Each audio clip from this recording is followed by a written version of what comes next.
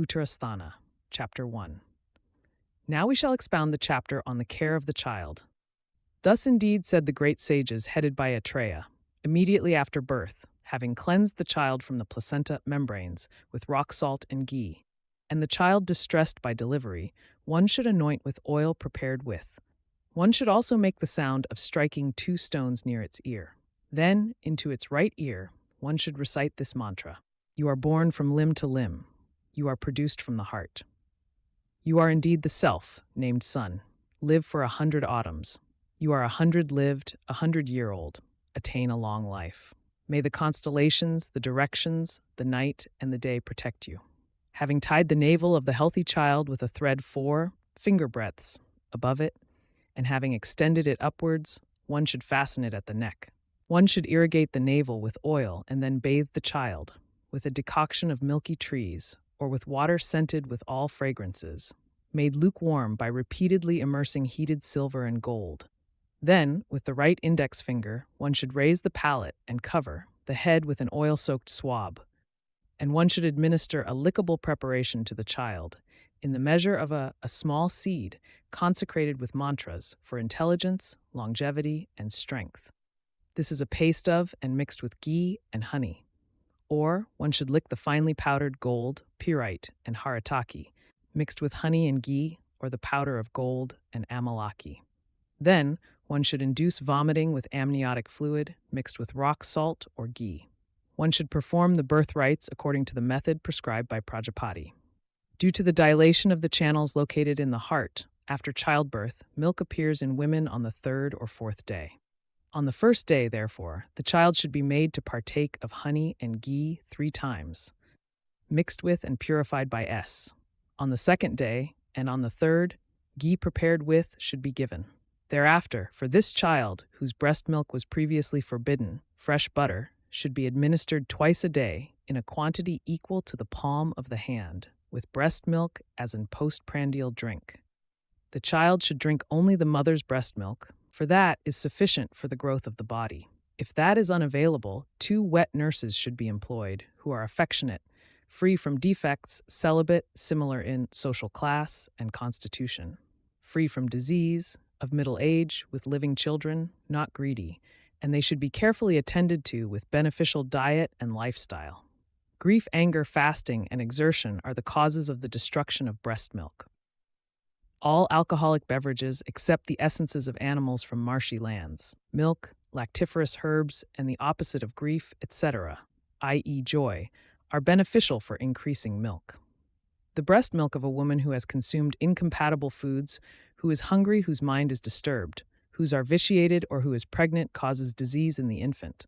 In the absence of breast milk, one should drink goat's milk or cow's milk, which has similar qualities, or cow's milk, prepared with the lesser 5 roots, or with, i.e. and, mixed with sugar. On the 6th night, especially, having performed protective rites and offerings, his relatives should keep vigil, holding great joy. On the 10th day, when complete, with rituals appropriate to one's own family, one should arrange for the mother's rising and an auspicious name for the child, who is adorned on his limbs with mind-pleasing and sandalwood paste. The name should be associated with the deity of the birth, lunar mansion, or be a family name with an even number of syllables. Thereafter, a knowledgeable physician should perform an examination of the child's lifespan, using the characteristics described in the section on differentiation of constitutions, with the child's head facing east or north. The pillows should be clean, washed, without wrinkles, and soft. The bed coverings and clothes should be fumigated with substances that ward off demons. A crow killed and then purified by fumigation with Operculina turpithum is auspicious. A child should always wear auspicious gems that originate from the horns of living rhinoceroses and other animals, and excellent medicinal herbs such as and. He should constantly wear a chorus calamus, especially on his hands, neck, and head, as it promotes longevity, intellect, memory, and health, and protects from demons. In the 6th, 7th, or 8th month, on an auspicious day during the cold season, one should pierce the ears of a healthy child, while he is on the lap of his wet nurse, comforting him. The physician should pierce the right ear of a male child facing east and the left ear of a female, holding the needle with the right hand and the earlobe with the other hand, in the middle of the ear cartilage, slightly towards the cheek, in a naturally formed hole, covered only by the fetal membrane, illuminated by the sun's rays, and marked with lac dye, juice, while the child is held firmly and motionlessly. One should pierce it once, straight, and with lightness of hand. Not upwards, not sideways, not downwards, for veins are located there, and are the veins there. Piercing them causes redness, pain, fever, swelling, burning sensation, rigidity, torticollis, and a type of tetanus. For these, one should quickly perform treatment, dividing it according to the disease. If pierced in the correct place, there is no bleeding, nor the occurrence of pain, redness, etc. A thread, lubricated with oil and threaded through a needle, should then be inserted. One should also sprinkle it with unboiled oil and similarly pierce the thick earlobe with an awl. For one who eats wholesome food, a thicker wick should then be moved through the hole after 3 days. After that, when it has healed, one should gradually enlarge it. Then, when the child has developed teeth, one should gradually wean him from the breast. The previously mentioned milk and light, nourishing food should be given. A sweet confection, made with kernel, honey, parched rice, and rock candy, should be given to a child who has stopped suckling for nourishment.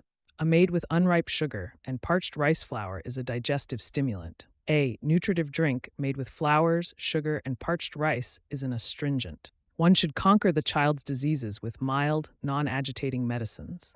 One should especially avoid purgation except in the case of an urgent disease. One should not frighten a child who is disobedient, for malevolent entities seize a frightened child. One should protect him from clothes, wind, touch, and jumping. Ghee prepared with rock salt and long pepper when consumed promotes speech, intellect, and memory. It bestows longevity, destroys sin and demons, and suppresses demonic possession. One should cook one of ghee with 4 times the quantity of milk and a paste of an each weighing 1. This ghee, when consumed, brings prosperity, longevity, and promotes speech, intellect, memory, and understanding. Ghee cooked with goat's milk, Terminalia chibula, the 3 pungents, ginger, black pepper, long pepper, Cisampelos pereira, Acorus calamus, Moringa oleifera, and rock salt, is ghee, which promotes speech, intellect, memory, and digestive fire. Ghee prepared with Acorus calamus, Tinospora cordifolia, Hedychium spicatum, Terminalia chebula, Convolvulus pluricalis, Embellia ribes, dry ginger, and Aceranthes aspera possesses the same qualities as the previous one. Gold white, Acorus calamus, Sausuria lapa, Calotropis procera, with Cassia fistula. Gold, Alternanthera sessilis, conch shell, Berberis aristata, Datura metal, Acorus calamus. These 4 formulations, mentioned in half verses, when mixed with honey and ghee and consumed for a year, are auspicious and promote the body, intellect, strength, and complexion. The voice is purified by licking ghee mixed with sweet flag, licorice, rock salt, haritaki, dry ginger, carom seeds, costus, long pepper, and cumin. 49.5. Thus ends the first chapter, named Balopakaraniya. Chapter 2. Ashtanga Hridaya Samhita. Now, therefore, we shall expound the treatment of diseases of children. Thus indeed spoke the great sages Atreya and others. The child is said to be of 3 types, nourished by milk, by food, or by both. Health arises from these 2, milk and food, when they are undefiled. Disease arises from them when they are defiled. Ashtanga Hridaya Samhita. After this, the diseases that occur in a child being treated. For their treatment, the treatment of diseases of children is described. Sarvangasundara. The child is said by the sages to be of 3 types, one who subsists on milk, one who subsists on food, and one who subsists on both, one who subsists on milk and food. From these 2, food and milk, when they are undefiled, health results. But from milk and food, when they are defiled, disease arises. It describes pure milk. Ashtanga Hridaya Samhita. Now therefore, we shall expound the treatment of diseases of children. Thus indeed spoke the great sages Atreya and others. The child is said to be of 3 types, nourished by milk, by food, or by both. Health arises from these 2, milk and food, when they are undefiled. Disease arises from them when they are defiled. Ashtanga Hridaya Samhita. After this, the diseases that occur in a child being treated. For their treatment, the treatment of diseases of children is described. Sarvangasundara. The child is said by the sages to be of 3 types, one who subsists on milk, one who subsists on food, and one who subsists on both. one who subsists on milk and food. From these two, food and milk, when they are undefiled, health results. But from milk and food, when they are defiled, disease arises. Ashtanga Hridaya Samhita. But that which is vitiated by floats on water. It is astringent, frothy, rough, and causes obstruction of feces and urine. Due to one of the three, milk becomes hot, sour, pungent, yellow-streaked in water, and causes burning. Due to one of the three, milk becomes salty, thick, sinks in water, and is slimy. Due to a combination of two, it has combined symptoms. Due to all three, it has all three symptoms. When consumed, such vitiated milk generates diseases in accordance with its own symptoms. One should ascertain the ailment in a child from its intense and frequent crying. The part of the body that he touches excessively, and where he cannot bear touch, there one should know the pain. And pain in the head from closing the eyes. In the heart, from pressing the tongue, lips, teeth, and breath, and clenching the fists. In the abdomen, from constipation, vomiting, biting the breast, intestinal gurgling, distension, arching the back, and raising the abdomen. In the bladder and genitals, from retention of feces and urine, terror, and looking in various directions. Then the physician should perform treatment for the wet nurse according to the bodily humor and the disease. In that regard, for breast milk that is predominant, one should drink a group of 10 roots for 3 days. Or one should drink leadwort, sweet flag, cyclea, picori costus, carom seeds, along with clerodendrum, deodar cedar, pine, white leadwort, long pepper, and black pepper. Thereafter, one should drink any medicated ghee that alleviates Vata disorders. And then, after making her oleated in this manner, one should mildly purge her with clear alcohol. Thereafter, one should perform enema, therapy, and fomentation, and other treatments that alleviate Vata. A child should lick ghee mixed with the powder of end, or ghee cooked with these, and rock candy. When is vitiated, the child should drink a decoction of and along with. Alternatively, he should drink a decoction of end, or the ore. Ghee preparations cooked with these, and alleviating purgative, and cooling anointing, and external applications should be administered. But in affected child, one should make the child drink ghee mixed with and rock salt, or one should anoint the mother's breasts and the child's lips with and ground with honey, or with Madonna flowers mixed with honey. In this way, the child will vomit easily, should make the wet nurse vomit with strong emetics. Then, if there has been contact with an unchaste person, one should drink a decoction of Cyperus rotundus and other ingredients. Similarly, Valeriana wallachii, Amomum subulatum, Cedrus deodara, and Holarina antidysenterica. Or else, Aconitum heterophyllum, Acorus calamus, and the group of 5 pungent spices. When the breast milk is vitiated by all three, the stool is foul-smelling, raw, watery, obstructed, unclear, fragmented, and frothy. The feces are of various pains and colors, and the urine is yellow, white, and thick. Fever, anorexia, thirst, vomiting, dry belching, yawning, body aches, twitching of limbs, cooing sounds, tremors, dizziness, and inflammation of the nose, eyes, and mouth, etc., as well as other diseases arise. This disease is called, and it is a very terrible, fatal condition. In this case, one should quickly administer emesis to both the wet nurse and the child. When the gradual diet has been prescribed, one should administer the group, or, according to the reading and ID, dry ginger, and are supremely effective in removing defects of breast milk. In the event of a subsequent complication, the physician, knowing the proper time, should treat it according to the disease. The eruption of teeth is also the cause of all diseases, especially fever, diarrhea, cough, vomiting, headache, conjunctivitis, pustules, and erysipelas. When cats break their backs, when peacocks grow their crests, and when children's teeth erupt, there is nothing that does not ache. According to the bodily humor, according to the disease, according to the intensity, according to the danger, the physician should divide the place, time, etc., and apply the treatment there. Since those very tissues and diseases like fever are the same, therefore the same medicine should be used, but its dosage should be smaller, due to tenderness, small body size, and not consuming all kinds of food. Children are always unctuous due to the consumption of ghee and milk. Therefore, an intelligent person should immediately administer a mild emetic to them. One should induce vomiting in a child who has consumed milk or milk and rice and is satiated with breast milk.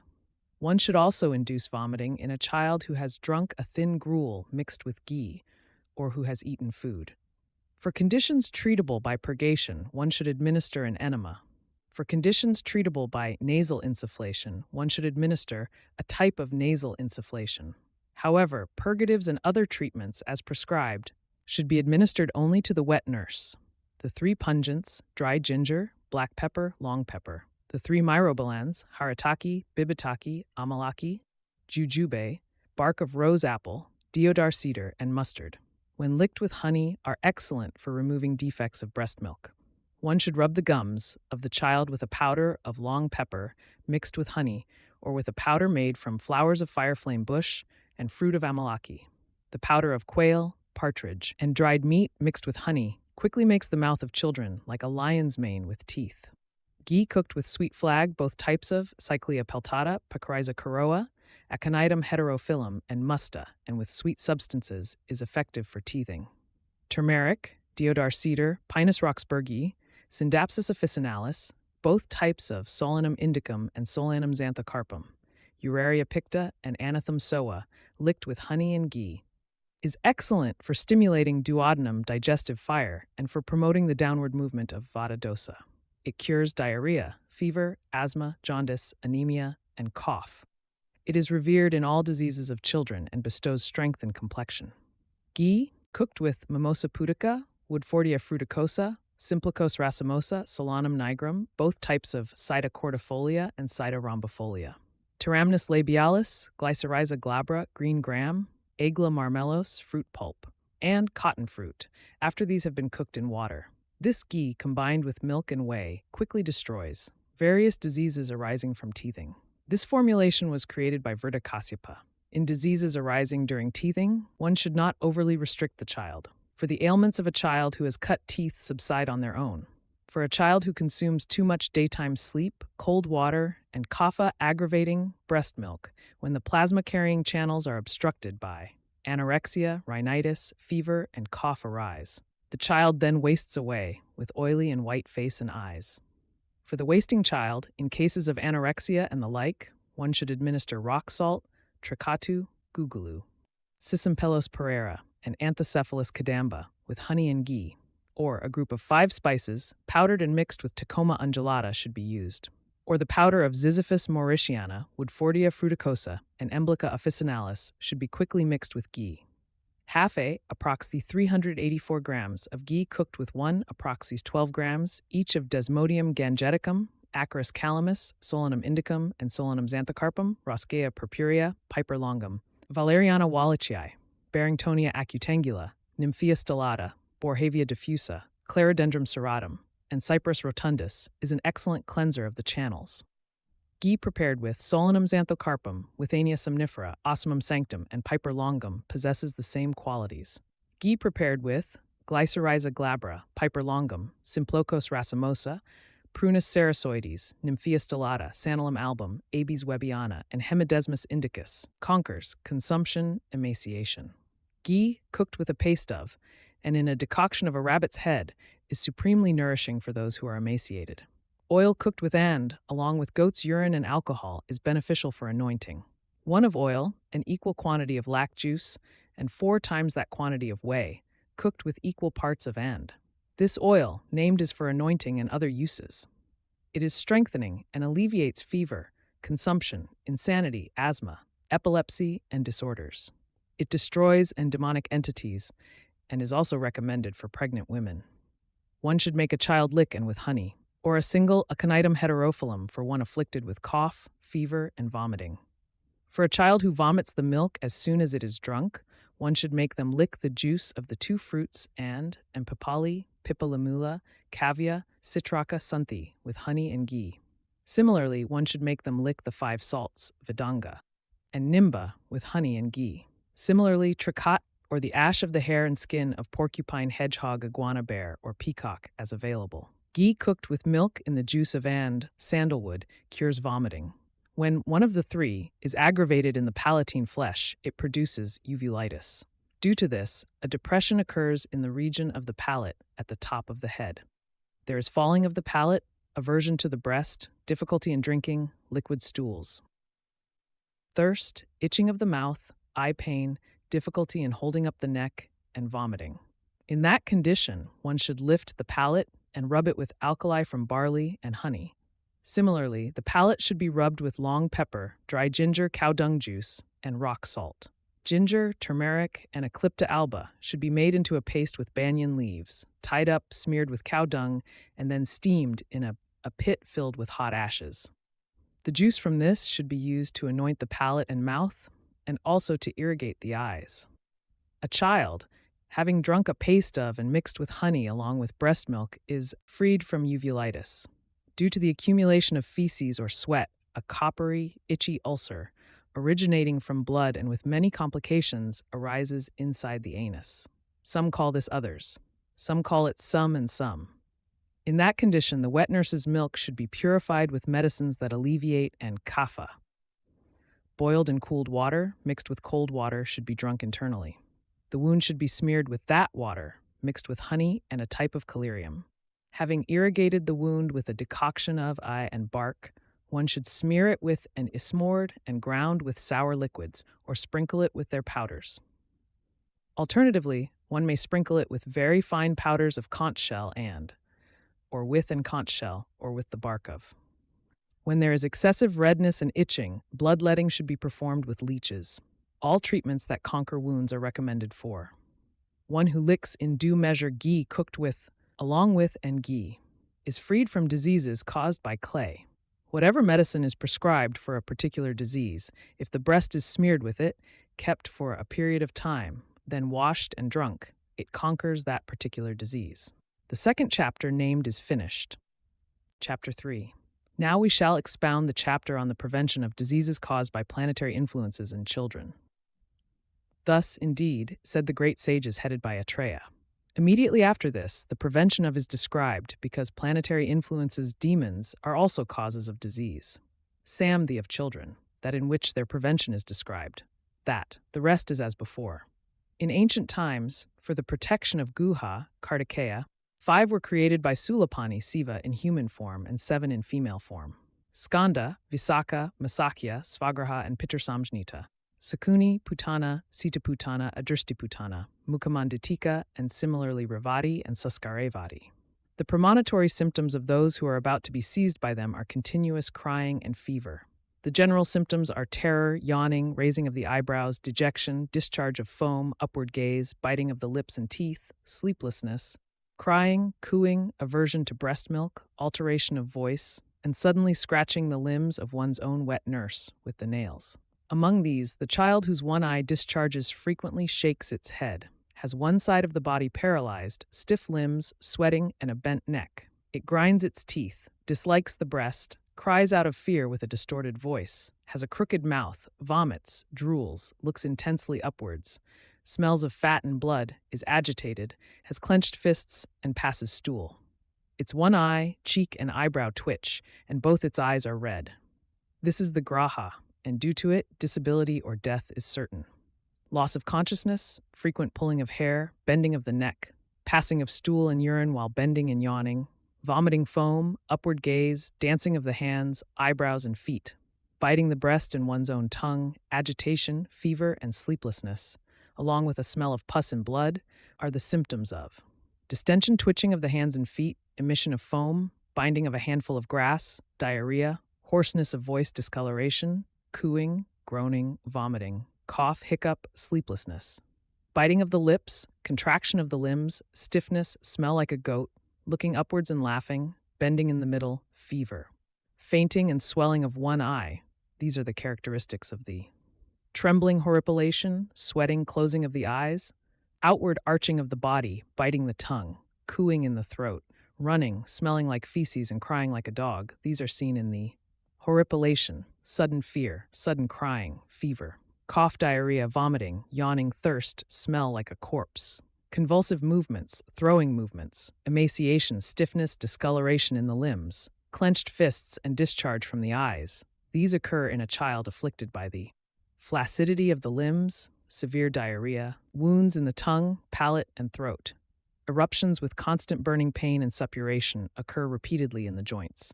They dissolve during the day and night, and there is suppuration in the mouth or also in the anus. Fear, a smell like a bird, and fever are present in the seizure by a type of graha. In seizure, there is vomiting, trembling, stupor, wakefulness at night, hiccup, distension, loose stools, thirst, retention of urine, flaccid and horripilated limbs, and a putrid smell like that of a crow. Due to seizure, there is trembling, crying, looking askance, thirst, gurgling in the intestines, severe diarrhea, and a smell like fat or putrid matter. One side of the body is cold and the other is hot, for there is vomiting, fever, cough, and little sleep. There is looseness, discoloration, and foul smell of feces, and emaciation of the body. There is dimness of vision, excessive pain, itching, the appearance of pustules, and swelling. There is hiccup, agitation, aversion to the breast, discoloration, sharpness of voice, trembling, and a smell like fish or a sour smell. For there is beauty of the hands, feet, and face. The abdomen is covered with blackish veins. There is fever, anorexia, emaciation of the limbs, and a smell like cow urine. In there is blackish blue discoloration, rubbing of the ears, nose, and eyes. There is cough, hiccup, deviation of the eyes, crookedness of the face, redness, a goat-like smell, fever, emaciation, and green liquid feces. In a type of demonic affliction, there is a gradual wasting away of all body parts. Hair loss, aversion to food, hoarseness of voice, discoloration, crying, a smell like a vulture, and a long duration of the illness, rounded lumps in the abdomen, and varied stool. A child with these, and a depression in the middle of the tongue, and a blackish palate, should be abandoned as incurable. The child who, though eating various kinds of food, wastes away, is afflicted by thirst, and has sunken eyes. Him, the demoness, kills. Desire for violence, sexual pleasure, and worship is the cause of being seized by demonic entities. Violence, sexual pleasure, and worship, the desire for these is the cause of being seized by. Among these, when afflicted by the sect that causes violence, a child or an adult has a runny nose, a wounded tongue, cries loudly, is unhappy, has tearful eyes, becomes discolored, speaks little, and has a foul odor. He becomes emaciated, soils himself with urine and feces without disgust, raises his hands in a rage, and strikes himself and others. Similarly, he may enter a blazing fire with weapons, wood, etc., drown in water, fall into a well, or perform other similar acts. He develops thirst, burning sensation, delusion, and vomits pus. Blood flows from all orifices, and fatal prognostics appear. One should abandon such a patient. One who is fond of privacy, women, sexual pleasure, conversation, fragrances, garlands, and ornaments. Who is joyful and calm, but difficult to cure when afflicted by the nasty of sexual desire. He is distressed, rubs his face, his lips, throat, and palate are dry. He looks around suspiciously, cries out, contemplates, and becomes dejected. Even when desirous of food, he does not eat much of the food given to him. Know that a child thus afflicted by a type of graha is easily curable. One should conquer that desires to kill with fire rituals performed with perfected. The other two, grahas, should be conquered as desired by offering pleasure, offerings, etc. Now for a child afflicted by a curable who is situated in a secluded shelter, which has been sprinkled and cleaned 3 times a day, where a fire is always kept nearby, where sacred ash, flowers, leaves, seeds, grains, and mustard seeds are scattered, where sin has been dispelled by a lamp burning with demon-killing oil, and where attendants abstain from sexual intercourse, alcohol, and meat. The child should be anointed with old ghee and bathed with warm water, prepared with, and trees, along with and. After bathing, one should perform fumigation, with the hides of leopards, tigers, snakes, lions, and bears mixed with ghee. With putikaranja, 10 ingredients, white mustard, calamus, marking nut, and carom seeds, along with costus and ghee. Fumigation is a release from all seizing entities. Mustard seeds, neem leaves, the root of clitoria, calamus, birch bark, and ghee as a fumigation prevent all. Indian sarsaparilla, mango kernel, a type of poison, black pepper, the sweet group of herbs, a type of plant, and nut grass. One should cook ghee with these made into a paste. That, combined with the juice of 10 roots and milk, is supremely victorious over. One should cook medicated ghee in a decoction of the 5 roots and musta. It should be cooked with a paste of tretu, devadaru, pipilimula, and this is always beneficial for a child, removing all diseases and demonic entities, stimulating digestion and bestowing strength and complexion. One should cook with vaka, mustard, and tulasi. This destroys all demonic entities by drinking and anointing. Cow horn, skin, hair, snake slaw, cat feces, neem leaves, the two, brahati and kantakari. Cotton seeds, barley, goat hair, devedaru mustard, peacock feathers, husk, hair, and asafoetida. These, impregnated with goat urine in an earthen pot and finely powdered, are beneficial as fumigation for all evil spirits and intermittent fever. The medicated ghees that will be described in demonology, those two, should be administered by one skilled in incantations and rituals, along with offerings, oblations, and ritual bathing. A decoction of the bark and leaves of and from milky trees and from this water, boiled, is auspicious for the bathing of children at night. The associated complications according to their severity and the secondary diseases even after the departure of the seizing entities should be treated with the remedies prescribed in the chapter on the treatment of pediatric diseases. 60½ Here ends the third chapter, named Treatment of Seizing Entities in Children, in the section. Thus, in the Ashtanga Hridaya, the second chapter, Pediatrics, is concluded. Chapter 4. Now, therefore, we shall expound the chapter on the knowledge of spirits. Thus indeed spoke the great sages, beginning with Atreya. Now begins the chapter on the knowledge of spirits, due to the generality of Caesar's planets. Now, therefore, we shall expound the chapter on the knowledge of spirits. Thus indeed spoke the great sages, beginning with Atreya. Now begins the chapter on the knowledge of spirits, due to the generality of Caesar's planets. By the imitation of the form, nature, speech, gait, and other activities of which spirit a person acts, by that one should declare him to be possessed. That Bhuta is of 18 kinds, due to distinctions such as divine beings and demons. The cause for its attachment is either an intellectual error or transgression, committed immediately or in a previous life. Due to that, especially that born of desire and so forth, one whose religious observances, vows, and conduct are lost transgresses even against those worthy of reverence. Such a person, whose boundaries are thus broken, who is sinful and self-destructive, is afflicted even by S and others, and by S planetary influences seizing entities, who strike at vulnerabilities. Vulnerability is the initiation of sinful acts, the ripening of undesirable. It is dwelling alone in an empty place, or in cremation grounds and the like at night. It is nakedness, slandering one's preceptor, engaging in sexual activity contrary to rules, worshipping deities while impure, mixing with women who have recently given birth, and faulty performance of fire rituals, incantations, offerings, and sacrifices. In short, it is the transgression of the conduct prescribed in daily routines, and so forth. God sees a person on the 1st and 13th days of the bright fortnight. Demons. Sees on the 13th day of the bright fortnight and the 12th day of the dark fortnight, celestial musicians. Sees on the 14th and 12th days. Serpents, sees on the 5th day. Yaksas, sees on the 7th and 11th days of the bright fortnight. Brahmin demons, sees on the 8th and 5th days of the bright fortnight and on the full moon day. Demons, flesh-eating demons. And others sees on the 9th and 12th days of the dark fortnight and on auspicious junctions of time. Ancestors, sees on the 10th and new moon days, and others on the 8th and 9th days.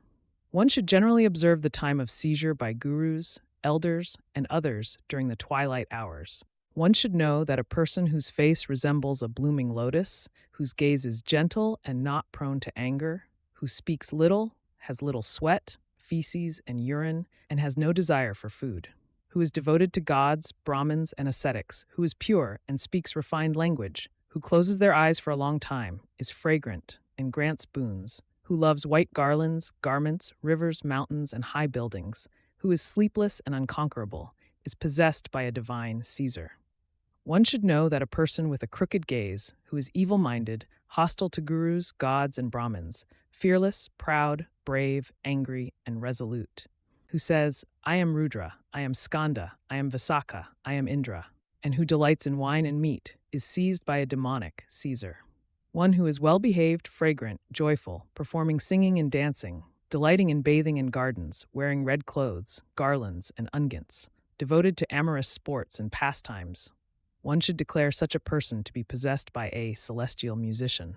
One with red eyes, prone to anger, with a fixed gaze, crooked gait, restless, constantly breathing heavily, with a lolling tongue, licking the corners of the mouth, fond of milk, jaggery, and bathing, sleeping face down, and shrinking from an umbrella. One should know such a person to be possessed by a serpent deity. One with agitated, fearful, red eyes, of auspicious fragrance, very radiant, fond of dancing, stories, singing, bathing, garlands, and unguents, delighting in fish and meat, joyful, contented, strong, free from distress, with trembling, outstretched hands, saying, "To whom shall I give what?" Speaking secretly, disrespecting physicians and twice-born, i.e. Brahmins, having little anger and moving swiftly. One should know such a person to be seized by a nature spirit. One who is fond of laughter and dancing, whose actions are fierce, who attacks weaknesses, who shouts, moves quickly, and hates gods, Brahmins, and physicians, who strikes himself with wood, weapons, etc., who speaks with the sound bow, and who recites scriptures and Vedas.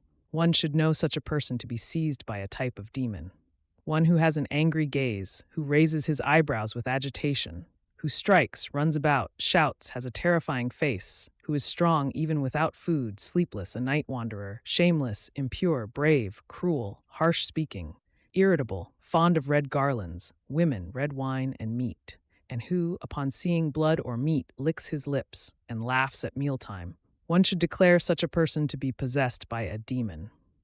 One whose mind is unstable, who does not stay in one place but wanders about, who is fond of leftovers, dancing, music, laughter, wine, and meat, who becomes dejected when rebuked, who cries without reason, who scratches himself with his nails, whose body and voice are rough and broken, who expresses his sorrows, who speaks coherently and incoherently, whose memory is lost, who finds pleasure in emptiness, who is restless, naked, and dirty, who wears street rags, whose adornment is a garland of grass, and who mounts a wooden horse or a pile of rubbish, and eats a lot. One should know such a person to be possessed by a goblin.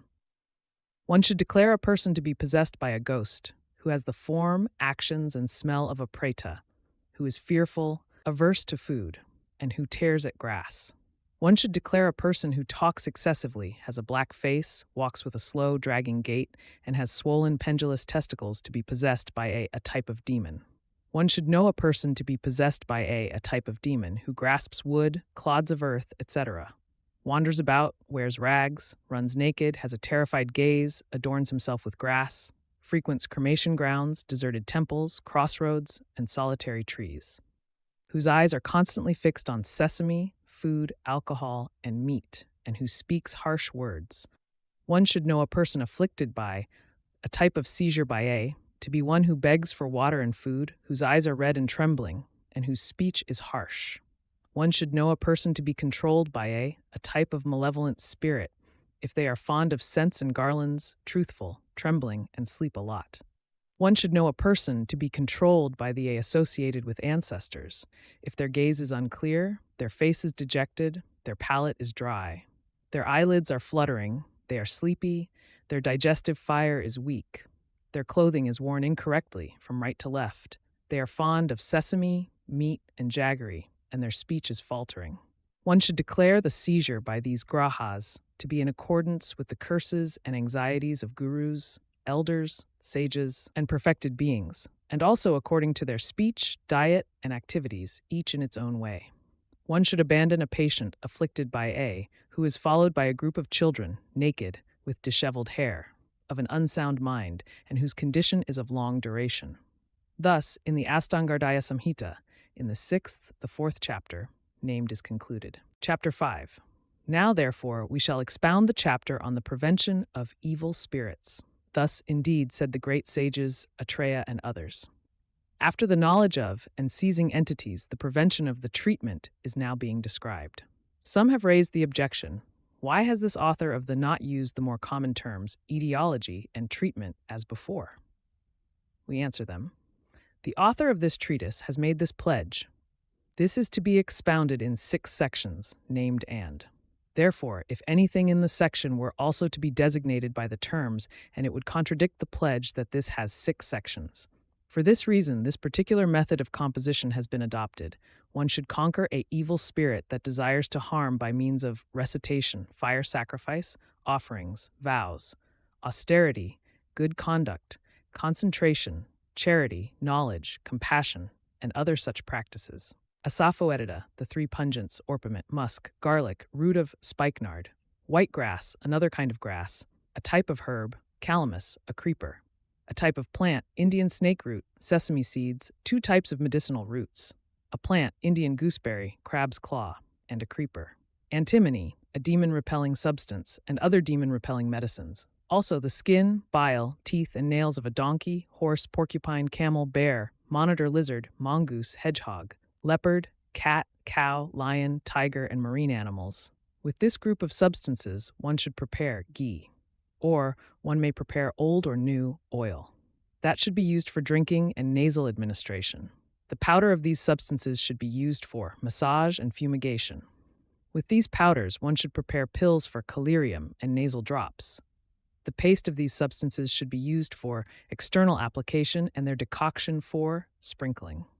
This application brings seizing entities and insanity along with epilepsy to an end. Elephant pepper, long pepper root, the three pungents, ginger, black pepper, long pepper, Indian gooseberry, and mustard seeds, ground with the bile of a monitor lizard, mongoose, cat, and fish, should be administered as nasal drops, anointing and sprinkling to ward off seizing entities. White mustard, calamus, asafoetida, beautyberry, the two turmeric and tree turmeric. Indian madder, white, the three myrobalans, white, the leaves of neem and the seeds of karunja and sarisa, along with deodar cedar and the three pungents, cooked in ghee with 4 times the quantity of cow urine, is called.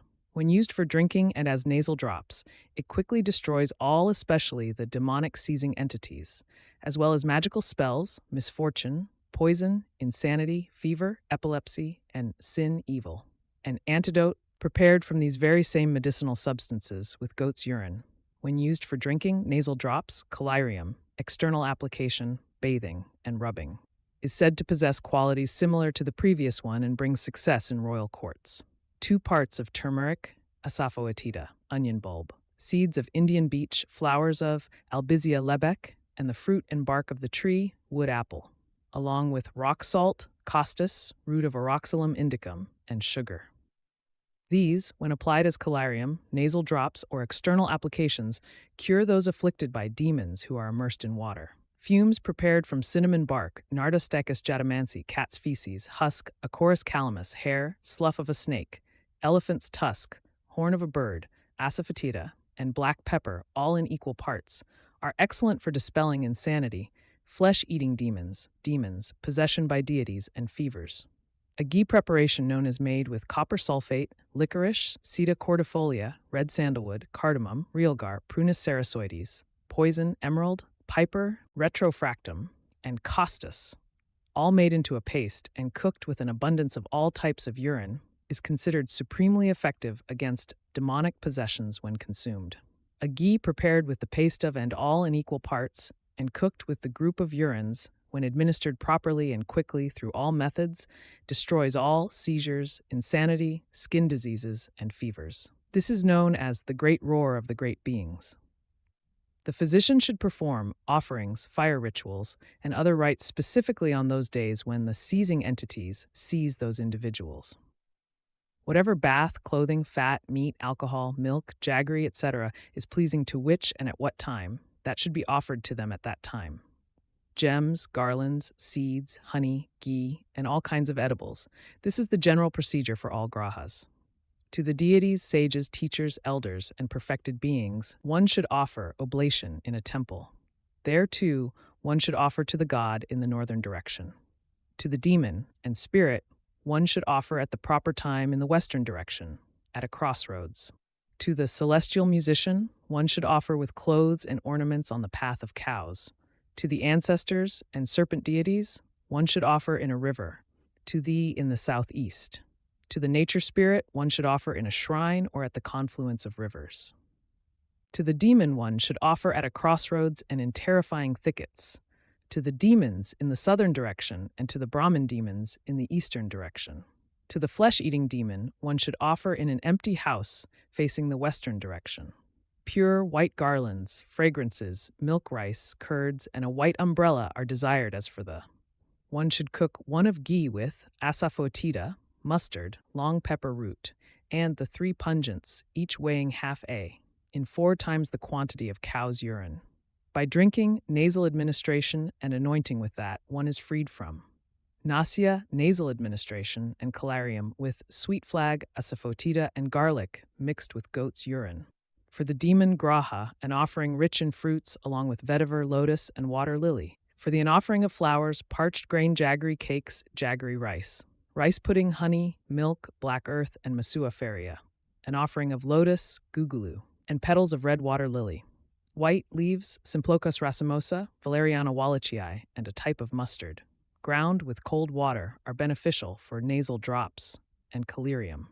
For a class of semi-divine beings, an offering should be made with rice mixed with milk, curds, and ghee, along with Camophora whitey resin, Cedrus deodara, Nymphea stellata, Nelumbo nucifera, Vetiveria zizanioides, cloth, gold, and silver. This offering should be prepared, urine, ghee, and milk, cooked together in equal measure, is beneficial for drinking, nasal administration, and anointing. Terminalia chibula, the 2, turmeric and tree turmeric, garlic, black pepper, Acorus calamus, and neem leaves made into a paste with goat's urine, is beneficial for nasal administration and calarium.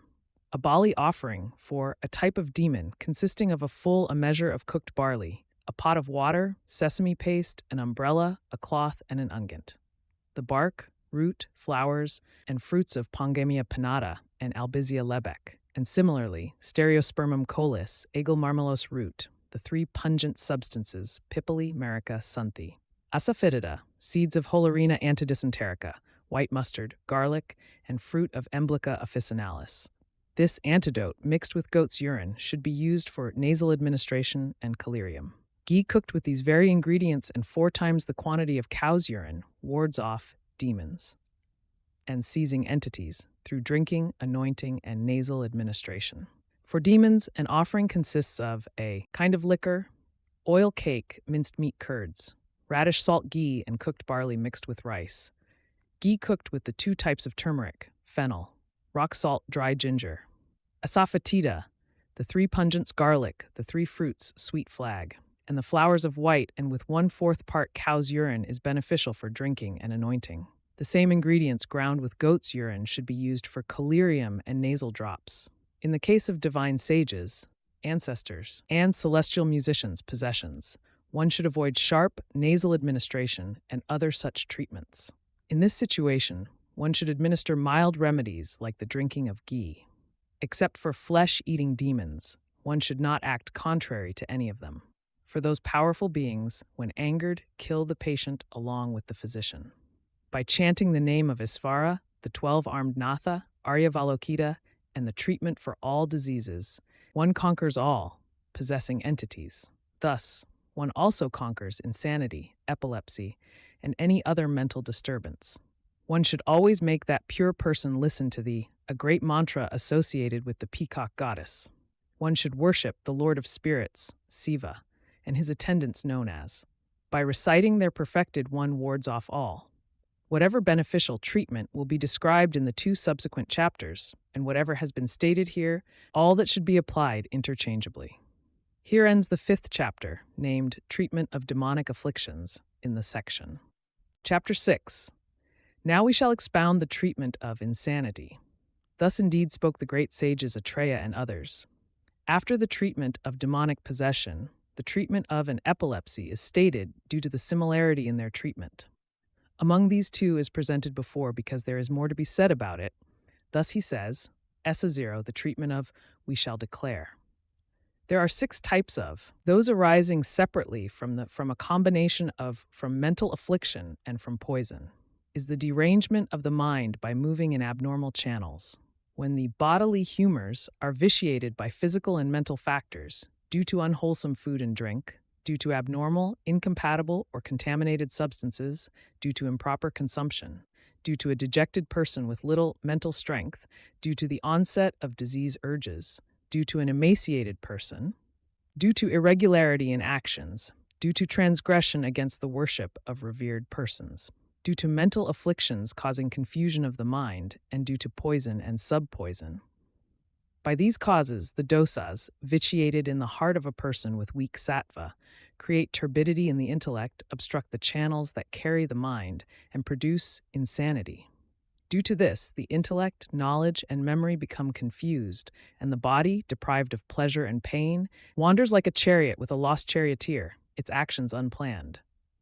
In predominant, there is emaciation of the body, crying, screaming, laughing, smiling, and dancing at inappropriate times. Singing, playing musical instruments, speaking, and making gestures and snapping sounds with the limbs, repeatedly imitating the sounds of flutes, lutes, etc., without harmony. Constant frothing from the mouth, incessant wandering, excessive talkativeness, adorning oneself with unadorned things, attempting to go to places where one should not go, greed for food, and then disdain upon obtaining it, bulging and reddish eyes, and the onset of symptoms when food is digested. From predominant, there is threatening, anger, attacking with fists, clods of earth, etc., desire for cold, shade, and water, nakedness, yellowish complexion, and seeing non-existent flames, stars, lamps, etc. From one of the three, there is anorexia, vomiting, little food intake, and little speech. There is desire for women, fondness for solitude, discharge of saliva and nasal mucus. There is disgust, aversion to cleanliness, sleep, swelling in the face. The madness is strong at night and occurs immediately after eating. When all the causes and symptoms are combined in a confluence of all three, one should know that madness to be terrible and of that nature. A physician should avoid treating it. Afflicted by the unbearable loss of wealth, a beloved, etc., he becomes pale, miserable, repeatedly faints, and laments with, "Alas, alas." He cries without cause, dies, and greatly esteems their qualities. With a mind distressed by grief, he meditates, stays awake, and acts restlessly. One whose face is dark due to poison, whose complexion, strength, and senses are lost, and who is agitated even between the bouts of madness with red eyes, one should avoid treating him. Now, in madness caused by Vata, one should administer oleation therapy. If the channels are obstructed, one should first administer a mild purgation with oleation. In madness born of and to, one should first administer emesis and purgation respectively, and after oleation and sudation, enema and purgation for the head. Thus, when his body is purified, his mind attains clarity. If even after this the insanity persists, then one should administer strong nasal drops and collyrium. One should also employ gladdening, reassuring, terrifying, frightening, beating, and threatening, and oil massage, powder massage, poultices, fumigation, and the drinking of ghee. For these, when administered to a purified person, restore the mind to its natural state. A. Ghee prepared with asafoetida, black salt, and the three pungents, pipali, marika, sunthi, each in quantities of 2s, along with an of ghee and cow's urine, is considered supreme for alleviating insanity, demonic possession, and epilepsy.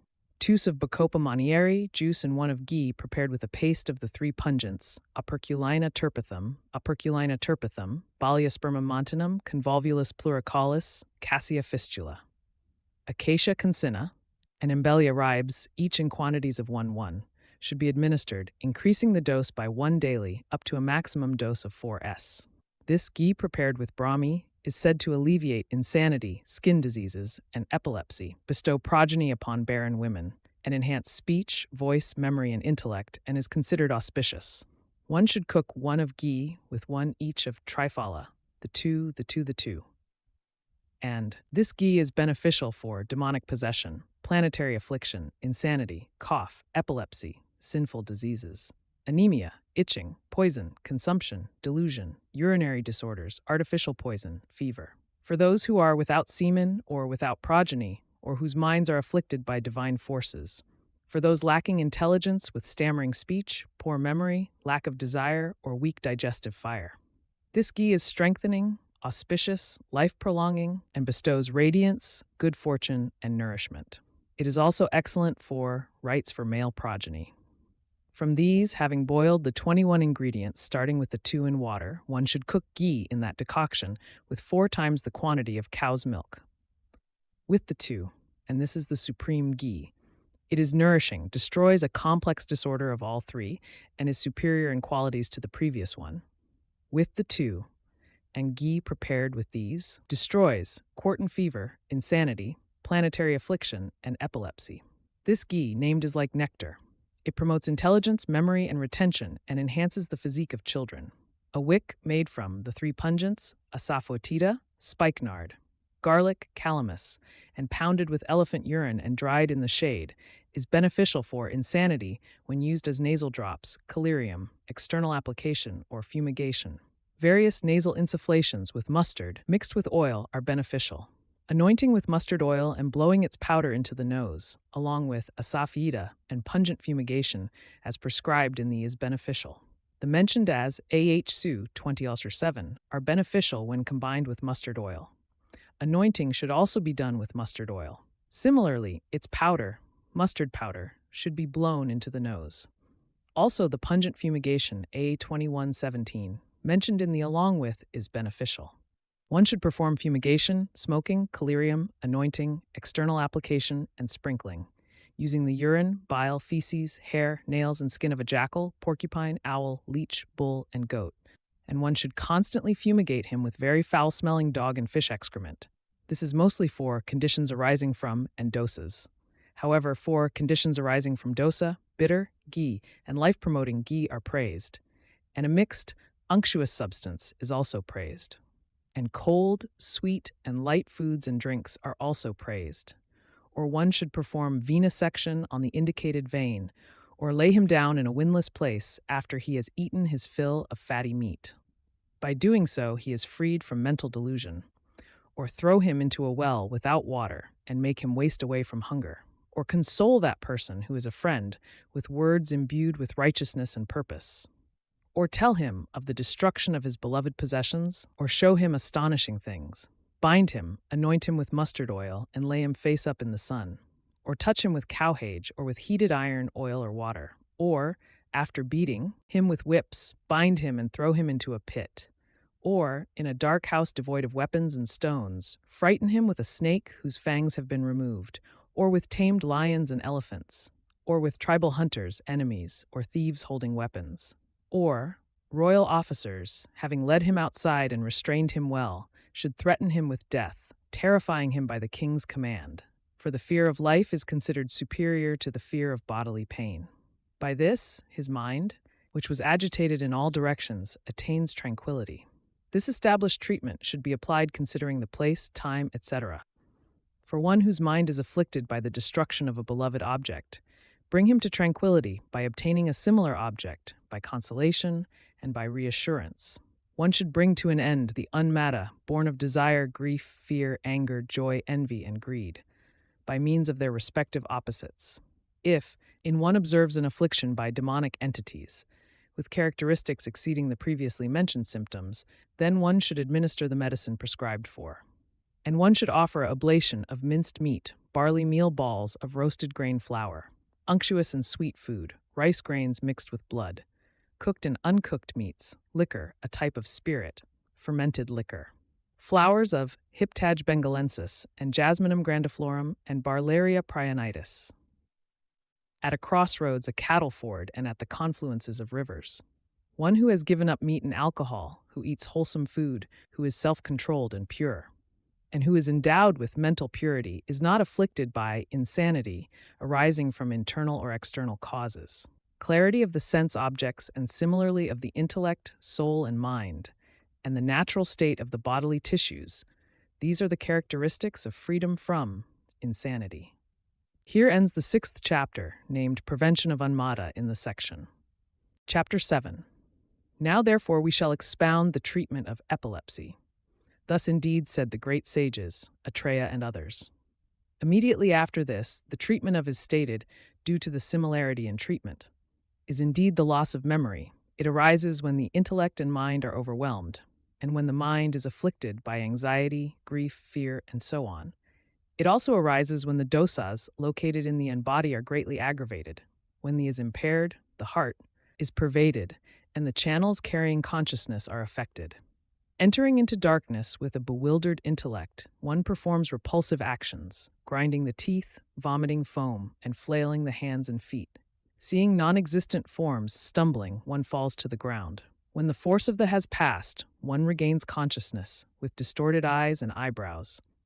After some time, one again behaves in the same way, is of 4 types, caused by and the other and by their combination. When this epilepsy is about to manifest, there is heart palpitations, emptiness, dizziness, seeing darkness, contemplation, raising of the eyebrows, distortion of the eyes, inability to hear sounds, sweating, discharge of saliva and nasal mucus, indigestion, anorexia, fainting, abdominal distension, loss of strength, insomnia, body aches, thirst, singing and dancing in dreams, drinking oil and wine, and urinating these very substances.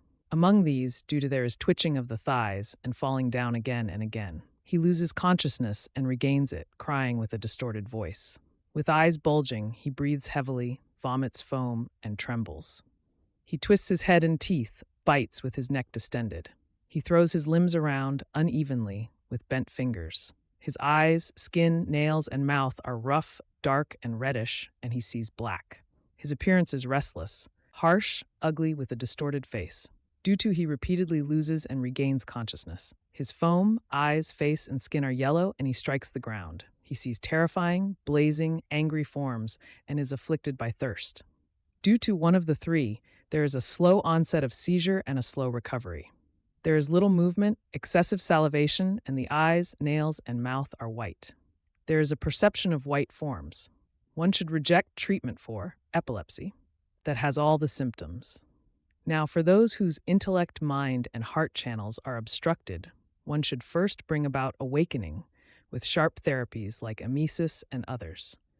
One should treat type epilepsy primarily with enemas, type primarily with purgatives, and type primarily with emetics. For one who has been thoroughly purified from all sides and properly reassured, listen to the pacifying formulations for the release from epilepsy. One should drink clarified butter cooked with cow dung juice, milk, curds, and urine, which puts an end to epilepsy, fever, insanity, and jaundice. The 2 sets of 5 roots, 3 fruits, 2 types of turmeric bark of Holorina antidysenterica, Alstonia scalaris, Acaranthes aspera, Indigofera tinctoria, Picoriza coroa, Cassia fistula, roots of Inula racemosa, Ficus hispida, and Phagonia cretica. These, each 2, should be cooked in 1 of water until a quarter remains. Then, with Clerodendrum serratum, Cisampellos pereira, Cajanus cajan, Croton tiglium, the 3 pungents, Cymbopogon martini, Marsdenia tenacissima, Cymbopogon schinanthus, Andrographis paniculata, Syndapsis officinalis, 2 types of Hemidesmus indicus and Echinocarpus frutescens, Lawsonia inermis, Plumbago zeylanica, and Barringtonia acutangula, each one of ghee should be cooked, along with the aforementioned liquids. This grate is an excellent remover of fever, epilepsy, abdominal diseases, and fistula in ano. It alleviates swelling, hemorrhoids, jaundice, anemia, abdominal lumps, cough, and seizures. Ghee, cooked with Bacopa monnieri juice, Acarus calamus, Sausuria costis, and Convolvulus pluricalis, is old, promotes intellect, and conquers insanity, misfortune, epilepsy, and evil spirits. 1 of oil and 1 of ghee, with life-promoting herbs each measuring 1, should be cooked in 1 of milk. When prepared, it brings freedom from epilepsy. 1 of ghee should be cooked with 1 of milk and sugarcane juice, and 8 times the quantity of juice, along with herbs in the quantity of 1 each. That quickly destroys epilepsy arising from and. Similarly, milk cooked with a decoction of sugarcane and is beneficial. Ghee cooked with 18 times its quantity of ash gourd juice and a paste of licorice removes and bestows intellect, speech, and a good voice. The bile of tawny cows is highly beneficial for nasal administration. The bile of dogs, jackals, cats, lions, and others is also praised. Oil cooked with the bile of monitor lizards, mongooses, snakes, spotted deer, bears, and cows is recommended for nasal administration and anointing. Oil cooked with a group of 3 fruits, a group of 3 pungent spices, deodar cedar, potassium carbonate, sweet marjoram, Indian frankincense, prickly chaff flower, and seeds of Pongamia pinnata. In goat's urine is a beneficial nasal administration, or the physician may blow the powder into the nose. One should administer fumigation to him, the patient, with the beaks, wings, and feces of a mongoose, owl, cat, vulture, worm, snake, and crow. One should habitually use garlic with oil or asparagus racemosus with milk, or the juice of Bacopa monnieri, or the juice of Sausuria costis or Acorus calamus mixed with honey. Because epilepsy arises simultaneously from aggravated bodily and mental, and because it is located in the vital organs. Therefore, one should treat this difficult-to-cure condition with rejuvenating therapies. One should always protect that afflicted person from dangerous situations involving fire, water, etc. You have done this because your mind was freed from disorder. One should not say this. Rather, one should strengthen his mind, which is afflicted with desired objects. Here ends the 7th chapter, named Prohibition of in its proper place. Thus ends the 3rd section in the Ashtanga Hridaya. Chapter 8. Now we shall expound the chapter on the knowledge of diseases of the eyelids. Thus said the great sages, Aitreya and others. After epilepsy, diseases of the head and neck is commenced. Just as is generated by factors affecting the great vital point known as the heart, so too are diseases arising from above the clavicle, generated by factors affecting the great vital point known as the head. And among these, diseases of the eyes, diseases in the eyelids, such as difficult opening of the eyelids and others, knowledge, understanding. The suffix indicates that in which it exists, and its elision is as before. The dosas, aggravated by unwholesome factors mentioned in the etiology of all diseases, especially by those unwholesome for the eyes, predominantly following, spread upwards through the channels and affect the components of the eye, namely the eyelid, the junction, the white part, the black part, the vision, or the entire eye. They cause diseases. There, reaching the channels located in the eyelid, causes stiffness of the eyelid, with pain in a person who has just woken up. It also causes the eyes to appear as if filled with dust, difficult opening of the eyelids, and tearing. Relief occurs from rubbing. This is called the one of the three repeatedly moves the eyelids, causing frequent opening and closing without pain. This is a disease of the eyelids. But when the eyelid is closed, with its joints loosened, motionless, and deficient, that is indeed paralysis of the eyelid due to one of the three, many black pustules, like seeds, appear inside the eyelid. When they burst, they swell up again. These are called a type of eyelid disease. A eyelid disease arises due to one of the three, accompanied by constant burning, moistness, and pricking pain, appearing reddish and intolerable to touch. They call that aggravated by. When is located at the ends of the eyelashes, it causes itching and burning. Subsequently, it also causes the falling out of the eyelashes. They call that falling of eyelashes. A type of eyelid disease are white, mustard seed-like, dense pustules due to one of the three. They are accompanied by swelling, discharge, pain, itching, and sliminess with excessive tearing. The eyelid becomes afflicted by when it is stiff, moist, and coated. A nodule due to is pale, without pain or suppuration, itchy, and hard. It is the size of a jujube fruit or slightly smaller than that. This is called. A pustule that is red due to blood and covered with similar pustules is called. And similarly, a type of eyelid disease is marked by lines and is intolerant to touch. A fleshy growth within the eyelid is stiff, unctuous, and always painful with burning sensation. It is red, discharges blood, and even when cut, it grows again and again. In the middle or at the end of the eyelid, there is a stable pustule the size of a mudga bean, reddish due to blood, itchy and painful, named. When the eyelid is swollen externally due to the bodily humors, and internally it is covered with minute pores, with discharge and watery inside, resembling a lotus stalk, that is, lotus stalk-like eyelid. When the eyelid is inflamed, agitated, and suddenly attains a state of dryness, due to the agitation of blood and the three that becomes agitated eyelid. Dusky eyelid is when the eyelid is dusky due to impurities mixed with blood and is accompanied by pain, discharge, and swelling. The eyelids are stuck together, itchy, swollen, and red. This is called stuck. Inside the eyelid, there are rough, dry pustules resembling sand. This is sandy eyelid. Black and resembling mud is muddy. The thick type is formed by thick, uniformly colored, and even masses of flesh. A specific eye disease arises in an infant due to the eruption of teeth. Due to it, the infant becomes swollen with reddish eyes, unable to see, with pain and sliminess in the eyelids, and rubs the ears, nose, and eyes. When the eyelashes obstruct, there is a contraction of the eyelids, and also roughness and inward turning of the hairs, or other hairs again. The eye, rubbed by these sharp-pointed, thorn-like hairs, becomes swollen and feels burning. It is averse to wind, etc., and there is relief for a few days when they are extracted. In the inner canthus, on the outer eyelid, there is a hard, elevated nodule.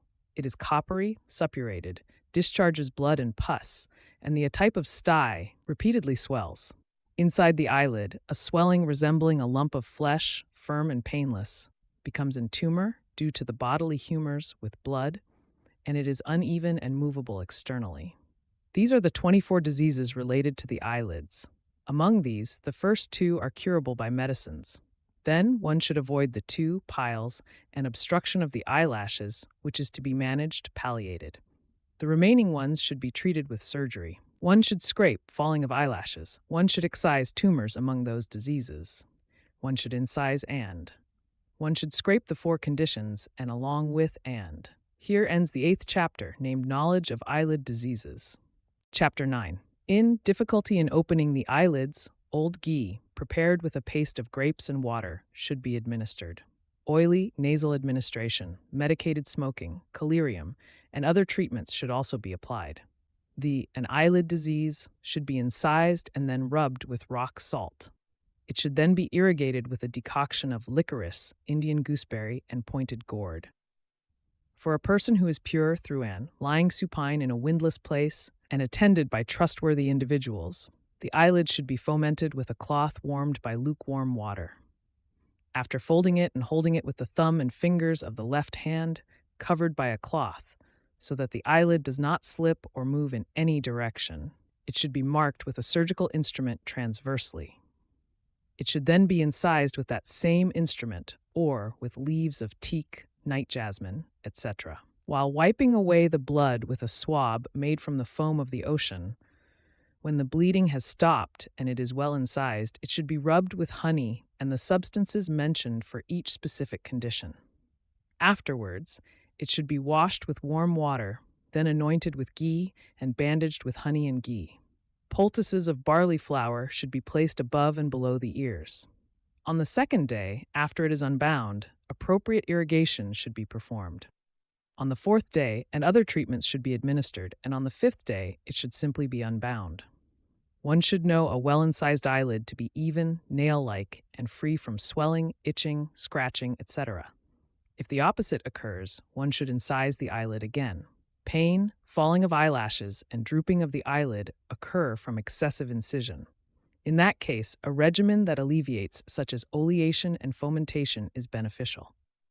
Having anointed white with fresh butter, one should apply a paste. Then, one should cook it in a method of cooking in a covered container.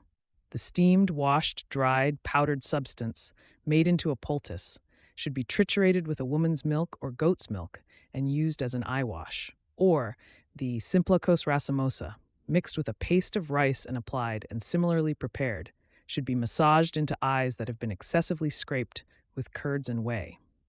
Or, for a person who eats meat from animals of dry land, irrigation should be done with whey alone. Hard and elevated pustules should be incised with a surgical instrument shaped like a rice grain and then pressed out. The remaining procedure is as before. This procedure for scraping and incision should be followed everywhere on the eyelid.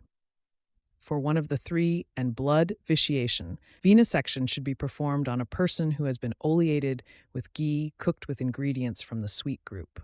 The best purgative is, for a scratched eyelid where blood has oozed, washing with a decoction of licorice is beneficial. Sprinkling with milk cooked with sandalwood is also beneficial. In the case of falling eyelashes, one should prick the hair follicles with a needle, or apply leeches, or induce vomiting with milk or sugarcane juice. Ghee cooked with sweet and cooling substances is beneficial as a nasal administration. Powder a type of vitriol and impregnate it with the juice of holy basil for a maximum of 10 days in a copper vessel. This collyrium is for the falling of eyelashes. A type of eyelid disease should be incised, then rubbed with ginger and rock salt. After being washed with warm water, it should be sprinkled with decoctions of or with water boiled 2 types of turmeric, long pepper, and licorice mixed with honey. When the eyelid is afflicted with and incised, rubbing with fine powders of rock salt, green vitriol, red orpiment, long pepper, and a type of collyrium mixed with honey is beneficial. All treatments that alleviate, such as emesis collyrium and nasal administration, are also beneficial. This treatment should also be performed for a type of eyelid tumor. If it does not subside, it should be cauterized with fire. Having made a type of abscess sweat, the physician should incise it and express the contents.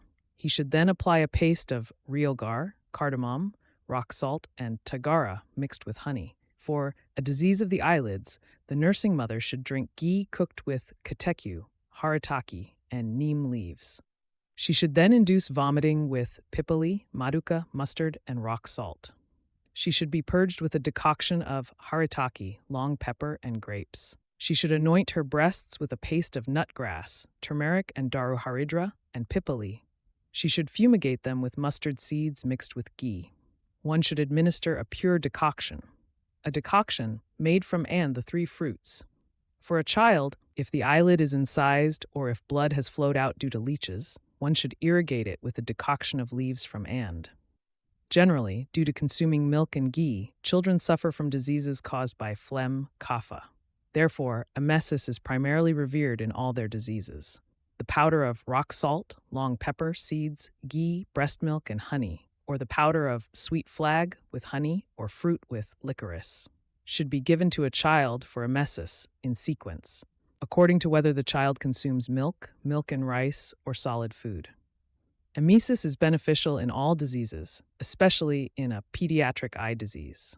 Ghee prepared with the juice of a purgative plant should also be used for both purificatory actions, emesis and purgation.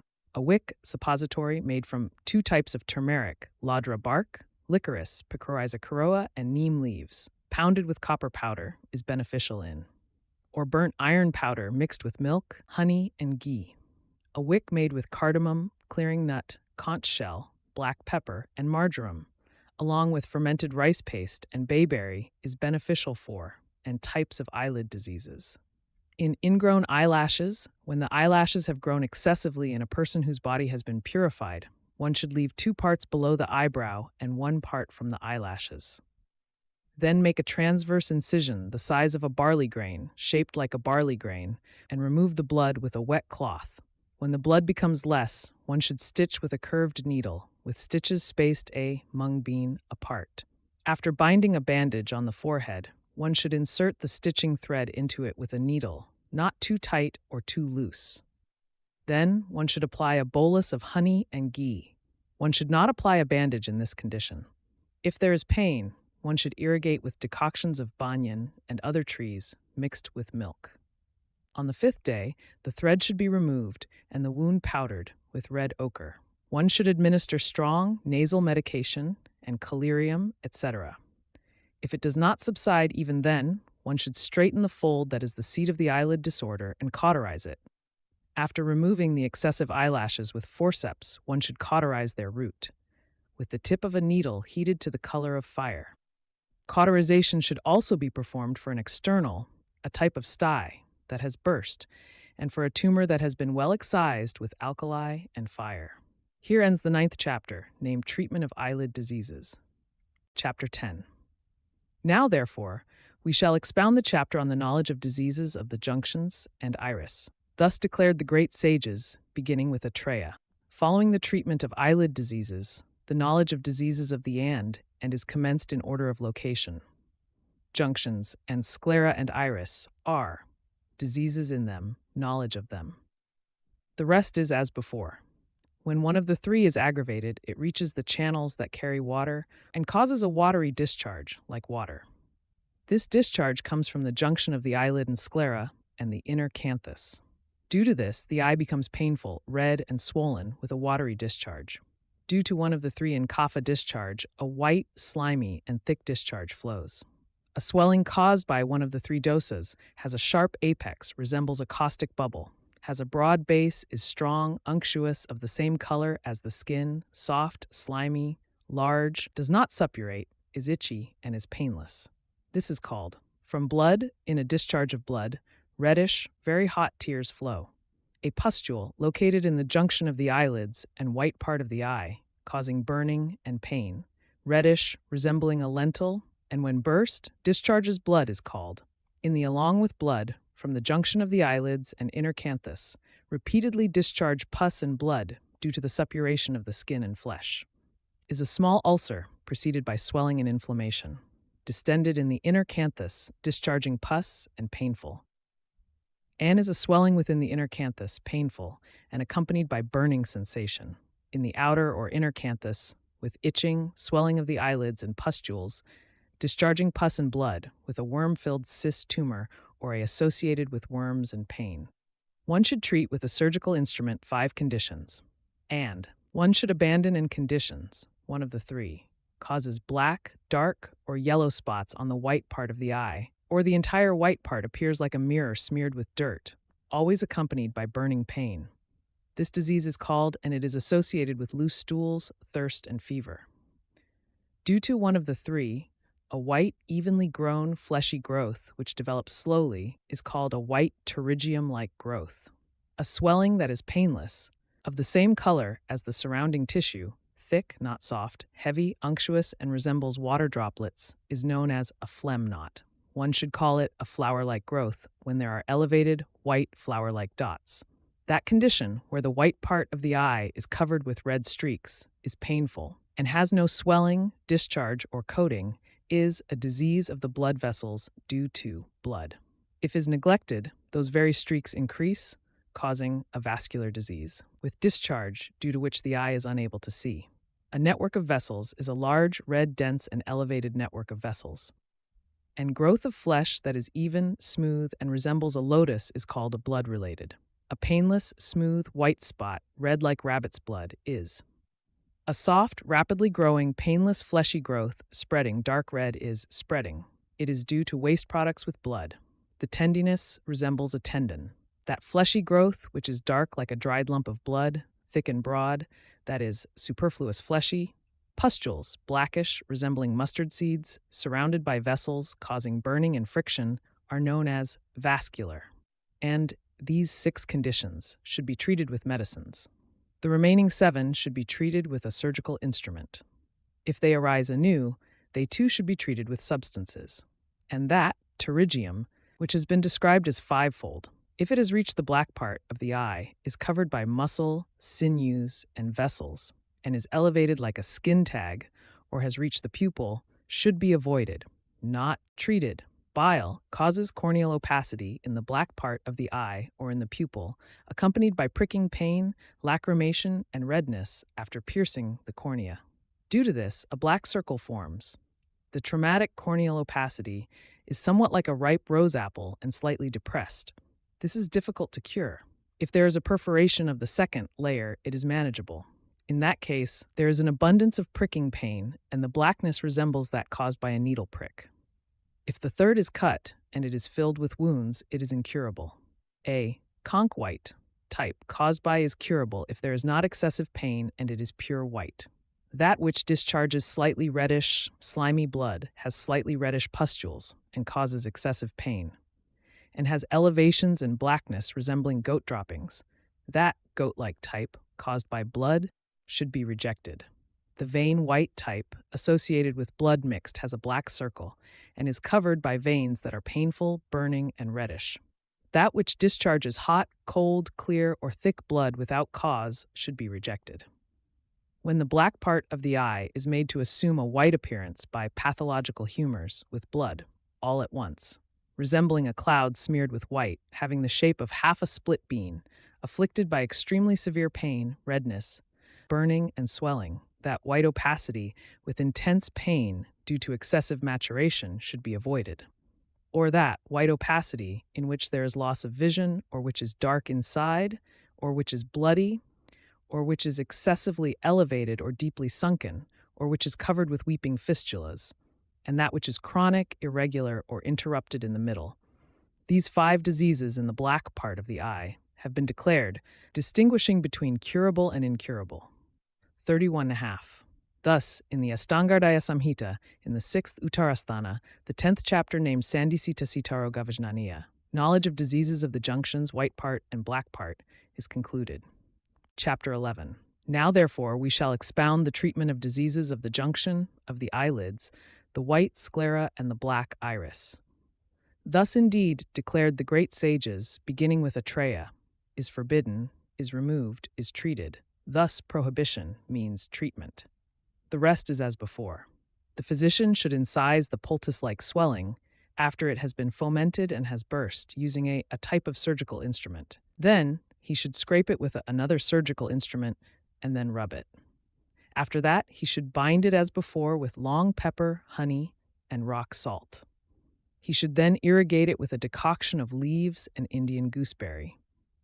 The text should be removed with a hook from the external third part of the joint. It should be enlarged by half with a growth knife, otherwise there would be a flow of blood. The treatment is like that for with honey and rock salt applied as a paste. In a purulent eye disease, one should perform venesection, bloodletting, and then apply a poultice. One should also perform all procedures prescribed for suppurative conjunctivitis in the proper manner. One should apply a powdered collyrium made from finely powdered rock salt, ginger, green vitriol iron, and copper. Or one may use a semi-solid preparation with these ingredients mixed with honey. A worm nodule should be fomented with cow dung, then incised and scraped. It should then be treated with rubbing using a group of 3 fruits, honey, green vitriol, and rock salt. One should treat a white spot on the cornea like conjunctivitis due to. In a type of conjunctivitis and a white elevated spot on the cornea, one should treat them like conjunctivitis due to, but excluding venesection. And collyrium made from the 3 pungents, dry ginger, black pepper, and long pepper, and bayberry, moistened with the juice of citron. A wick made from jasmine buds, rock salt, deodar cedar, and dry ginger, ground with the clear supernatant of fermented liquor, is a collyrium that removes swelling and itching. 4. And the treatment is similar. Specifically for an application of ghee and honey is beneficial. 4. Extract of berberis, finely ground with honey, is beneficial. For external application of drops with sugar, curds, and honey is beneficial. Alum, saffron, conch shell, and licorice applied as in collyrium with honey, or conch shell or sea foam with sugar applied as in with honey. The pterygium is said to be of 5 types, among them that which is thin and turbid like smoke, and that which is red resembling curds, and that which is like semen. For these the medicine is prescribed. The other eye, the one not being operated on of the supine person, having been fomented and anointed with rock salt and the juice of a citron fruit, should be closed and massaged. In this way, when the eye, thus irritated, has a movable, a fleshy growth in the eye, or an excessive fleshy growth, and when the head is held steady, especially the eyelids, and the patient looks towards the outer corner of the eye. If, in a large a fold appears near the inner corner, then this should be held with a hook. It should not be pulled too long. Then, with a type of surgical instrument, a needle or a thread, it should be loosened all around with a circular instrument. After it is loosened, it should be brought near the fore, and leaving 1/4 of it, it should be cut with the circular instrument. This should be protected, as should the tear ducts. From piercing, the tear duct can form in the eye. Similarly, in a large, when the patient looks from the towards thee, it should be cut. When properly cut, it should be rubbed with honey, a combination of dry ginger, black pepper, and long pepper, and rock salt. It should be sprinkled with warm ghee and anointed with honey and ghee. It should be bandaged, and after removing the bandage on the 3rd day and subsequent days, it should be irrigated with milk. Prepared with seeds and also with decoctions of turmeric and tree turmeric, Simplicos racemosa, Trichosanthes dioica, licorice, and Butea monosperma, mixed with honey along with buds. It should be unbandaged on the 7th day. When properly cut, health is restored. Diseases arising from insufficient or excessive cutting should be overcome by irrigation, anointing, and appropriate scraping or nourishing treatments. White sugar, realgar, cardamom, rock salt, and excellent dry ginger, Rasanjana, measuring half and half of honey. This collyrium conquers kapha, cataract, blepharitis, corneal opacity, and residual pterygium. The bark of one of the 3 fruits ingredients made into a paste with water should be burnt in an earthen pot shard covered with an earthen saucer and then powdered. That ash, separately imbued with the juices of the remaining 2 medicinal fruits and dried, should be ground again, mixed with 2 types of salt. Nimi states that these 3 are excellent for scraping, excision. In the network of vessels, those vessels that are hard and cannot be cured by scraping medicines should be treated like pterygium, as should pustules. According to the yin, cataract conditions, unctuous or dry therapies are excellent, as is ghee. Bitter substances, upward bloodletting, purgation, and so forth are desired. Ghee cooked 3 times with operculina terpithum. Water should be drunk in traumatic cataract. Blood should be removed from a vein or from the eye with leeches. Sprinkling with milk from a goat, cooked with Nymphea nuchali, Roscoea purpurea, Vitis vinifera, Glycyrrhiza glabra, and Pueraria tuberosa, along with sugar or with water, is beneficial. After the cessation of redness, tearing, and pain, scraping collyrium is supreme. Wicks made from jasmine buds, lac, red ochre, and sandalwood purify pitta vitiated blood and destroy traumatic cataract. A collyrium made from the teeth of elephants, excellent boars, camels, cows, horses, goats, and donkeys, along with conch shells, pearls, sea foam, and 1/4 part of black pepper, cures even corneal opacity due to injury, which is widespread. A collyrium stick, made from Cinnamomum tamala, cow's teeth, conch shell, sea foam, donkey bone, and copper, prepared with urine, destroys all types of corneal opacity. Gems, teeth, horns, minerals, the 3 pungents, ginger, black pepper, long pepper, cardamom, seeds of Pongamia pinnata, garlic, and medicines that heal wounds, when used as in collyrium, destroy whether it is associated with a wound or not, deep-seated or superficial. A depressed should be raised by the intake of unctuous substances, nasal administration, and a type of collyrium. A painful or painless should be raised by a specific therapeutic procedure involving a poultice. For pure irrigation should be done with water infused with turmeric, licorice, Hemidesmus indicus, and Indian sarsaparilla, or with a poultice of Simplicos racemosa immersed in lukewarm water. A copper vessel, smeared with a paste of root of Solanum indicum, licorice, copper, rock salt, and dried ginger, ground with juice of Emblica officinalis, should then be fumigated repeatedly with barley, ghee, and leaves of Emblica officinalis. From that, small pills should be made, ground with water and honey. These are known as great blue pills and are excellent for removing pure. When the patient is stable, strong, and robust, one should repeatedly remove blood from him. One should also frequently administer head and body purifications and preparations. One should perform irritation stimulation with black pepper, long pepper, fruit, and rock salt, or with rock salt mixed with the decoction of a combination of 3 fruits. Or one should apply 2 collyrium formulations, which are mentioned in half verses. The first is made with conch shell, hog, plum seed, grapes, licorice, and honey. The second is made with a type of alcohol, elephant tusk, uncertain, could also mean elephant tusk impurities or sea foam from tusks and flowers. The alkaline ash of Gloriosa superba, having been kept in the juice of Emblica officinalis and Ocimum basilicum, and then dried and powdered, is in collyrium that causes the semen to become erect. Alternatively, husked green gram, ground with conch shell and honey. Or the essence of Maduca longifolia with honey, or the marrow of Terminalia biliaca with honey, or the teeth of a cow, donkey, horse, or camel, conch shell, and sea foam, made into a suppository wick with Terminalia arjuna water, destroys erect semen. Or one should scrape out the semen that is excessive or contains a foreign body with a hair or similar object. For cataract due to vitiated blood vessels that does not destroy vision, the treatment should be like that for corneal ulcer. White water lily, licorice, Solanum serratans, iron, and collyrium made from turmeric should be made into a paste with goat's milk.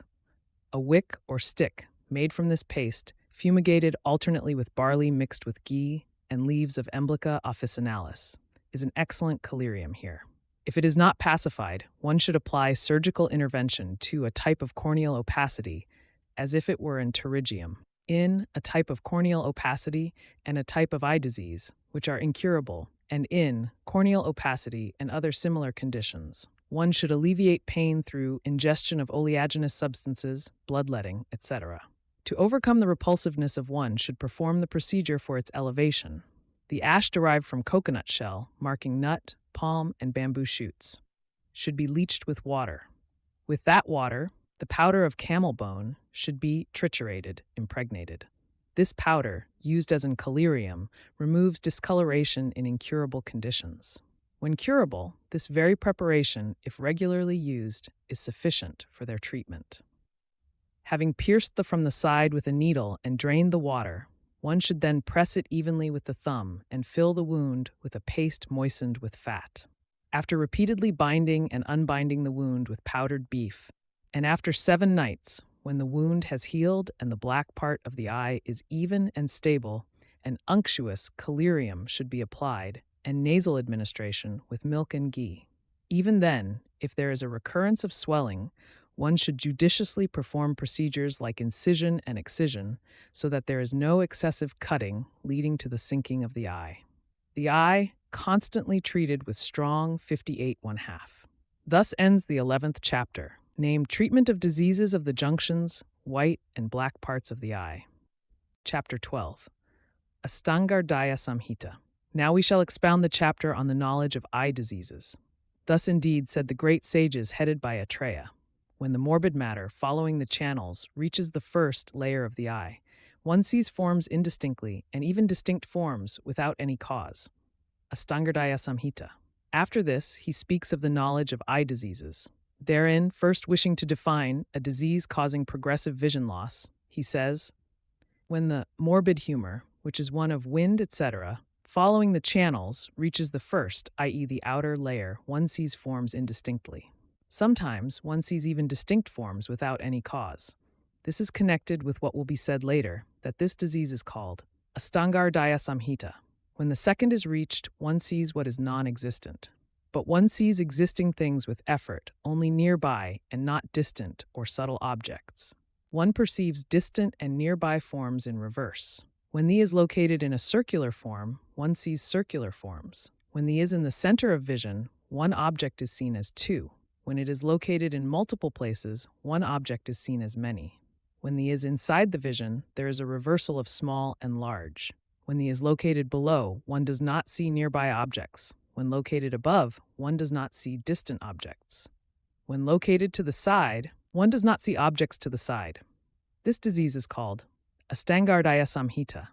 When the reaches the third, it attains a glass-like appearance.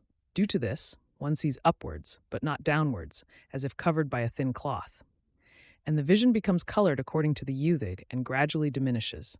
Even if neglected, the waste product dosa reaches the 4th layer, causing loss of vision and covering the pupil visual field.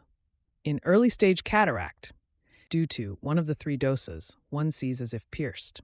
One sees things as moving, turbid, reddish-hued, and then clearly again and again. In this condition, if neglected, one sees nets, hairs, mosquitoes, and rays. When it becomes mature cataract, the eye is reddish, and one sees a face without a nose. One perceives the moon, lamps, etc. as multiple, and even a straight object as crooked. An advanced makes the vision appear as if covered by dust and smoke, distinctly reddish-hued, expansive or subtle, or with vision destroyed. That is, loss of vision, in the eye veins contract. The pupil visual field enters inwards. Such an eye is considered deep-set. In born, a disease of the eye, one sees things illuminated by lightning and fireflies, and predominantly blue, resembling the feathers of peacocks and partridges. In another eye disease, the vision is like blue glass, and one sees things in the same way. One also sees halos around the sun and moon, fiery circles, and rainbows. Due to loss of vision, the eye becomes black like a bee, without perception, and unctuous. The vision called short-sightedness is due to it is short and sees things as short. The vision called pitta-burnt is yellow and sees things as yellow. In early stage of cataract, due to one of the 3, one mostly sees things as unctuous and white. It is as if covered with conch shells, jasmine flowers, water lilies, and lotuses. In mature cataract, however, it is as if covered with lightless moons, suns, lamps, and so on. That vision becomes white-colored, and in loss of vision, advanced cataract, one observes solidified situated in the eye, unctuous, destroying vision, moving like a drop of water, situated in the lotus-like pupil.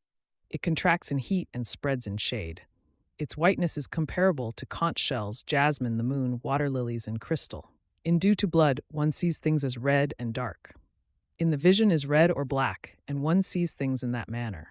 Even in the vision is similar, lightless, and sight is destroyed.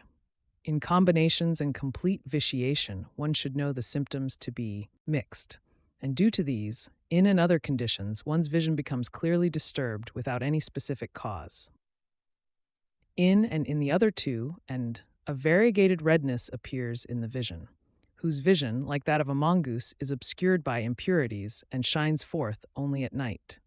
That person is mongoose blindness. In that condition, he sees clearly during the day, but not at night. When the sun's rays are placed upon the setting mountain, the pathological humors become fixed and obstruct vision. This other disease is blindness due to the impurities touched by the sun's rays are dislodged from the path of vision, and becoming dissolved and absorbed, they yield clear vision during the day. Due to suddenly immersing in cold water after being heated by warmth, the heat mixed with the three and blood ascends to the eye. Then burning, heat, and a turbid white part of the eye, along with cloudy vision during the day, and blindness at night occur. That condition is known as heat burnt. The vision that is afflicted by pathological entities mixed with blood due to excessive consumption of sour foods and is accompanied by excessive moisture, itching, and turbidity. That is known as acid-digested vision. When a person is afflicted by grief, fever, or diseases of the head, the and other, make the vision smoky and cause one to see smoke. This is smoky vision. When a person of weak constitution suddenly sees a wondrous form, or a brilliant object like the sun, the and other located in the eyes, after drying up the light radiance, render the vision robbed of perception of the color of a cat's eye gem, motionless and seemingly normal and painless. This loss of vision is called secondary incidental. One should reject cataract, except those caused by one of the three, and also deep-seated and short-onset ones. The 6, glaucoma, night blindness, and others are palliable. The remaining ones should be treated. Thus, 27 diseases of the eye have been enumerated. 33 and a half. Here ends the 12th chapter, named Knowledge of Eye Diseases in the section. Chapter 13. Now we shall expound the treatment of a disease of the eye characterized by progressive blurring of vision. Thus indeed spoke the great sages, beginning with Atreya. Early stage of vision impairment turns into cataract, and if neglected, leads to blindness. Therefore, among eye diseases, one should quickly treat which is dreadful. One should cook 1/100 of Leptadenia reticulata in 1/1024 of water until only a quarter remains. In that decoction, 1/16 of ghee should be cooked with double the quantity of milk. With Nymphea lotus, Roscia procera, Piper longum, Simplocos racemosa, rock salt. Anethum soa, Glycyrrhiza glabra, Vitis vinifera, a type of resin, possibly Boswellia serrata, Cedrus deodara, and the 3 fruits, each in a quantity of 1/1. This ghee, consumed at night, is an excellent remover of 1. Approx 768 grams of old, clarified butter should be cooked with an equal quantity of milk and measured approx 12 grams quantities of grapes, sandalwood, Indian madder, sugar, asparagus racemosus, white lotus, and water lily. That destroys cataract, early-stage cataract, red streaks in the eye, and headaches. Pointed gourd, neem, Picoriza coroa, Indian barberry, vetiver, trifala, Adatota vasica, Fagonia cretica, Gentiana carew, and Fumaria indica, each one approx 48 grams separately, and 1 approx 768 grams of Indian gooseberry should be decocted in 1 approx 12.288 kilograms of water. With that approx 3.72 kilograms of decoction, one of should be cooked with a paste of nut grass, Andrographis paniculata, licorice, Holorina antidysenterica, Pavonia odorata, sandalwood, and long pepper, each weighing half a approx 24 grams. That clarified butter conquers diseases of the nose, ears, and mouth. It alleviates abscess, fever, chronic ulcers, erysipelas, scrofula, and skin diseases. Especially, it removes corneal opacity, early-stage cataract, night blindness, heat sensation, sourness, and burning sensation.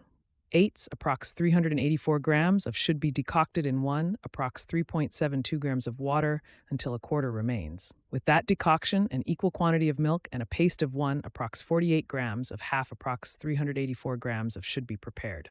A person suffering from should drink it mixed with sugar or honey, or they may drink the trifala decoction mixed with that. One should cook 1 a measure of ghee with licorice, a group of 2 herbs, and Solanum xanthocarpum, long pepper, Tinospora cordifolia, and water lily, each in quantities of 1 a measure, along with grapes that have their seeds removed. One should also add equal quantities of goat's milk, trifala, Adhatota vasica, and Eclipta alba, as separate juices. This is called and is excellent for conquering eye disorders.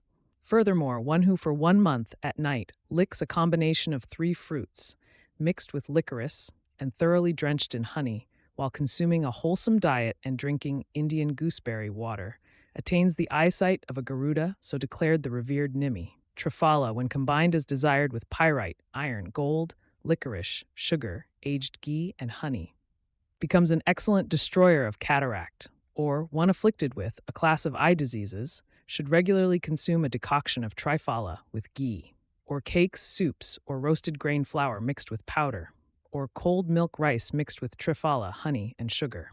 Or a patient should always consume haritaki separately, mixed with grapes, sugar, and honey before the morning meal.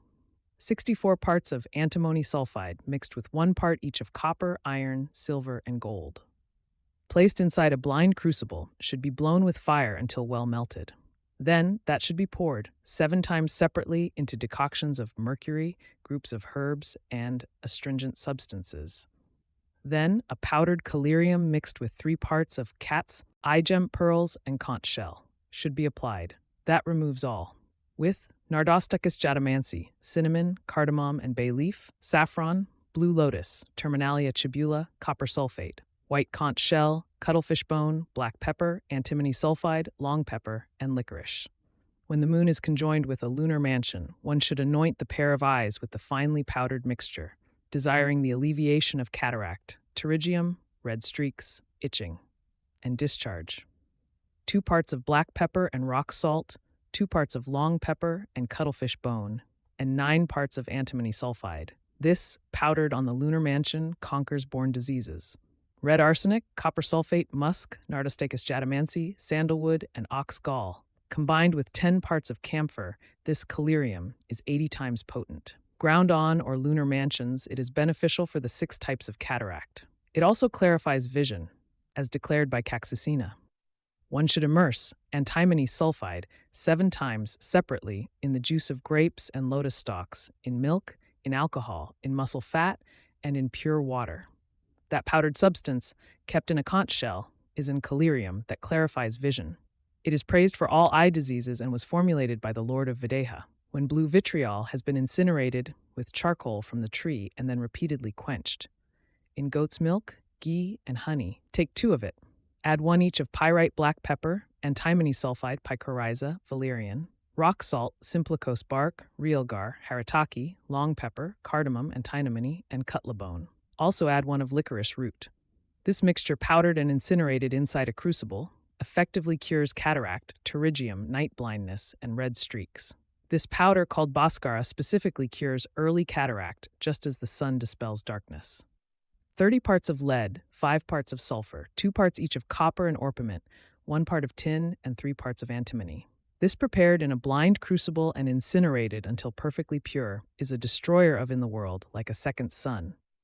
That, when ignited and repeatedly quenched in cow's urine, goat dung juice, sour breast milk, ghee, poison, uncertain, or water, and honey, makes a person's eyes like those of Garuda.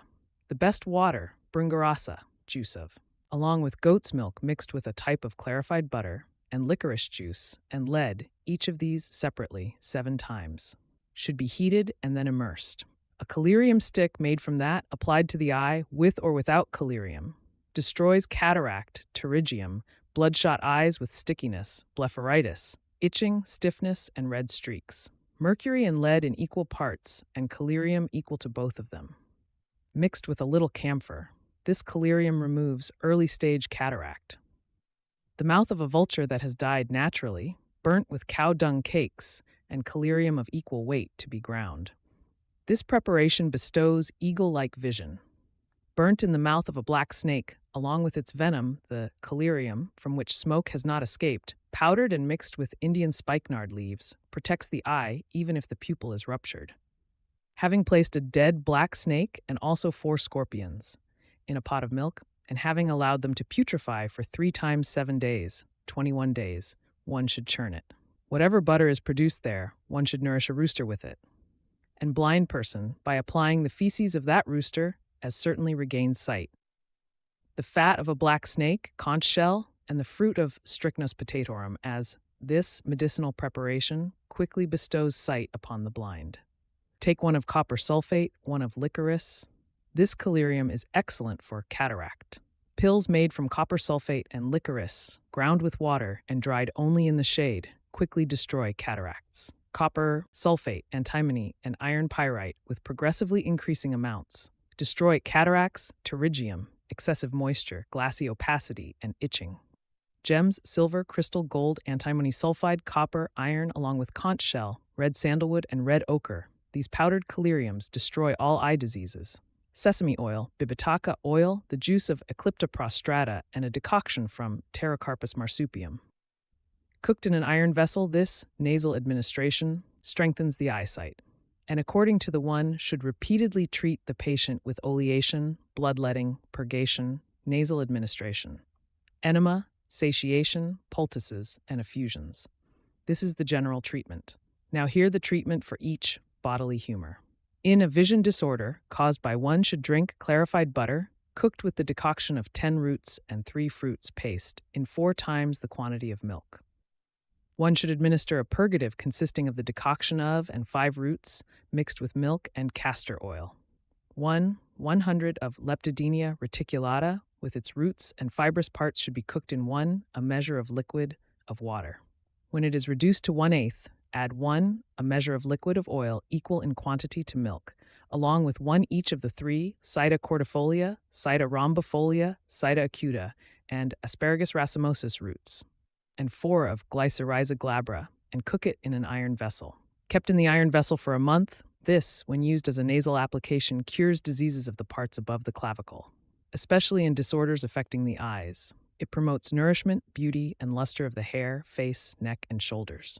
Oil cooked with milk and with castor root, Solanum suritense fruit, Cedrus deodara, Acorus calamus, Valeriana wallacei, Luffa acutangula, and Agle marmelos roots. When used as nasal administration, conquers all diseases and pains arising from and 2 of the 3 in the parts above the clavicle. For collyrium, the fat of a tigress or a sow is praised, or the fat of a vulture, snake, or cock, each separately combined with licorice, is also praised. For countercollyrium, antimony sulfide, successively immersed in meat juice, milk, and ghee, and then applied as before, is an unsurpassed remedy for cataract vision disorders. If it does not subside in this way, then one should perform a nourishing treatment. Ghee cooked with 8 times its quantity of milk, along with dill, costus, spikenard, licorice, chur pine, long pepper, and deodar cedar is an excellent. Similarly, the essence extracted from the fat of an antelope, cooked in milk and churned with a churning stick, then prepared with licorice, vetiver, and sandalwood, is also an excellent. One should prepare the fat of porcupines, hedgehogs, monitor lizards, quails, partridges, and peacocks separately, using this very method. One should employ a method of preparing medicines by heating them in a covered vessel for clarification and oleation. And here, one should administer a type of enema with an oil enema, just as in a type of chronic rhinitis caused by. In cataract due to, one should administer ghee cooked with herbs and the 3 fruits, i.e. After administering it, and after the patient has been oleated, one should perform venesection. One should induce purgation with powders of sugar, cardamom, and turpeth mixed with honey. One should apply very cold effusions and plasters, etc., to the eyes, face, and head.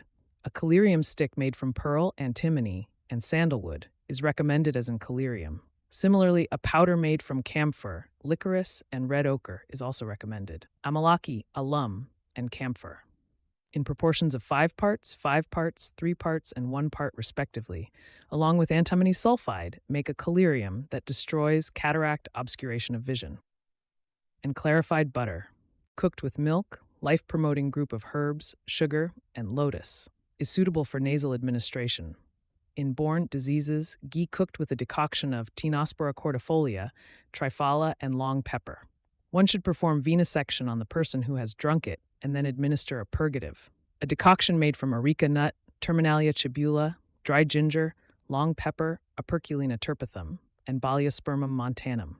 Oil cooked with a paste of Pavonia odorata, Cedrus deodara, 2 types of turmeric, and long pepper, mixed with milk, in a decoction of the 10 roots is suitable for nasal administration. For clarity of vision, a suppository stick named should be made from conch shell, Calocarpa macrophylla, Croton tiglium, the 3 pungent substances, long pepper, black pepper, and ginger, and triphala. The collyrium, again, is made with black iron filings, the 3 pungents, rock salt, the 3 fruits, and antimony.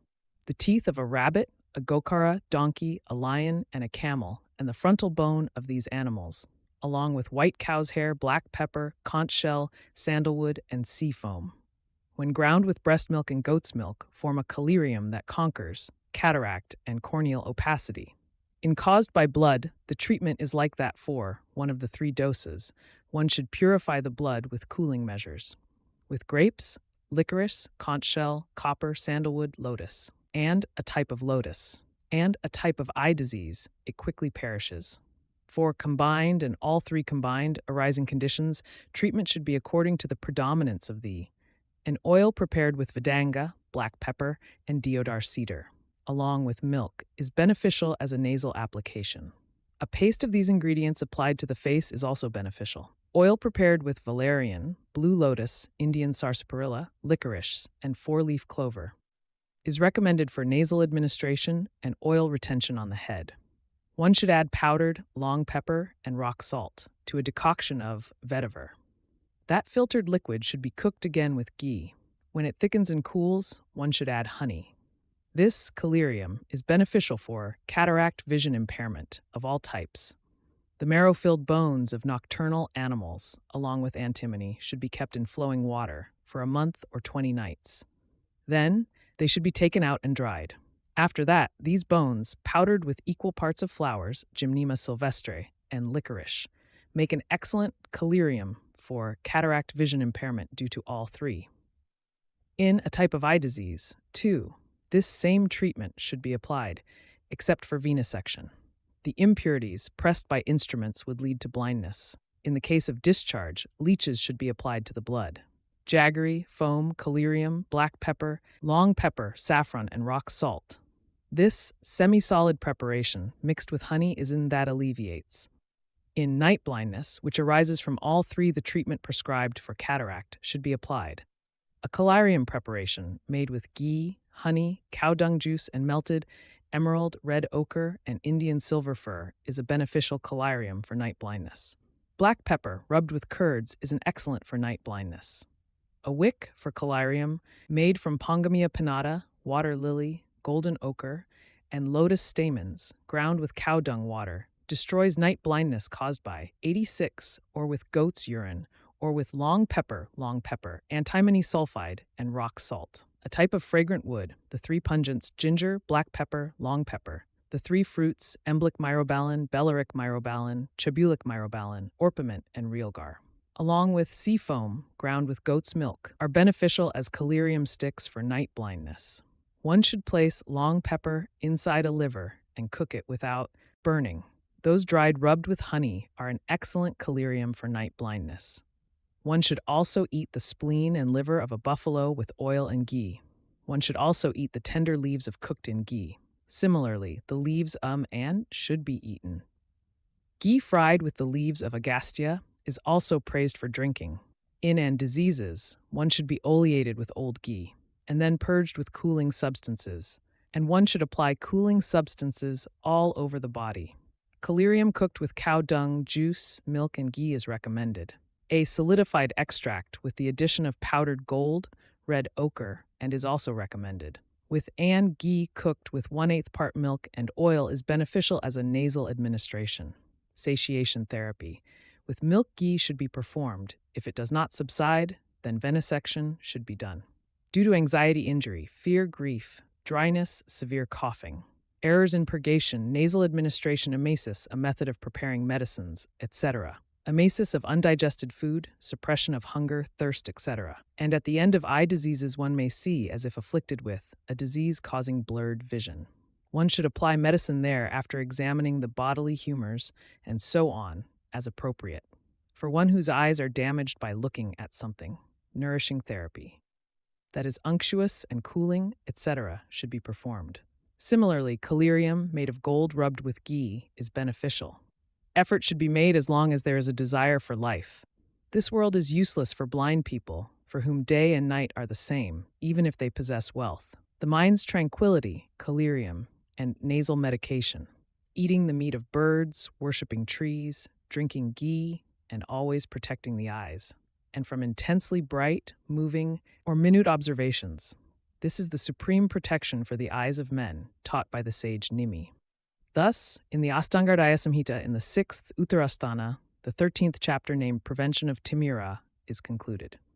Chapter 14. Now, therefore, we shall expound the treatment of cataract. Thus indeed said the great sages Atreya and others, one should operate on A that is well-formed, clearly visible, and caused by one of the three. It must be free from the 6 complications, such as a type of eye disease. A is mentioned separately from the treatment of early-stage cataract due to the extensive discussion required. Well-formed, i.e. very dense. One should operate on A that is clearly visible and caused by. Other are incurable, so one should not operate on them. Similarly, it must be free from the 6 complications like which will be described later. 4. When it is not yet fully formed, it is irregular, resembles curds and whey, and is thin. Even if it is removed with a needle, it rises up again. It causes severe pain and again obstructs vision. It quickly fills up with kapha-aggravating substances. And with other substances, it fills up slowly, accompanied by complications. Indeed, a cataract caused by is white because kapha is white. Due to the dominance of other over it, the disease becomes bluish.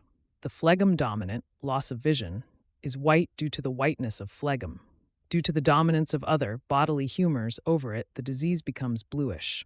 It is as if covered with a small amount of sugar and Calotropis gigantea latex, and one does not see. The eye is full of lines, covered with streaks resembling rice-awns. The vision is considered to be uneven, appearing as if cut and burnt, painful, and with a torn veil. The vision has the luster of bronze and is shaped like a crescent moon. A type of eye disease named appears like an umbrella and has many colors.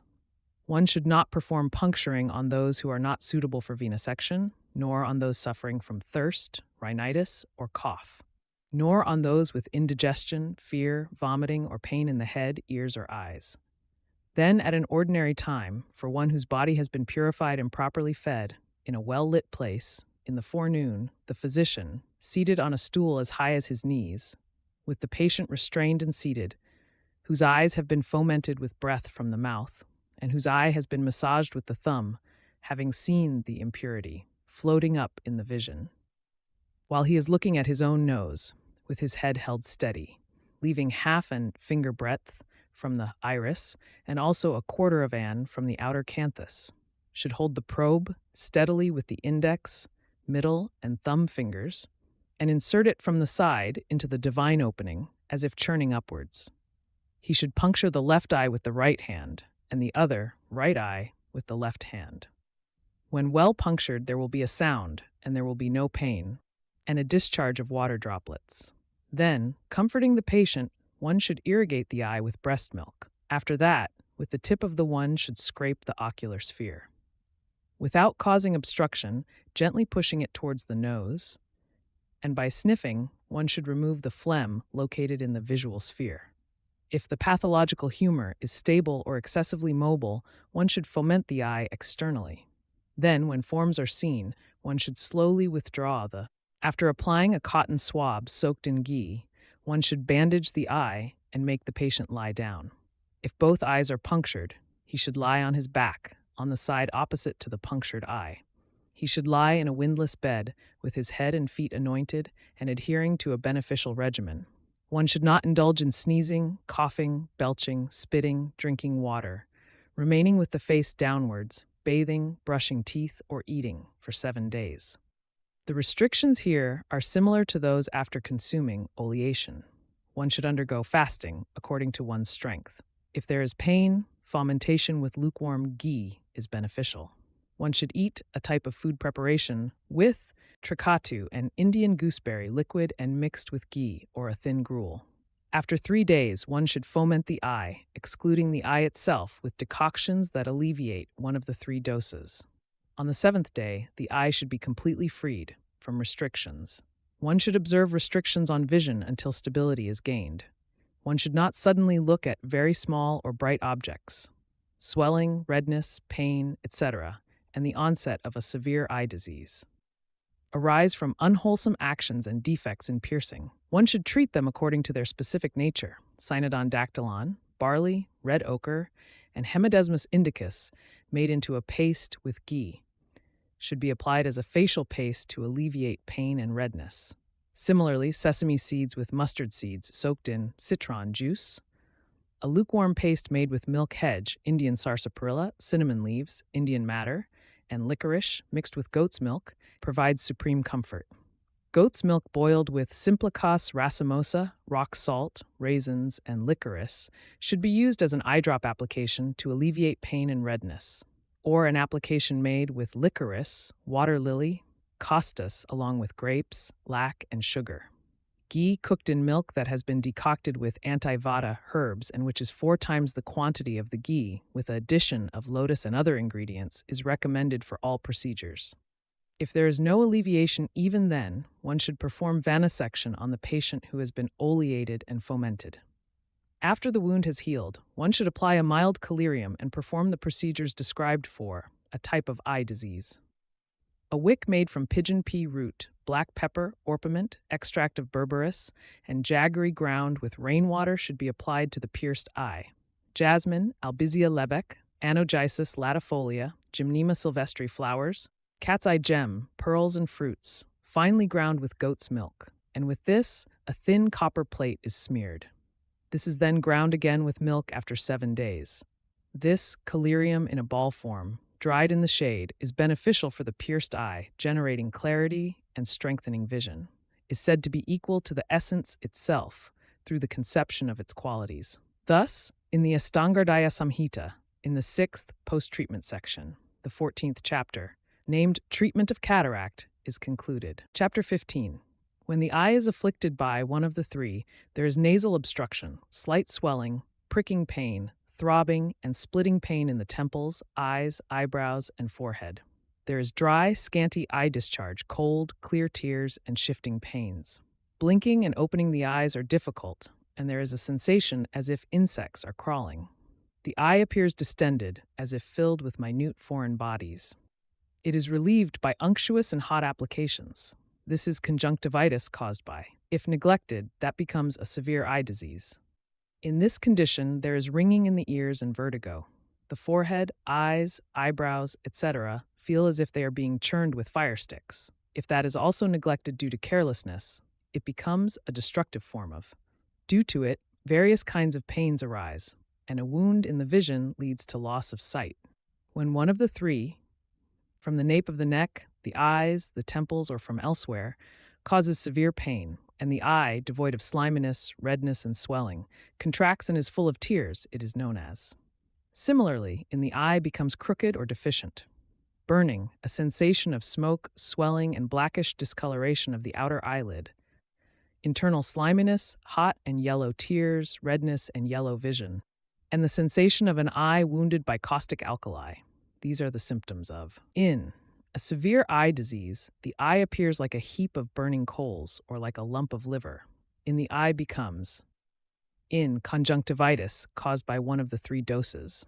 There is stiffness, great swelling, itching, sleepiness, and aversion to food. There is a discharge of thick, unctuous, abundant, white, and sticky eye discharge. In the black pupil is depressed and the white sclera is elevated. There is excessive lacrimation, distension of the nose, and the eye feels as if filled with dust. The eye shows streaks of blood, bloody discharge, rheum, and red circles. An eye with bloody discharge has the characteristics of Pitta-type conjunctivitis. In the eye is red up to its periphery, with pain similar to being torn out. Due to the disease, it becomes dark, red like a flower, and intolerant to touch. It appears black, like a fruit submerged in blood, and its vision is like fire. The according to their respective and all conjunctivitis have excessive pain. They cause extreme pain in the temples, teeth, cheeks, and skull. When the eye of a person afflicted by and has a sensation of rubbing, pricking, tearing, and a feeling of being smeared, with rough and hard eyelids, difficulty in opening and closing the eyes, contraction, dryness, desire for cold, and accompanied by pain and suppuration. This is called dry eye inflammation. When there is swelling due to the three, along with blood, then the swelling is accompanied by severe pain, burning, and expectoration. A white disc resembling a ripe fig appears. The tears are frequently hot, cold, clear, slimy, and thick. In mild swelling, there is mild swelling and suppuration with other symptoms. In severe eye inflammation, there is swelling, redness, turbid tearing. The eye is smeared with black, white, with exudation and redness, burning, obstruction of vision. Chapter 16. Now we shall expound the treatment of all eye diseases. Thus, indeed, spoke the great sages like Atreya. In conjunctivitis ophthalmia in the prodromal stage itself, one should administer strong gargling and nasal drops. One should also perform fasting, except in cases of induced aggravation. In the prodromal stage, one should make the patient with undergo strong, etc., and fasting, except for originating aggravation. For the alleviation of burning sensation, coating, redness, tearing, and swelling, one should apply a poultice external application everywhere, using cinnamon leaves, cardamom, black pepper, red ochre, rasanjana, licorice, tagara, sandalwood, and rock salt. Rock salt, dry ginger, rasanjana, roasted with the supernatant part of ghee, or roasted with ghee, should be used in type conditions, or a substance from the Sabara country, likely. For and blood conditions, use jatamansi, Himalayan cherry, yellow sandalwood, and licorice. For conditions, use realgar, priyangu, and honey. For all three combined, use all of them. 1 part white pepper, 4 parts realgar, 16 parts lodra bark. Having powdered this and tied it in a cloth, it should be applied as a covering to the eyes immediately upon the onset of inflammation. Wild horsegram, tied in a cloth, well steamed in the juice of cow dung, and then husked with the nails. That powder, when sprinkled once at night, immediately removes inflammation from the eyes. A small pouch made with Lupha acutangula, Terminalia cebula, blue vitriol, licorice, and lodra bark, very finely powdered and tied in a loose cloth, conquers various kinds of pain in the eye. One of Indian barberry, cooked with 16ths of water and reduced to 1/8, is an external wash mixed with honey, beneficial for eyes afflicted by all S. The juice of drumstick tree leaves mixed with honey, when applied, quickly conquers the manifold pain in the eyes caused by or a combination of all 3 S. The tender leaves and root of castor plant, crushed and cooked in goat's milk, immediately alleviate the pain of a type of conjunctivitis caused by. A warm paste of flour also does so. In born conditions, a decoction of an others, warm, with root, is beneficial for eye drops. Cooked with bark, with water, goat's milk, or ghee, it is an excellent for pain. A decoction of with sugar, cooled, is a eye wash that conquers hemorrhagic disorders. Powder of and licorice, loosely placed in a cloth and immersed in divine water, is beneficial in conjunctivitis caused by blood and end. Pills made from and soaked in breast milk with sugar, or in goat's milk, relieve burning, pain, redness, and tearing. White Simplacos racemosa with Glycyrrhiza glabra, fried in ghee, finely powdered, placed in a cloth, and triturated with breast milk, conquers a disorder of pitta and blood and injuries. For one of the 3 doses, the juice of ginger, a group of 3 fruits, neem, Adatota vasica, and Simplacos racemosa, is used. For disorders caused by all 3 doses, a lukewarm eye drop with mixed medicaments is used. Old ghee is beneficial for Vata, for it is mixed with sugar. For ghee cooked with the 3 pungent spices, ginger, black pepper, and long pepper, powdered with alkali from barley, should be drunk. Then blood should be let out again, and thereafter a oleating purgation should be administered. A plaster for the head and face with the urine of marshy animals. In pain, it should be warm. In burning sensation, it should be cold, mixed with milk and ghee. And observing the contraindications for a disease of the eye, one should apply treatment appropriately. This very procedure is recommended for all types of a severe eye disease, and so on. If does not subside by any means, one should cauterize above the eyebrows. One should smear silver with sour curds. When it turns blue, and after it has dried, a wick made with whey destroys eye diseases caused by one of the 3. Jasmine buds conch shell, a group of 3 fruits, licorice, and Seta cordifolia. A wick made by grinding these with celestial water removes diseases of the eye caused by one of the 3 and blood. Rock salt, a group of 3 pungent spices, conch shell ash sea foam, a type of moss, and resin of Shorea robusta. A wick made from these alleviates eye diseases caused by or one of the three. One should cook 8 each of licorice and Indian barberry in 1 of water. When the decoction is strained and cooked again until thick, one should add 10 of antimony sulfide and 1 of black pepper. This powder or collyrium stick immediately cures all conjunctivitis-borne redness, pain, and irritation, and clarifies vision. This is a supreme secret of physicians. In dry conjunctivitis, drinking clarified butter and oleation of the eyes with ghee, prepared with life-promoting drugs, or nasal administration with subtle oil is beneficial. Warm milk mixed with rock salt is also beneficial for sprinkling here. Or, dry ginger ground with breast milk and mixed with ghee is a collyrium. Or, the fat of an animal from marshy land with a little rock salt and dry ginger. Having smeared hair with ghee, rubbed them on a mirror and then burnt them in an earthen pot. That ash, ground with ghee and kept in an iron vessel, is the best collyrium. In cases with swelling or slight swelling, one should perform venesection on a person who has been oleated. After oleation, purgation should be done again with a decoction of grapes, haritaki, and turpeth mixed with ghee, white ladra, fried in ghee, powdered, and placed in a cloth, then rubbed with warm water, is an excellent effusion that relieves pain. Or a decoction of Indian barberry and a white lotus-like plant is beneficial for eye drops. One should also apply collyriums, which alleviate rubbing, redness, tearing, and pain. Copper, rubbed on iron with urine and fumigated with ghee, when applied to the eye, relieves pain. 34.5. Or the cream of cow's curds, rubbed on copper and mixed with black pepper and rock salt, is excellent. Conch shell, rubbed on copper with breast milk and fumigated with leaves, prosopis cineraria, and barley, anointed with ghee. When applied to the eye, it quickly destroys unconsciousness in the joint, grating sensation, and extremely severe pain. 35.5. The fruit of Ficus racemosa, rubbed on iron with breast milk and fumigated. With leaves, prosopis cineraria, anointed with ghee, conquers burning sensation, pain, redness, and excessive tearing. The exudate of Moringa oleifera leaves, well rubbed in a copper container and fumigated with ghee, destroys swelling, grating sensation, tearing, and pain. A piece of earthenware, rubbed on a bronze vessel with sesame oil and water and then fumigated, with neem leaves smeared with ghee, conquers rubbing sensation, pain, lacrimation, and redness. When the eyes have been anointed with rock salt and the pain from the medicine has subsided, an eye drop application should be performed with breast milk. One should not anoint with these substances more than 3 times. With leaves of long pepper, leadwort, iron filings, and antimony, along with jasmine buds, green vitriol, and rock salt, all ground with urine. One should coat copper and keep it for 7 days. Then one should grind it with urine itself, and pills should be made and dried in the shade. These, rubbed with breast milk, destroy rubbing sensation, lacrimation, swelling, and itching.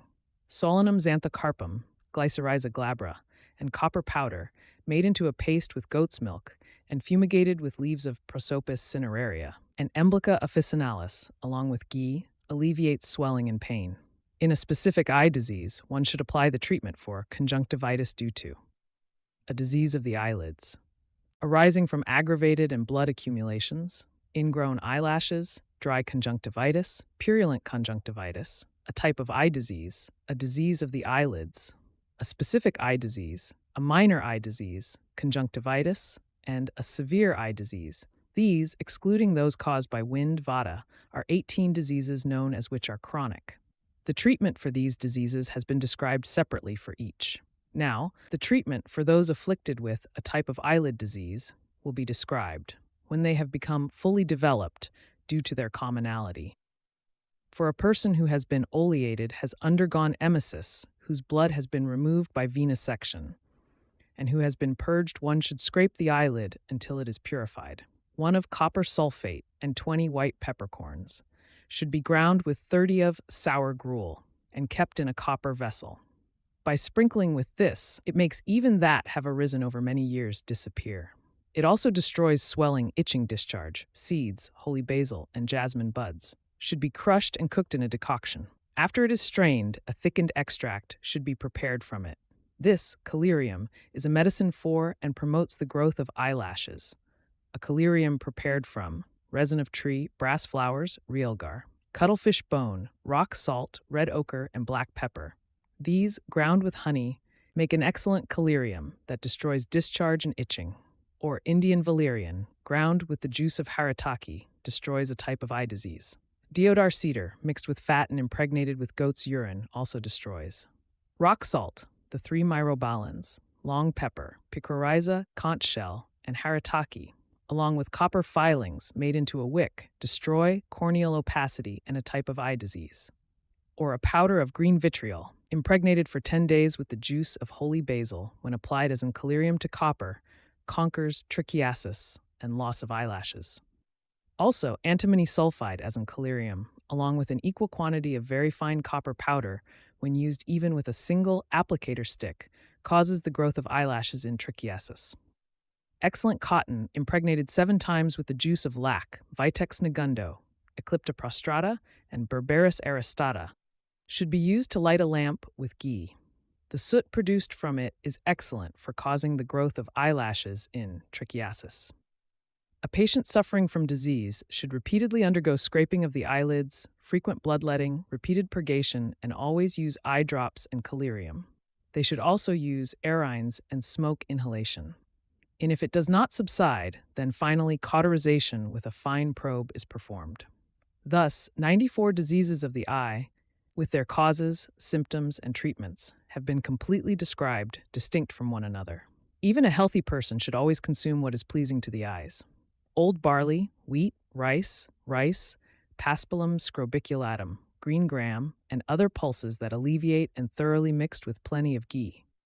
Also, vegetables of this kind, meat from desert-dwelling animals, pomegranate, sugar, rock salt, a combination of 3 fruits, grapes, and water from the sky for drinking, an umbrella, footwear, and purificatory therapies performed according to proper procedure. One should avoid suppressing natural urges, indigestion, and eating again before the previous meal is digested. Anger, grief, sleeping during the day, staying awake at night, exposure to sun, and any food or medicine that causes burning sensation or causes constipation. 2 broad veins are situated in the middle of the feet. These, having reached the eyes in many ways, convey to the eyes the anointing, rubbing, and smearing applications performed on the feet, footwear, anointing, and washing. Thus ends the 16th chapter, named Prevention of All Eye Diseases, in the 6th Uttara Sthana section of the Ashtanga Hridaya, composed by the illustrious Vagbhata, son of Vidyapati Simhagupta. Chapter 17. Now, therefore, we shall expound the chapter on the knowledge of ear diseases. Thus indeed spoke the great sages, beginning with Atreya. Due to coryza playing in water, scratching the ear, and the improper use of sound, Vata becomes aggravated, as do other aggravating factors. Reaching the ear vessels, it causes intense pain in the ear canal. It causes hemicrania, stiffness, aversion to cold, and a slow suppuration. When suppurated, a small amount of lymph flows out.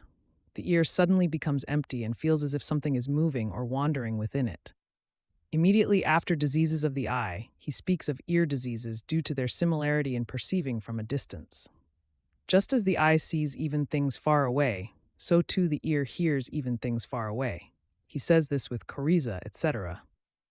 And due to the improper application of sound, Vata becomes aggravated, and being aggravated by other causative factors, it reaches the ear vessels and causes intense pain in the ear canal. Similarly, it causes hemicrania, stiffness of the ear itself, and an aversion to cold, and causes suppuration after a long time. When suppurated, the ear discharges a small amount of lymph, and it suddenly becomes empty, and it is as if it is sometimes blocked and sometimes unblocked.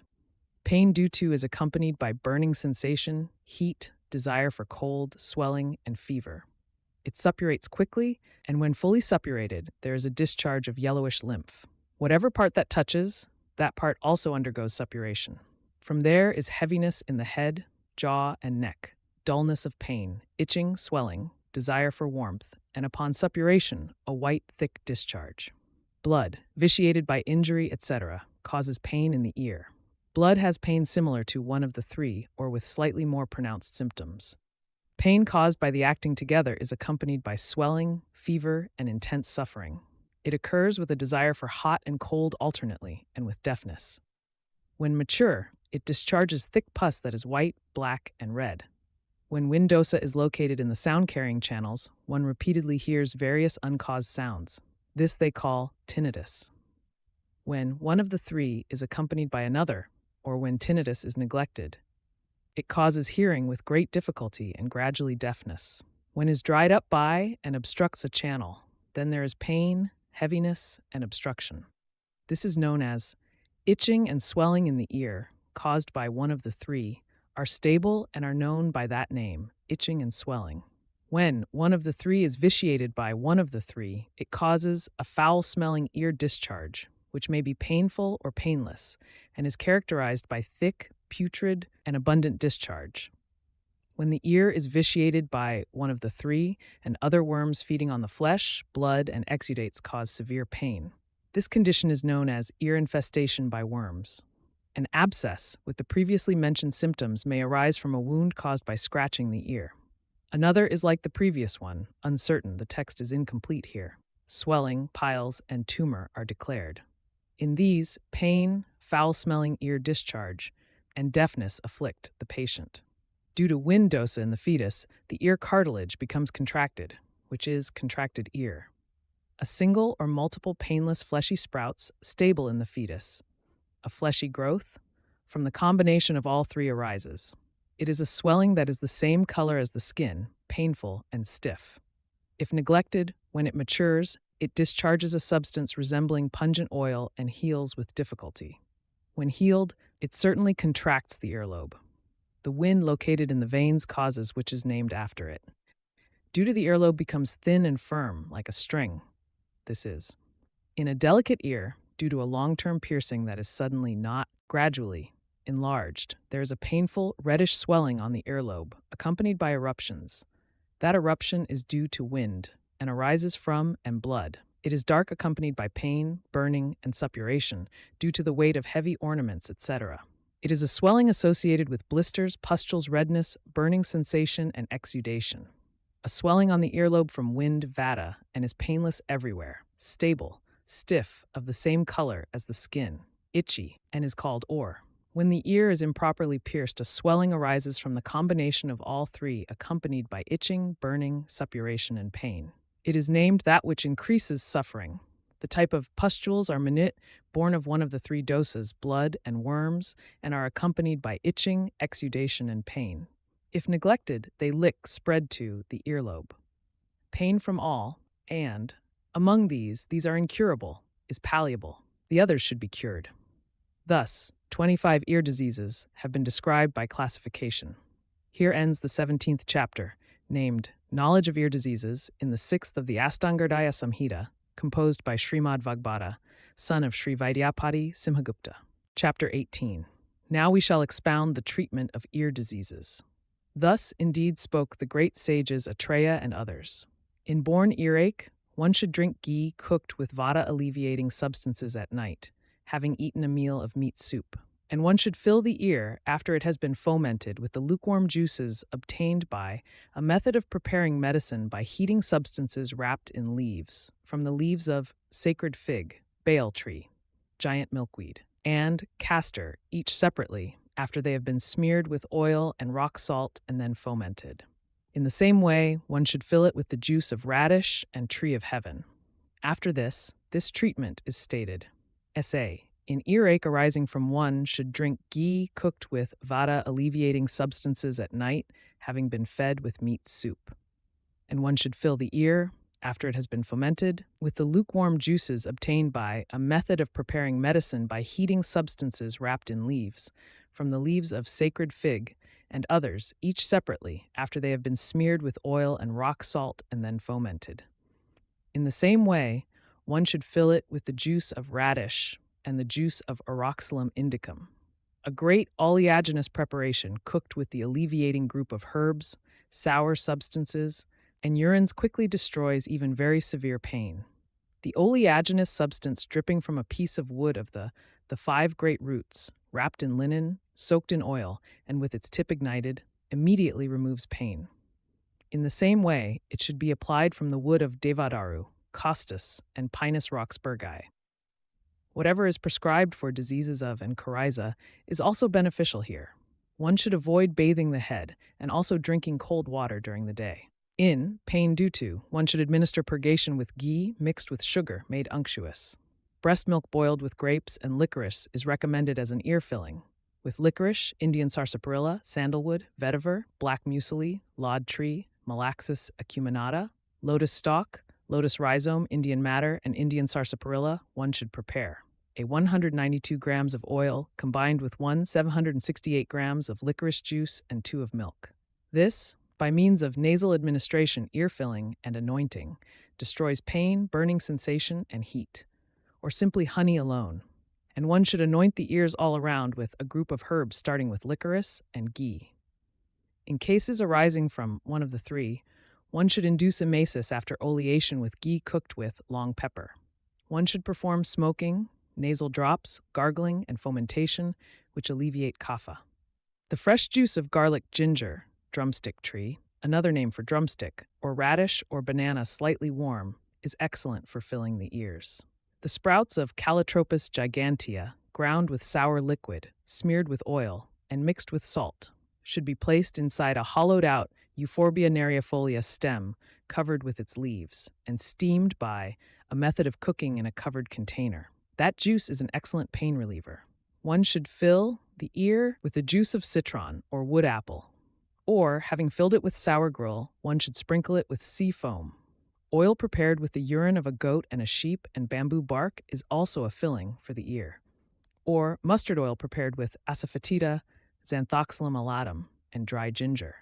In blood origin conditions, one should act as in bile origin conditions and quickly perform venesection.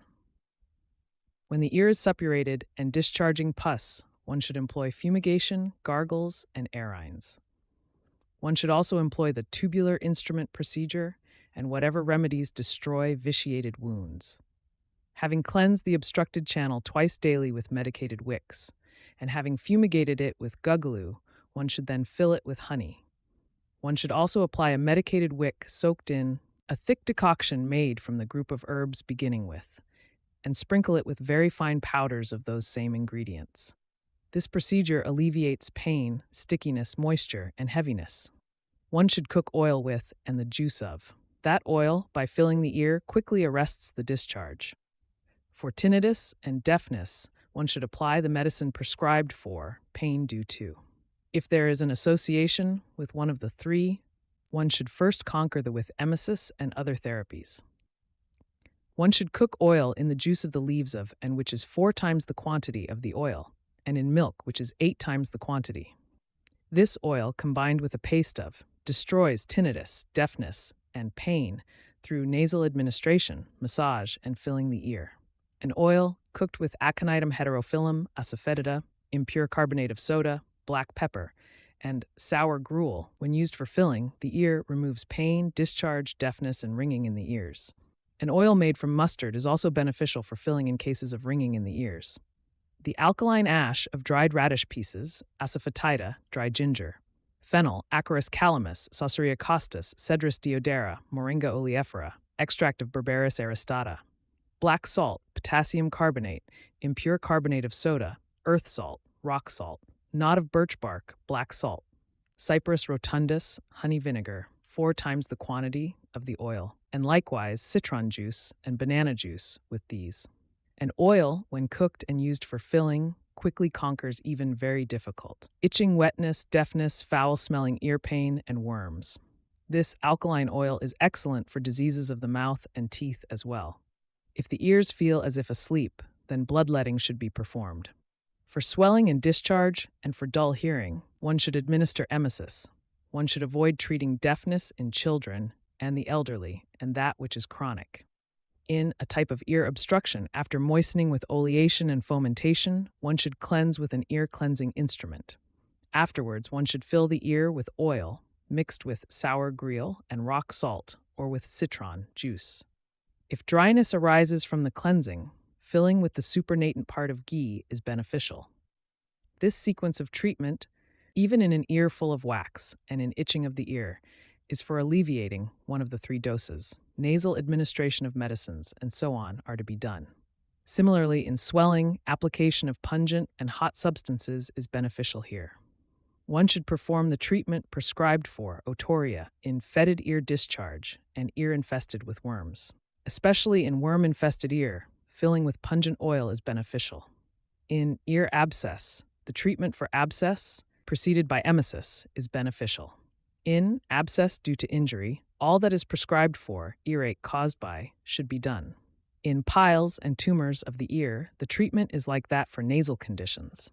An unripe fissure of the earlobe should be treated like ear abscess, according to the manifestation of the. In dryness of the earlobe, one should perform nasal administration of medicine and anointing as in induced earache. One should also perform fomentation. And after fomenting the one should rub it with sesame seeds, mixed with seeds, licorice, ashwagandha, and barley. Thereafter, one should always perform oil massage with nourishing oils. Oil cooked with asparagus racemosus, ashwagandha, Ipomoea digitata, castor, and Malaxis acuminata, along with milk, is supremely nourishing for the S. An oil cooked in milk and the decoction of the meat of marshy animals with a paste of life-promoting herbs promotes the growth and nourishment of the earlobe. Having cut the earlobe that is excessively shrunken, one should join the remaining part and nourish it. The type of earlobe disease is thus manageable. This same method applies to another earlobe disease. In the case of an eruption after the blood has been removed by leeches, a cold application should be used. Oil cooked with the tender leaves of rose apple and mango, licorice, sesame, water lily, along with fermented gruel, and is beneficial for anointing. Also, the clarified butters mentioned for erysipelas are beneficial. For a type of ear affliction, oil cooked with the fat of a monitor lizard and a crab, along with seeds of and rock salt, and is beneficial for anointing. A pungent nasal arine is also beneficial. For a poorly pierced earlobe, the earlobe, after being irrigated with a decoction of N leaves and thoroughly anointed with oil, should be powdered with very fine powders of licorice and turmeric. Oil cooked with lac and is also beneficial for anointing. A type of wound should be repeatedly fomented with cakes made of cow dung. It should be smeared with Embellia ribes pulp mixed with goat's urine, or it should be smeared with the bark of Holarina antidysenterica, Balanites aegyptiaca, Pongamia pinnata, and Cassia fistula seeds. Alternatively, mustard oil should be cooked with these same ingredients, along with Azadirachta indica leaves, black pepper, and Randia spinosa for a wound that can be licked. If an ear is severed, after purifying the patient, one should consider the appropriate bandaging and then reattach it. If it is freshly severed, the pure blood should be allowed to flow and purification should be performed. Then, after braiding the hair and performing excision and scraping, one should place the joint evenly, neither depressed nor elevated. After anointing it with honey and ghee and covering it with a cotton swab and cloth, one should bind it with a thread, neither too tight nor too loose, and then sprinkle it with powders that stop bleeding. Thereafter, one should prescribe the appropriate regimen for the wound. After 7 days, the cotton swab, moistened with raw oil, should be slowly removed. One should gradually enlarge the ear that is well healed, has grown hair, has well-joined cartilages, is even firm, has a good shape, and is free from disease. With these pastes, aquatic moss, cowhage, turmeric, and tree turmeric, fruit of white mustard, the roots of musk shrew that is dyed naturally, the house made by honeybees, bat, leech, and garlic. Buffalo ghee cooked with oil to a thick consistency, along with elephant and horse urine, is excellent for enlarging the ear through anointing. Now, for a person of suitable age who is pure, one should reconstruct a severed nose. One should cut a leaf equal in size to the nose and an equivalent amount of skin and flesh from the cheek. Preserving the skin and flesh near the nose, one should make it thin. Then, one should suture the cheek with a needle and a thread soaked in oil. In the case of a severed nose, after marking, one should turn the skin upwards and attach it to the cheek, carefully suturing the nose. One should insert tubes inside to facilitate easy breathing. After moistening with raw oil, one should sprinkle it with finely powdered sappanwood, antimony sulfide, and other substances that stop bleeding. Then, after anointing it with honey and ghee, one should bandage it and prescribe a regimen for fresh wounds. Knowing the different stages, one should then apply the treatment for fresh wounds. When it has healed, one should cut away any excess flesh and the skin from the vicinity of the nose. Then, one should suture it very smoothly, and again, if deficient, one should augment it. This procedure, for earlobe repair, is also applicable to a nose that has been recently severed and then reimplanted in its proper place. Similarly, the procedure for rejoining a severed lip, even without the use of a tube, is like that for rejoining the nose. Thus, in the composed by the illustrious Vagbhata, son of the Lord of Physicians Simhagupta, in the 6th section, Uttara Sthana, the 18th chapter named Treatment of Ear Diseases is concluded. Chapter 19, Ashtanga Hridaya Samhita. Now, therefore, we shall expound the chapter on the knowledge of nasal diseases. Thus indeed spoke the great sages, Atreya and others. Due to dew, wind, dust, excessive speech, excessive sleep, or staying awake. Due to a low or excessively high pillow, or drinking other unsuitable water. Due to excessive water intake, sexual activity, vomiting, suppression of tears, and other such causes. The bodily humors, aggravated and predominant in one of the three dosas, having attained a thickened state in the nose, produce rhinitis catarrh, which progressively worsens and leads to consumption. Ashtanga Hridaya Samhita.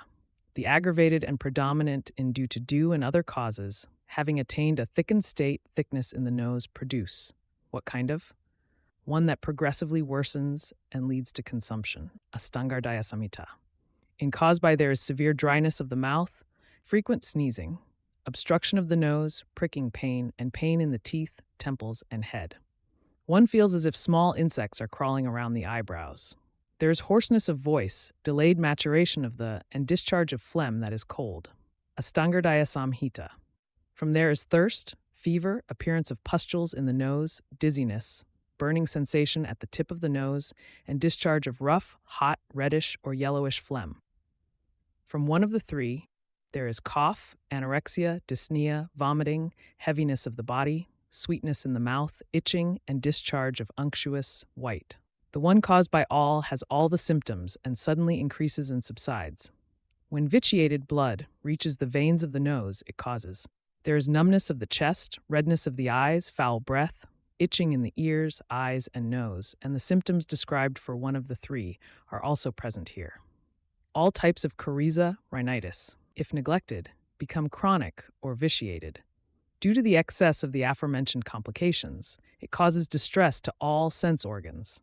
It is accompanied by indigestion fever, dyspnea, cough, and pain in the chest and sides. It flares up suddenly and frequently, causing bad breath and swelling. It repeatedly causes stickiness and dryness in the nose and obstruction of purification. There is a discharge of pus-like, blackish, reddish, clotted phlegm. Long, unctuous, white, and minute worms are generated therein. The signs of maturation in these conditions are lightness of the body, cessation of sneezing, unctuous and yellowish phlegm, and loss of perception of taste and smell. When the tender cartilage of the nose is irritated by the use of pungent inhalants, sunbeams, threads, grass, or other aggravating factors, the enraged Vata, being obstructed, goes to a vital point at the root of the nose. Returning from there, it causes excessive sneezing. This is, the Vata, drying up the nasal passages, and the phlegm, makes the nose feel as if filled with ons, and thereafter causes difficult breathing. This is known as dryness of the nose. In nasal obstruction, there is a feeling of obstruction in the nose, as if by wind blocked by phlegm. Due to the obstruction of inhalation and exhalation, the channels seem to be closed.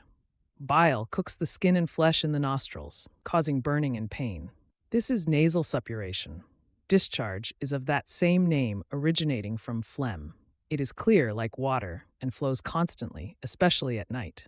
When one of the three is aggravated in the nose, obstructing the channels, it causes a type of rhinitis, which is accompanied by a gurgling breath and severe pain, like chronic rhinitis. Due to this, the patient's nose constantly drips like a sheep's, and thick, sticky, yellow, cooked nasal discharge flows incessantly. When is aggravated in the nose, obstructing the channels, it causes accompanied by gurgling breath and severe pain like. Due to this, the nose of this patient constantly drips like a sheep's and in the form of sticky, etc. flows. When affected by blood, the nose feels as if it is burnt, both externally and internally, and cannot tolerate touch. The breath is like smoke, and it feels as if it is burning. This is called, when the waste products are vitiated at the root of the palate, one of the three, and another name for, emerge putridly from the mouth and nose. This condition is called due to an accumulation of or due to injury. Pus and blood may flow from the nose. That which is pus and blood is called and it causes burning and pain in the head. The wind, obstructed by and phlegm, dries up the inside the nose. That dried attains the state of a small pouch or pocket. That is called. One should distinguish polyps and tumors by their respective symptoms. In all of them, there is difficult breathing, persistent rhinitis, continuous sneezing, nasal speech, foul-smelling nose, and headache. Among these 18 types of, one should alleviate the chronic rhinitis. Here ends the 19th chapter, named Nasarogavajaniniya, Knowledge of Nasal Diseases, in the 6th section, Uttara Sthana, of the Ashtanga Hridaya Samhita, composed by the illustrious Vagbhata, son of the Lord of Physicians, Simagupta. Chapter 20, Ashtanga Hridaya Samhita. Now we shall expound the treatment of nasal diseases. Thus indeed said the great sages Atraya and others. In all types of chronic rhinitis, one should first reside in a wind-sheltered room. One should undergo oleation, fomentation, emesis, smoking, gargling, and holding medicated liquids in the mouth. One should wear heavy, warm clothing and tightly wrap the head. The food should be light, sour, salty, unctuous, warm, and not liquid. Meat from arid regions, jaggery, milk, chickpeas, and an abundance of ginger, black pepper, long pepper are beneficial. It should be rich in barley and wheat and contain curd and pomegranate. Soup made from young radishes and from horse gram is highly recommended. One should drink lukewarm water boiled with 10 roots or aged, a type of liquor. One should inhale the aroma of calamus, cumin, and black cumin. Ashtanga Hridaya Samhita. In all types of one should reside in a wind-sheltered room and undergo and. Similarly, one should tightly wrap the head with heavy, warm clothing made of silk, wool, etc. Also, one should consume food with light qualities, etc. Pomegranate is excellent, the essence of pomegranate. Some read it as prepared with curd and pomegranate. Soup made from young radishes and horse gram is highly recommended. One should drink lukewarm, water boiled with or aged, old, a clear liquor. One should inhale the aroma of and others. Ashtanga Hridaya Samhita, ginger, black pepper, long pepper, Indian silver fir, Java long pepper, tamarind, sour cane, along with leadwort and cumin, each 2 measures, and cinnamon, cardamom, and Indian bay leaf, each 1/4 measure, cooked with half a measure of aged jaggery and made into pills. This is an excellent remedy for asthma and cough, and greatly enhances taste and voice. Ashtanga Hridaya Samhita. One should smoke a mixture of dill, cinnamon, country mallow, root, Indian trumpet tree, castor, and bale, along with golden shower tree combined with fat ghee and emetic nut. Alternatively, one should make roasted grain flour with ghee and place it in a cup-shaped vessel made of clay or leaves. One should avoid bathing, purity rituals, anger, excessive sleep, cold, and water. In induced coryza, one should drink ghee processed with anti-vata drugs, or processed with the 5 salts, or with the group of herbs. One should perform treatments like sudation and nasal administration as prescribed for facial paralysis. In and originating conditions, ghee cooked with sweet-tasting drugs should be drunk. One should perform cold effusions and cold plasters with cooling substances. Oil should be cooked with the bark of and in 10 times the quantity of milk, along with turmeric for nasal administration. In caused by rhinitis, fasting is beneficial, as is an application to the head with white mustard, or one should drink ghee with alkaline substance and vomit. Nasal drops should be made from ground substances. One should conquer all types of rhinitis with nasal drops and gargles prepared with goat's urine, rock salt, the 3 pungents, vidanga, kutaja, cumin, and pungent, sharp. One should manage chronic rhinitis by following the regimen for consumption and worms. The 3 pungents, castor, vidanga, deodar, gugulu, ingudi, eggplant seeds, turpith, white mustard, a type of fish, the flowers of arani, and the fruits of pilu and drumstick. These, ground with the juice and urine of a horse, or separately with elephant's urine, should be made into a wick with a linen core, and the smoke should be inhaled through the nose and mouth. In sneezing, and the disease called sharp insufflation is beneficial. Oil or ghee, cooked with a paste and decoction of dry ginger, costus, pipali, vidanga, and raisins. When used as nasal drops, alleviates sneezing and, in dryness of the nose, oil of should be taken as a drink and so on, and food should be with meat juices. Unctuous fumigation and sudation are also beneficial. This same method applies in nasal obstruction. In suppuration and burning sensation treatment that pacifies is indicated. In discharge, sharp arines and so on are beneficial. The treatment for putrid rhinitis and chronic rhinitis is similar to that for dominant rhinitis.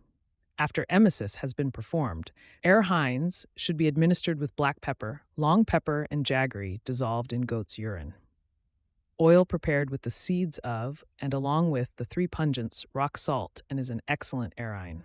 In fresh purulent bleeding, one should follow the procedure for hemorrhagic rhinitis. If it is excessively advanced, it should be treated like a sinus.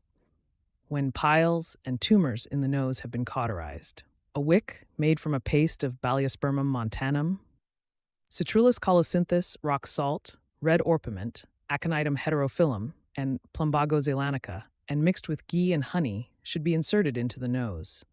Also, the Moringa oleifera and others, nasal drops prescribed for atrophic rhinitis, should be used here.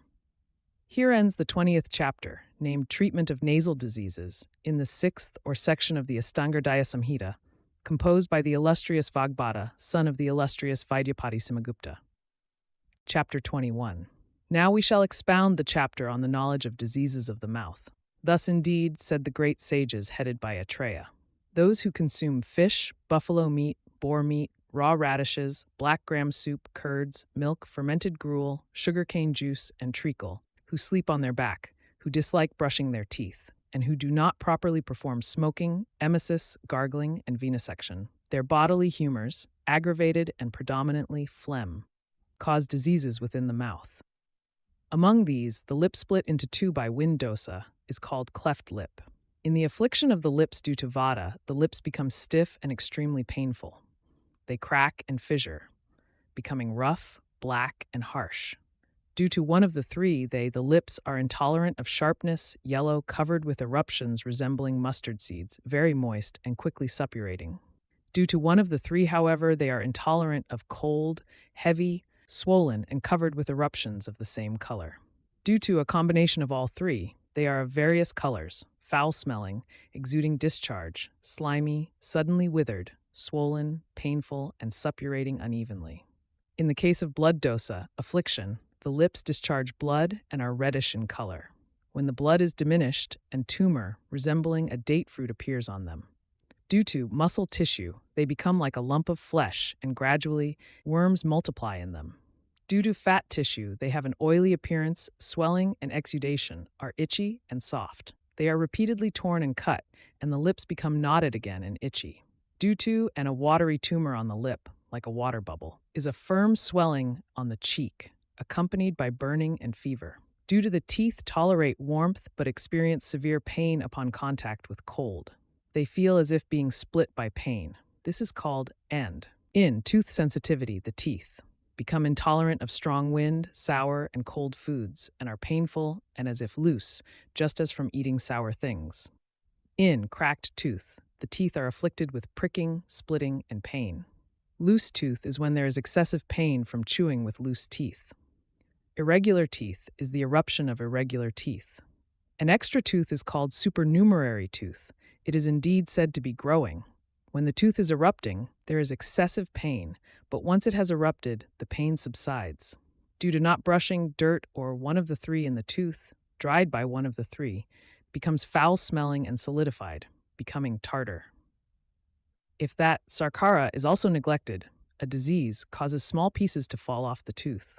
A tooth that has become blackish-blue due to blood, one of the 3, and wind, i.e., when the marrow in the root of a tooth, which is afflicted by especially, is dried up and the tooth becomes hollow and filled with food particles and impurities. Then, due to putrefaction, minute worms are generated. From this, there is a cessation of intense pain without any apparent cause, accompanied by swelling, blackish discoloration, looseness, and discharge of pus and blood. This is called worm-eaten tooth. Due to in blood, the putrid dental tissues discharge blood without cause, and the soft, moist, and blackish dental tissues decay. This is the suppuration arising from and blood is. The dental tissues burn, become red, and are elevated. They are itchy, discharge blood, and swell when blood accumulates. The teeth become loose with mild pain, and the mouth becomes putrid. A dense swelling resembling a jujube seed on 2 or 3 teeth, due to phlegm and blood with intense pain quickly suppurates. This is a gum boil. A heavy swelling, painful and burning on the gum tissue externally and internally due to waste products mixed with blood. When it ruptures, discharges pus and blood. This is dental abscess. A painful swelling at the roots of the teeth caused by bile and blood, discharging saliva with cavities causing the destruction of the gum tissue. He who has a fever due to a derangement of all three, with a discharge of pus and blood, is called greatly perforated and has loosened dental ligaments. A swelling at the end of the teeth, like a peg, causing pain in the jaw and ear, obstructs eating due to one of the three, that is, excessive flesh. When the gum tissues are rubbed, a great inflammation arises, in which the teeth become loose, that is caused by injury. He who neglects even curable diseases affecting the gums, the pathological humor, flowing internally in him, generates a subtle channel. That channel repeatedly discharges pus, piercing the skin, flesh, and bone. These channels are known to be 5 by their respective symptoms as described. The tongue, vitiated by wind, is rough like a tree leaf, numb and fissured. Due to bile, the tongue has burning and heat, and is covered with red fleshy sprouts. Due to phlegm, it is thick and heavy, with projections resembling the thorns of the tree. Due to, and a swelling below the tongue, which causes stiffness of the tongue and is elevated, becomes fishy smelling when mature. That causes the destruction of flesh. At the root below the tongue, a swelling resembling the tip of the tongue, with sprouts caused by and blood, accompanied by excessive salivation, burning sensation, and stiffness, and rough to the touch, is. It is accompanied by pain and itching and obstructs speech and eating. The is similar, but located above the tongue. When the flesh of the palate is vitiated by vata, painful, rough, external, dense, and discharging pustules appear. These are known as palatal pustules. At the root of the palate, due to one of the three mixed with blood, a soft swelling resembling a fish's bladder, pendulous and slimy, obstructing the passage of food through the nose, causing obstruction of the throat, thirst, cough, and vomiting, is uvulitis. In the middle of the palate, a firm fleshless mass is palatal induration. A red swelling in the middle of the palate, shaped like a lotus, is an tumor. A palatal tortoise-like swelling is tortoise-shaped, slow-growing, and painless, caused by. A palatal pustule is jujube-like, painless, and firm, caused by another name for, and fat. Padartha candrica, a swelling in the palatal region, caused by vitiated, which is tortoise-shaped, slow-growing, and painless, is called. Ca0, a swelling that is jujube-like, painless, and firm, caused by vitiated, and is called. Due to one of the three, there is suppuration, known as which discharges pus and causes great pain. Pa0, Se0, the suppuration of the palate caused by vitiated, which discharges pus and causes great pain, is called. Dryness of the palate is caused by vitiated and fever and exertion, and is known by that name. Pe0, the dryness that arises from fever and exertion is, it is called. Thus, there are 8 diseases of the palate. Fleshy sprouts originating from the root of the tongue in the throat are terrible, obstruct the passage, grow rapidly, and are quickly fatal. This is Peeo. In the throat region, those fleshy sprouts that arise from the root of the tongue are terrible, unbearable, obstruct the passage of the throat, and arise quickly. That which is quickly fatal is called. Due to one of the three, it causes dryness of the throat and mouth, and pain in the jaw and ears. Pe, that arising from causes dryness of the throat and mouth. It causes pain in the jaws and ears. Due to one of the three, it is accompanied by fever, heat, thirst, delusion, and a sensation of smoke in the throat. It appears quickly, ripens quickly, is excessively red, and intolerant to touch. Due to one of the three, it is slimy and pale. Pa0, the due to, is accompanied by fever and so on. It arises quickly. It ripens quickly and is excessively red, meaning very reddish. It does not tolerate touch. Pamcam, the due to vitiated, is slimy and pale. Due to blood, it is covered with eruptions. It resembles a heated coal, causes ear pain, and has the characteristics of a type condition.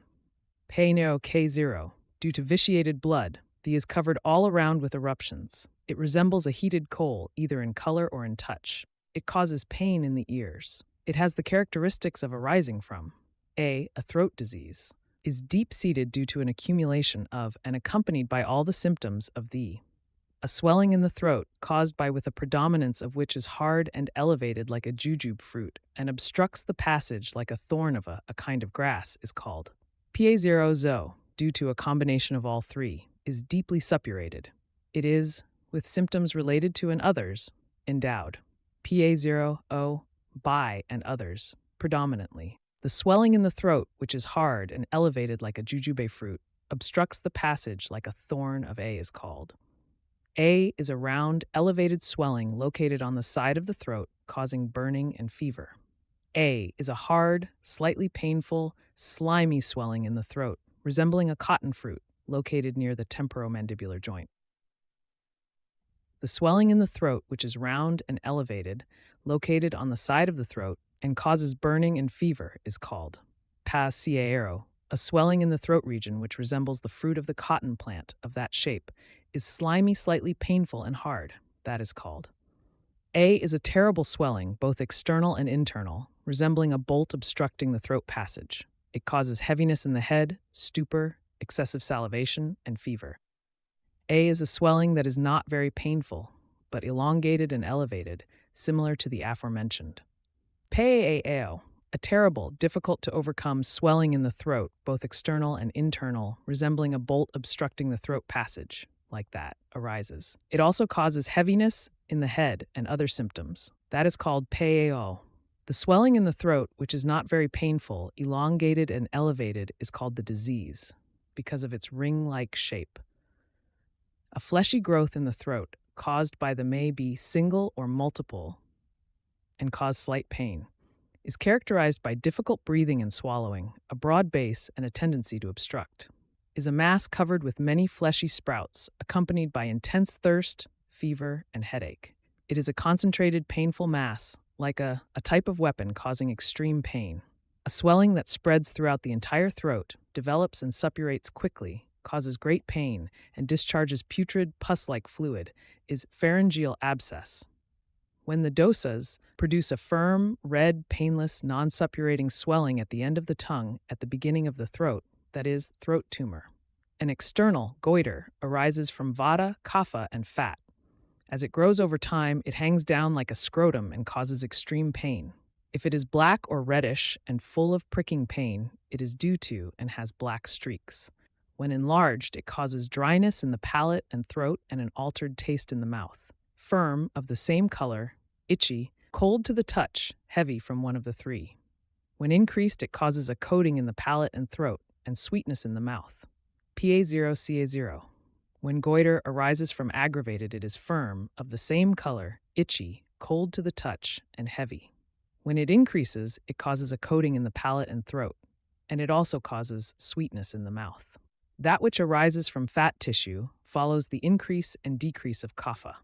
When increased, it makes the body large, causes a sound in the throat, and a low voice. Pietro Ca0a, goiter, produced from increased fat tissue, has the characteristics of, and it follows the increase and decrease of the body. Therefore, with the increase of the body, it also increases. With the wasting of the body, it becomes wasted. When increased, it causes a sound in the throat and a low voice. When the movement of vata is obstructed by kapha, the throat is dry and the voice is lost. He faints and breathes continuously, that is, loss of voice, from PaCa0. When the movement of wind is obstructed by vitiated kapha, and by which disease a person has a dry throat and a lost voice, and by which, fainting, entering into darkness, he releases breath continuously. That disease is called destroyer of voice. Thus end the 18 diseases of the throat. The all-pervading wind creates moving, reddish, and rough ulcers inside the mouth. The lips become coppery and their skin is mobile. The tongue is intolerant of cold, heavy, fissured, and covered with thorns. The mouth opens with difficulty. This is stomatitis caused by the wind, spreading everywhere, creates moving, reddish, and rough ulcers everywhere inside the mouth. Similarly, the lips are coppery, copper-colored, and their skin is mobile. The tongue is intolerant of cold, unable to bear cold touch, heavy fissured and covered with thorns, and it opens the mouth, the oral cavity, with difficulty. This is called stomatitis of the mouth. When is obstructed downwards by hemorrhoids, abdominal tumor, one of the three, etc., it moves upwards, causing foul odor in the mouth. This is called upward-moving flatus. When is obstructed downwards by hemorrhoids, abdominal tumor, phlegm, etc., it moves upwards, causing foul odor in the mouth. This is known as in stomatitis of origin, there is burning sensation and heat, and a bitter taste in the mouth. The ulcers are similar to wounds sprinkled with alkali. The same symptoms are present in blood-related. In that which arises from in stomatitis of the mouth, there is burning sensation and heat.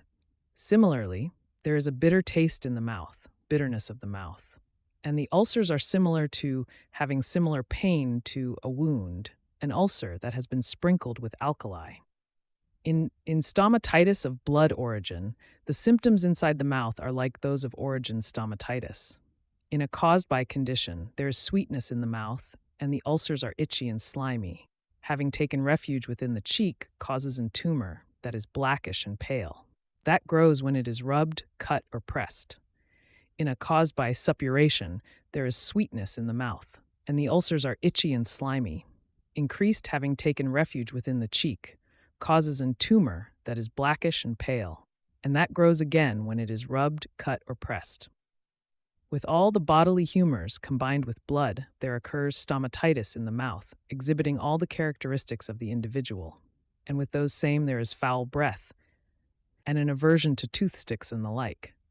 By the waste products, i.e., and others, by all three, with blood, there occurs suppuration of the mouth, and that exhibits all characteristics. For a person who has an aversion to toothsticks, by those same there is foulness of the mouth. Thus, these are the 8 diseases affecting the entire mouth. On the lips, cheeks, teeth, tooth roots, tongue, palate, throat, and everywhere in the mouth. Thus, 75 diseases are declared. 11, 1, 10, and 13, and also 6, 8, 18, and 8 respectively. 11 diseases of the lips are declared. 1 on the cheek, on the teeth, 10, 13 at the tooth roots, 6 on the tongue, 8 on the palate, 18 in the throat, 8 diseases in the mouth. Thus, 75 diseases are declared everywhere. Among these, the following are incurable: tumors without pus, a large cavity, and due to sanapata and from and all, splitting of teeth. When a tooth is fractured, and a suppurated sublingual swelling. Goiter, that causes hoarseness, difficult breathing, and has lasted for more than a year. Hypersensitivity and splitting are palliable. One should conquer the remaining diseases with surgical instruments and medicines. The 21st chapter, PA0, CA0, among the diseases of the mouth, etc., are incurable. Is a disease of the teeth, is a disease of the teeth, is a disease of the throat, is a disease of the mouth, and are diseases of the throat, is a disease of the sublingual region. From concurrence of all three, a fistula originating from the root of a tooth, lip inflammation, caused by is incurable, arising from blood and is incurable. Splitting of a tooth when the tooth is fractured is incurable. A suppurated is incurable. A goiter that causes hoarseness, difficult breathing, and is more than a year old is incurable. PAK, hypersensitivity of teeth and splitting of teeth, these two are palliable. PAL, the remaining diseases one should conquer with surgical instruments and medicines that are appropriate and will be described later. Thus, the 21st chapter named Mukharoga Vijnaniya in the 6th Uttara Sthana in the commentary on the Ashtanga Hridaya called Sarvanga Sundara, composed by Srimadarunadatta, son of Srimagangadata, is concluded. Chapter 22. Now we shall expound the treatment of diseases of the mouth. Thus indeed spoke the great sages, beginning with Atreya. In the case of a person with a cleft lip, one should incise the edges, suture them, and then treat it like a wound. PA0CA0. Of a person with a cut lip. After oleating and fomenting the person with a cut lip, one should incise the edges of the lip, suture them tightly with a linen thread, and then perform treatment as for a fresh wound. One should apply a compress anointed with ghee washed 100 times over the wound. One should cook oil for anointing with licorice, Silastris peniculatus, Simplicos racemosa, Spheranthus indicus, Hemidesmus indicus, Nymphea stellata, Trichosanthus dioica, and Solanum nigrum. An oil prepared with substances of the sweet group that alleviate one of the three is suitable for nasal administration. PA0CA0. One should cook oil for anointing with a paste made from and other ingredients. PA0CA0. Oil prepared with sweet-tasting medicines that alleviate should be used for. In a lip disorder caused by a cotton swab soaked in a great oleaginous preparation prepared with resin of Shoria robusta, beeswax, Commiphora mucul, and Cedrus deodara is beneficial. Pradasarana rubbing with the same mahasneha mixed with licorice powder is also beneficial. PA0CAO-A, cotton swab soaked in, which is known as ghee, marrow, muscle fat, and oil, prepared with resin of Shoria robusta, beeswax, Commiphora mucul, and Cedrus deodara is beneficial in a lip disorder caused by. Paying with the same, mixed with licorice powder is also beneficial in. One should foment the lips with a tube using castor leaves cooked in milk. Nasal administration as prescribed for fissured lip and nourishing application. On his head should be performed. The lip afflicted by one of the three. One should foment it with a tube using castor leaves cooked in milk. That which is prescribed for nasal administration should be employed. Similarly, oil massage of the head should be performed on his head. One should treat lips afflicted by one of the three or injury with leeches. Application with honey and licorice is beneficial. The affliction of the lip caused by or injury, one should treat it with leeches, meaning one should cause blood to flow out with them. In the affliction of the lip arising from or injury, application with and others is beneficial. Ghee cooked with licorice and is beneficial for anointing. Here, in the case of conditions caused by in blood, the treatment should be like that for an abscess. This very treatment should be performed in a fresh case. Ghee cooked with a paste of and others is beneficial for anointing. In these two, those caused by an injury, treatment like that for should be performed. In the condition arising from blood or a fresh one, this very treatment as prescribed for should be performed. In the case of a lip afflicted by one of the three, rubbing with Cisampellos pereira, alkaline preparations, honey, and a combination of dry ginger, black pepper, and long pepper is to be done for a lip with internal bleeding. Smoking, nasal drops, and gargling that alleviate should also be employed. A lip tumor of fatty origin that has been fomented, incised, and from which the fat has been removed should be cauterized with fire. It should be rubbed with Calocarpa macrophylla, Simplacos racemosa, a combination of and honey. For a watery tumor that has been incised and purified, a sharp rubbing with honey is prescribed. If it is deeply situated or excessively enlarged, alkaline preparation or cauterization is the remedy. For a type of boil on the cheek, one should treat it like a swelling in its initial stages. For a type of boil on the cheek, one should treat it like a swelling in its initial stages. The earlobe of a person with cold teeth that has been fomented and incised should be cauterized with oil, and it should be rubbed with dense rock salt mixed with honey and with pomegranate rind, another name for a type of collyrium, a type of iron ore, seeds, syzygium cumini, and dry ginger. Gargling with decoctions of milky trees and a specific medicated oil as nasal drops are prescribed. In cases of dental hypersensitivity and splitting of teeth, all treatments that alleviate one of the three are beneficial. Milk boiled with sesame seeds and licorice should be held as a gargle. For loose teeth, a gargle with decoction mixed with oil. Rubbing with an oily nasal medications, mouth filling, and other treatments should be applied according to the condition. When a growth on the tooth is made brittle by application of alkali, it should be extracted like a worm-eaten tooth and then treated in the same way. For unstable bleeding and burns, the treatment is like that for a wound. One should remove tartar from the teeth without harming the tooth roots. Afterwards, one should rub with alkaline powders mixed with honey. The same procedure should be followed for a type of dental calculus, and what is prescribed for tooth sensitivity should also be performed. One should conquer tooth decay caused by worms that is immobile and has been fomented by means of bloodletting and by unctuous applications, gargles, nasal administration, and diets that alleviate mobility. One should cauterize a hollow tooth filled with jaggery or beeswax. Filling it with the latex of Alstonia scolaris and Calotropis gigantea conquers pain caused by worms. The powder of asafoetida, Marica esculenta, green vitriol, impure carbonate of soda, Sauceria costis, and black pepper, when held on the tooth in a cloth, quickly conquers pain. One should make the patient hold a gargle of oil prepared with these very substances, or with decoctions made from Ricinus communis, 2 types of solanum, and Spheranthus indicus. When the pain is not pacified even by various therapeutic measures, one should extract even a firm tooth, having first loosened it from its root, with a small forceps or a tooth extractor. Thereafter, a gargle of oil with licorice powder or honey is to be used. Then, oil cooked with and 10 times the quantity of milk should be used for nasal administration. One should not extract teeth from emaciated, weak, or elderly persons, nor from those afflicted by. One should also not extract an upper tooth, for its extraction causes many complications.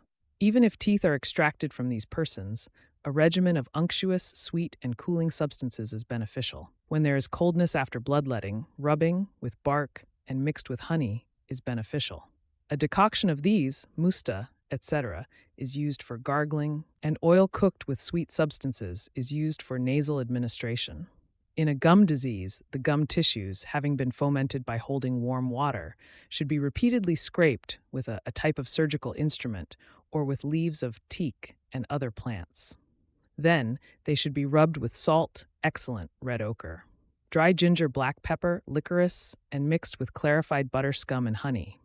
Lukewarm clarified butter scum or oil should be held for gargling.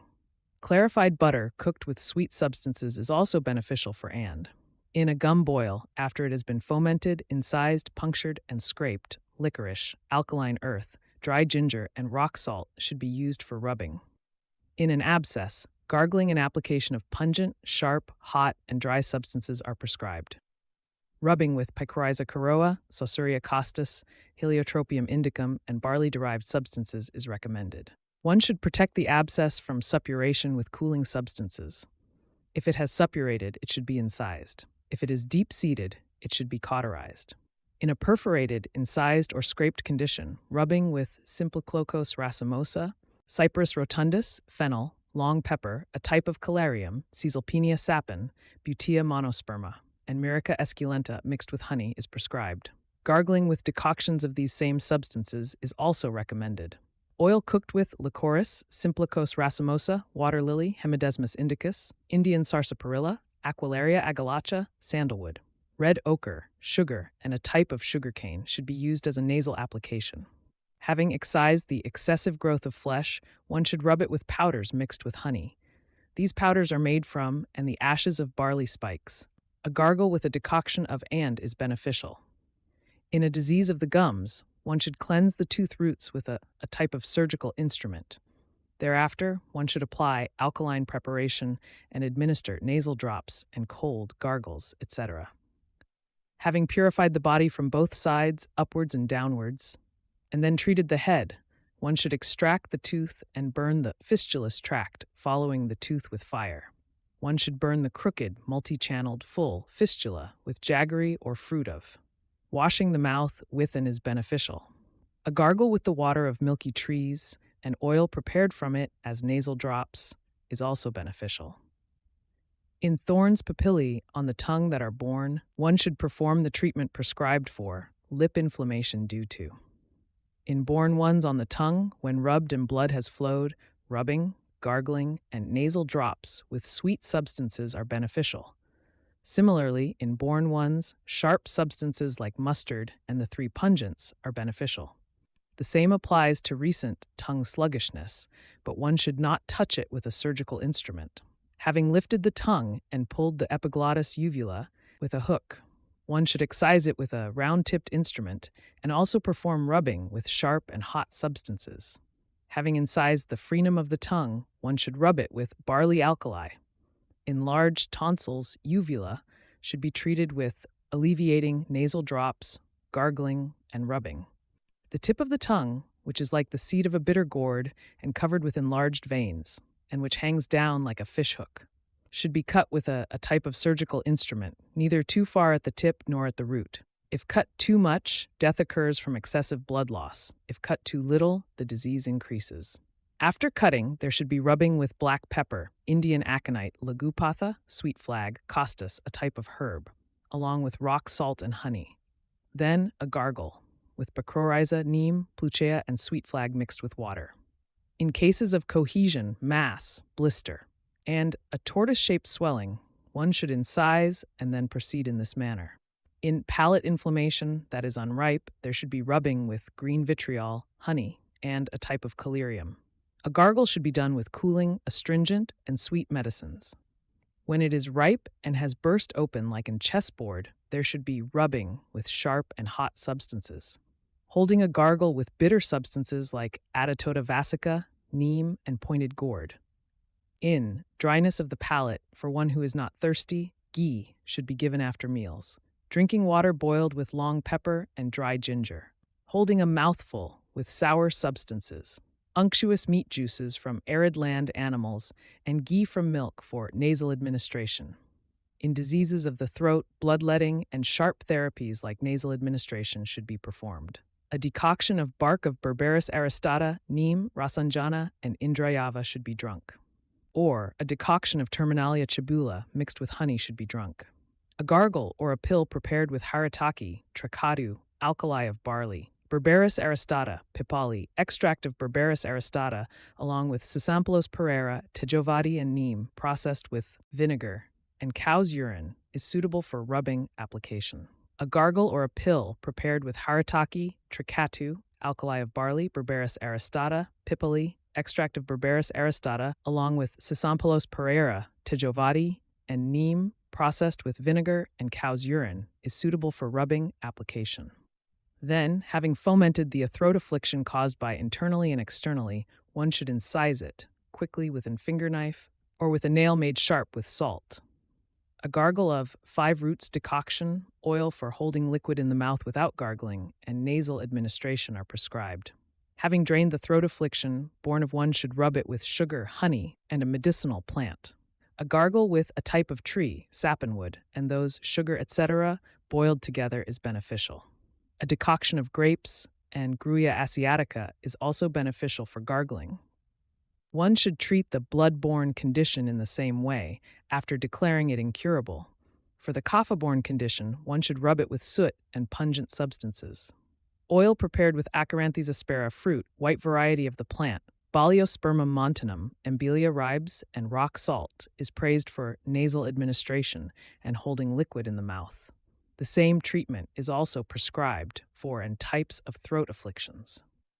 In abscess that has been incised, long pepper, ox gall, antimony sulfide, and red ochre, along with a type of salt, rock salt, sappanwood, and long pepper, are excellent for gargling and rubbing. A goiter caused by wind dosa after being fomented and having blood extracted should be poulticed with sesame seeds and the seeds of linseed, Buchanania lanzan, and hemp. When the wound has healed, it should be repeatedly smeared with drumstick tree, Laudra, Clerodendrum flammatus, long pepper, and Borhavia diffusa, as well as the roots of Tinospora cordifolia and Calotropis gigantea, and the flowers of a type of plant, all pounded with a type of plant and mixed with alcohol or sour greel. Oil cooked with Tinospora cordifolia, neem Holarina antidesenterica, Adiantum philippines, and the 2 types of Sita cordifolia and Sita rhombifolia, along with long pepper and Cedrus deodara, should be given to drink. This same treatment should also be performed for originating from goiter, but with excessive fomentation and liquefaction. A paste of Cleome gynandra, Aconitum heterophyllum, a type of plant, along with Gymnema sylvestre, Abrus precatorius, bottle gourd, and a type of plant, prepared with Butea monosperma, alkali, should be applied as a plaster. One should cook the alkaline ash of a type of plant that has been strained through cow's urine and drink it while eating, Paspalum scrabiculatum, or oil prepared with group of herbs starting with, and the 5 salts is beneficial. One should regularly employ smoking, emesis, nasal aerines, and other therapies that alleviate one of the three doses. In cases of excessive fat accumulation, one should perform venesection and adopt therapies that alleviate. One should also make the patient drink the powder of group of herbs, starting with urine in the morning. If it does not subside, one should cause it to suppurate and then treat all of them like ulcers. For stomatitis, oral ulcers, mouthwash is prepared from a group of 3 fruits, Cisampulose pereira, grapes, and jasmine sprouts, boiled with honey should be used. Or, after chewing, one should spit out the group of herbs starting with group. In stomatitis, due to Vata, black, a type of plant, should be used for rubbing. Oil cooked with alleviating substances is beneficial for gargling and nasal administration. In Pitta blood disorder, the treatment for a disease characterized by bleeding disorders should be applied. In phlegm, the treatment for should be applied. Hard, stable pustules should be scraped with leaves of vegetables and other plants. In a combination of all three, treatment should be performed according to the manifestation of the. In a new undeveloped tumor, after excision, should be done with impure carbonate of soda, ginger, and honey. A decoction is desired for mouth holding. A paste made from Tinospora cordifolia and Azadirachta indica mixed with honey and oil should be used, and one should eat barley and perform nasal administration and anointing with strong oil. For one who has vomited and has a putrid mouth, strong fumigation and nasal administration should be used. Water with Rubia cordifolia, Woodfordia fruticosa, Simplicos racemosa, Calicarpa macrophylla, and Prunus sarasoides should be used for washing the inside of the mouth, and powdered substances should be sprinkled inside. One should also practice the etc. Prescribed for gingivitis and a gum disease. Garcinia indica, Citrus medica, and Salix caprea. The bark of Ficus religiosa, Syzygium cumini, Mangifera indica, and Terminalia arjuna, and the heartwood of Acacia catechu and Acacia catechu, with a decoction of these brought to a thick consistency and mixed with their powders, pills should be made. These held in the mouth daily destroy even very difficult diseases of the throat, lips, palate, etc. These are the aromatic preparations formulated by the Lord of Videha. Having cooked a 100 palace of Acacia catechu in a pot of water, and with that water and with pastes of sandalwood, a type of fragrant wood, saffron, fragrant grass, Valeriana wallachii, Costus speciosus, Devodaru cedrus deodara, Simplocos racemosa, grapes, Rubia cordifolia, cinnamon bark, Prunus sarasoides, Embellia ribes, Delphinium zalal, Valeriana wallachii, a fragrant substance, Myrica esculenta, small cardamom, Cymbopogon martinii, and Caesalpinia sapin. One should cook one of oil with each ingredient being one. That oil, by drinking, nasal administration, and gargling, destroys all diseases in the mouth and bestows the vision of a vulture and the hearing of a boar. The face, anointed with this oil and rubbed with Berberis aristata, becomes free from freckles, dark spots, pimples, etc., and attains the luster equal to the moon. Held in the mouth with these substances, it imparts stability to a shaky row of teeth. 2 collyriums, 2, and A of pure, fragrant camphor should be added there. Then one should always make pills from this, and these should be held in the mouth as they remove diseases. One should cook oil with a reversal of the decoction ingredients, following this same method. For the firmness of teeth, this indeed is paramount. This oil is renowned with. By regularly practicing this, even a healthy person's teeth become firm. A decoction of Indian barberry, camel thorn, and the 3 fruits, or of Picoriza coroa, yellow-bodied plant, Simplicos racemosa, and Xanthoxylum alidum, destroys suppuration and discharge when rubbed on. A powder called made from soot, Rasanjana, Cisampulose pereira, the 3 pungents, alkali, leadwort, iron slag, and tejavati, mixed with honey, should be held in the mouth for disorders of the mouth, teeth, and throat. A yellow powder made from bark of Indian barberry, rock salt, realgar, barley awn, and orpiment, mixed with honey and ghee, should be held in the mouth for diseases of the teeth, mouth, and throat. This medicinal extract, prepared with 2 alkalis, soot, triphala, 5 salts, the 3 pungents, vedanga, rock salt, and rasanjana, cooked in cow's urine, destroys throat diseases. Even minor mouth diseases do not afflict a person who consumes haritaki, whose bodies have been dissolved by boiling in cow's urine and which have been impregnated with rivera, fennel, and costus, just as misfortunes do not touch a king who listens. A decoction of 2 types of and when drunk with honey or held in the mouth, destroys all diseases of the mouth. The fresh juice of Indian barberry, boiled and thickened with red ochre, when held in the mouth with honey, removes stomatitis, sinus ulcers, and other wounds. The same preparation can be made separately from licorice and triphala. A gargle, prepared by boiling iron slag and in water, should be held to strengthen weak teeth. Diseases of the mouth, tooth roots, and throat are mostly predominated by and blood. Therefore, their vitiated blood should be repeatedly let out. Purgation of the body and head, emesis, and pungent and bitter gargles are generally recommended for them, diseases of the throat, and actions that remove one of the three and blood are also recommended. Food made from barley and other grains, pulses, alkaline substances, and oil-free vegetable broths and other edibles are beneficial. As is anything else that destroys, another name for.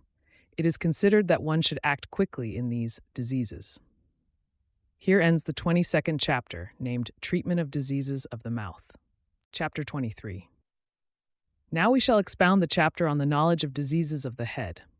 Thus indeed spoke the great sages like Atreya, by smoke, sunlight, dew, playing in water, excessive sleep, staying awake, by excessive sweating, suppression of urges, exposure to easterly winds, suppression of tears and crying, by excessive intake of water and alcohol, by worms, by suppressing natural urges, by improper pillows, by disliking cleansing and anointing, by constantly looking downwards, by incompatible smells, by contaminated food, by speaking excessively, etc. The located in the head generate diseases. The located in the head generate diseases due to smoke, etc. Among these, due to the vitiation of Vata. The temples are severely pricked and the nape of the neck feels as if it is splitting. The space between the eyebrows and the forehead feel as if they are falling off with extreme pain. The ears are afflicted with ringing, and the eyes feel as if they are being pulled out. The entire head feels as if it is whirling, and as if it is being dislodged from its joints. The network of veins pulsates excessively, and there is stiffness in the neck and jaw. There is intolerance to light, and nasal discharge occurs suddenly, just as it subsides. Softness is produced by massage, anointing with oil, sweating, and bandaging. This is the headache. When it affects half of the head, it is hemicrania.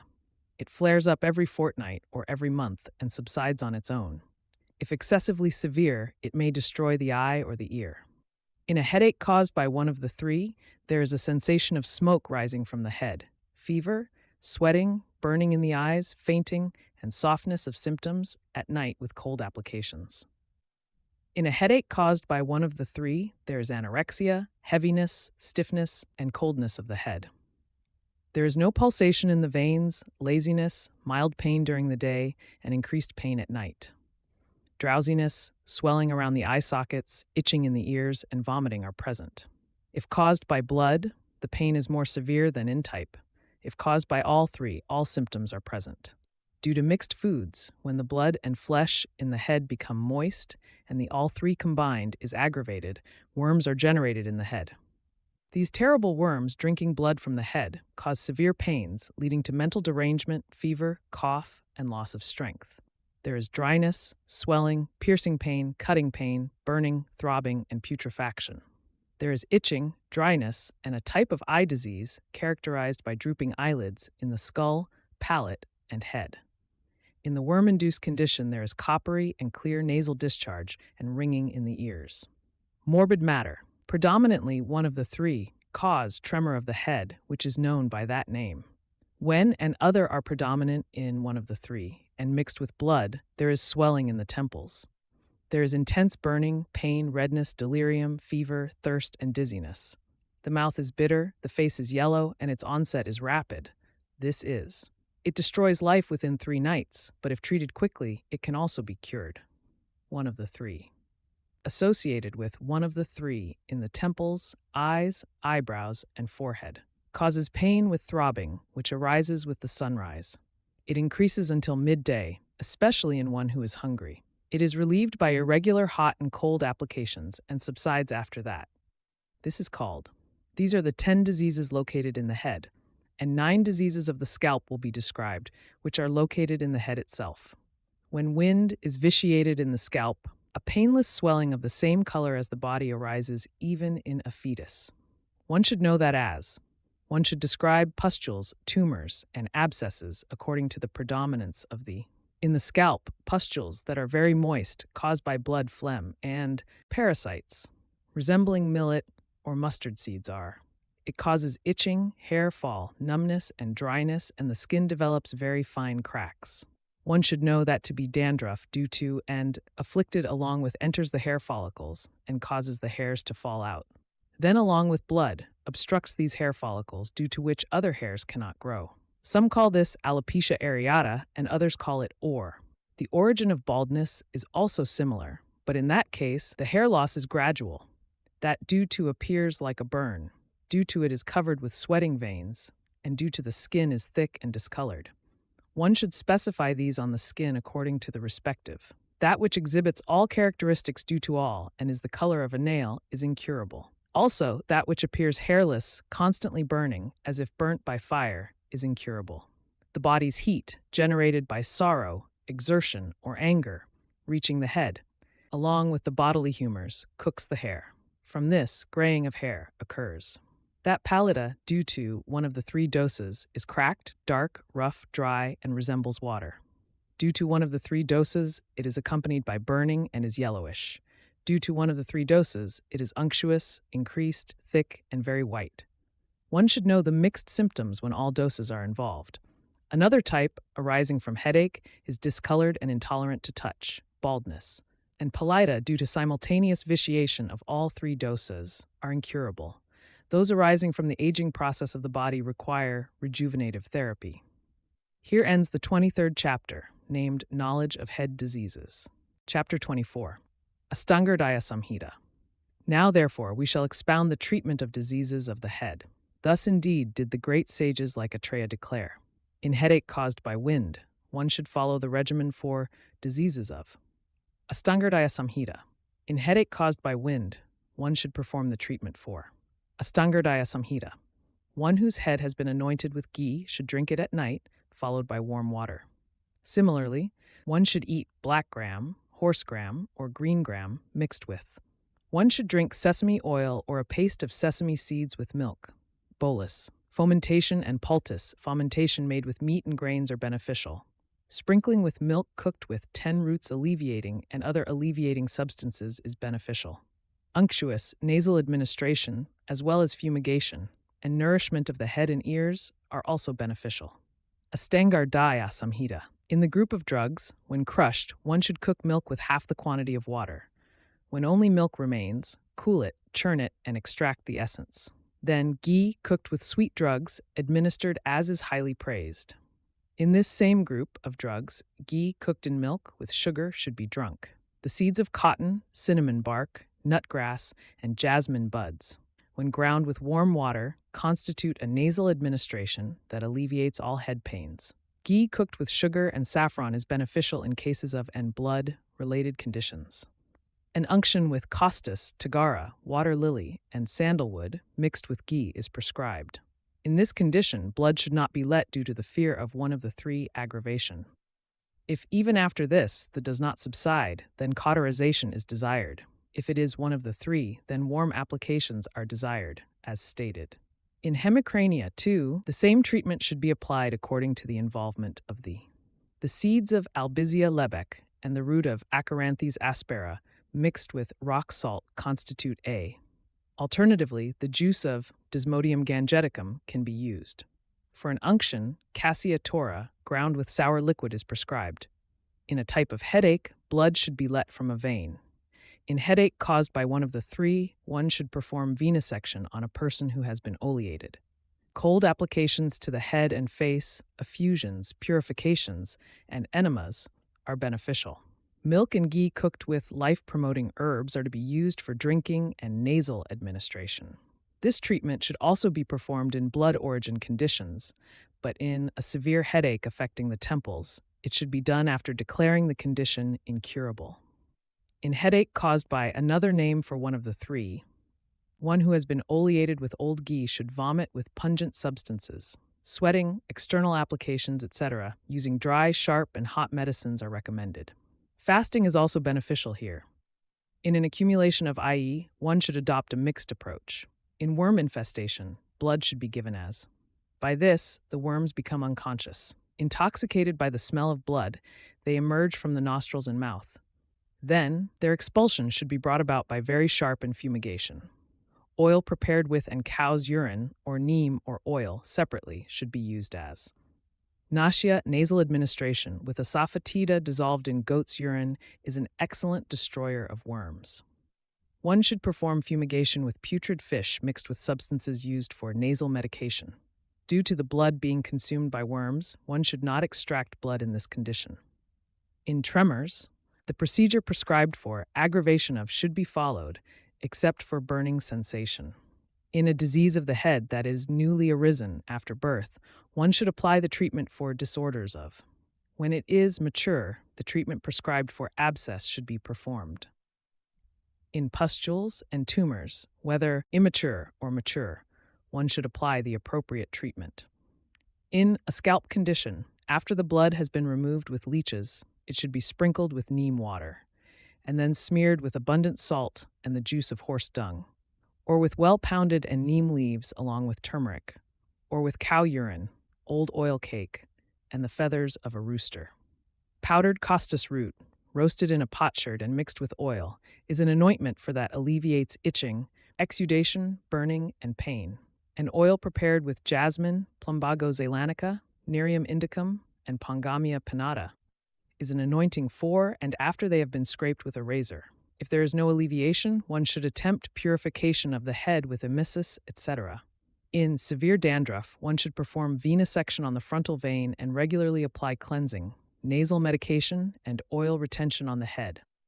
One should also apply a paste with honey, made from Buchanania lanzan, licorice, black gram, and mustard seeds, as well as lac, cassia fistula leaves, a type of salt, and Emblica officinalis. Washing with water containing the ash of Paspalum scorbiculatum grass is beneficial. In alopecia areata, one should open a vein near the affected area and then apply a paste. One should make deep scarifications and then apply a paste of green vitriol, red arsenic, blue vitriol, and black pepper. Or one may apply a paste of wild cardamom and deodar cedar or the roots and fruits of Abrus precatorius. Similarly, one may use the roots of Gloriosa superba or the juice of Nerium indicum. Or one may use the juice of honey and small brinjal, or the leaves of datura with the juice of marking nut. Alternatively, a paste of pyrite, ghee, sesame flowers, and Tribulus terrestris. The ash of an elephant's tusk mixed with oil is an excellent medicine for uncertain, a type of alopecia or hair disorder. When white hair grows, the ash of a ram's horn, similarly mixed with oil, is effective. One should avoid sprinkling water until hair growth occurs. In baldness, graying hair, wrinkles, and greenish hair after purification, one should treat with nasal administration, oral medicines, head anointing, and external applications. Oil cooked with Solanum indicum and other herbs and life-promoting herbs is suitable for nasal drops, or a self-controlled person subsisting on milk should administer neem oil as for a month. The seeds of ant should be equal in quantity to. These, impregnated with the juice of and, should be ground with goat's milk. When this paste is applied to iron and heated by the sun's rays, the oil that exudes should be used as nasal drops by one who consumes milk. This brings an end to graying hair.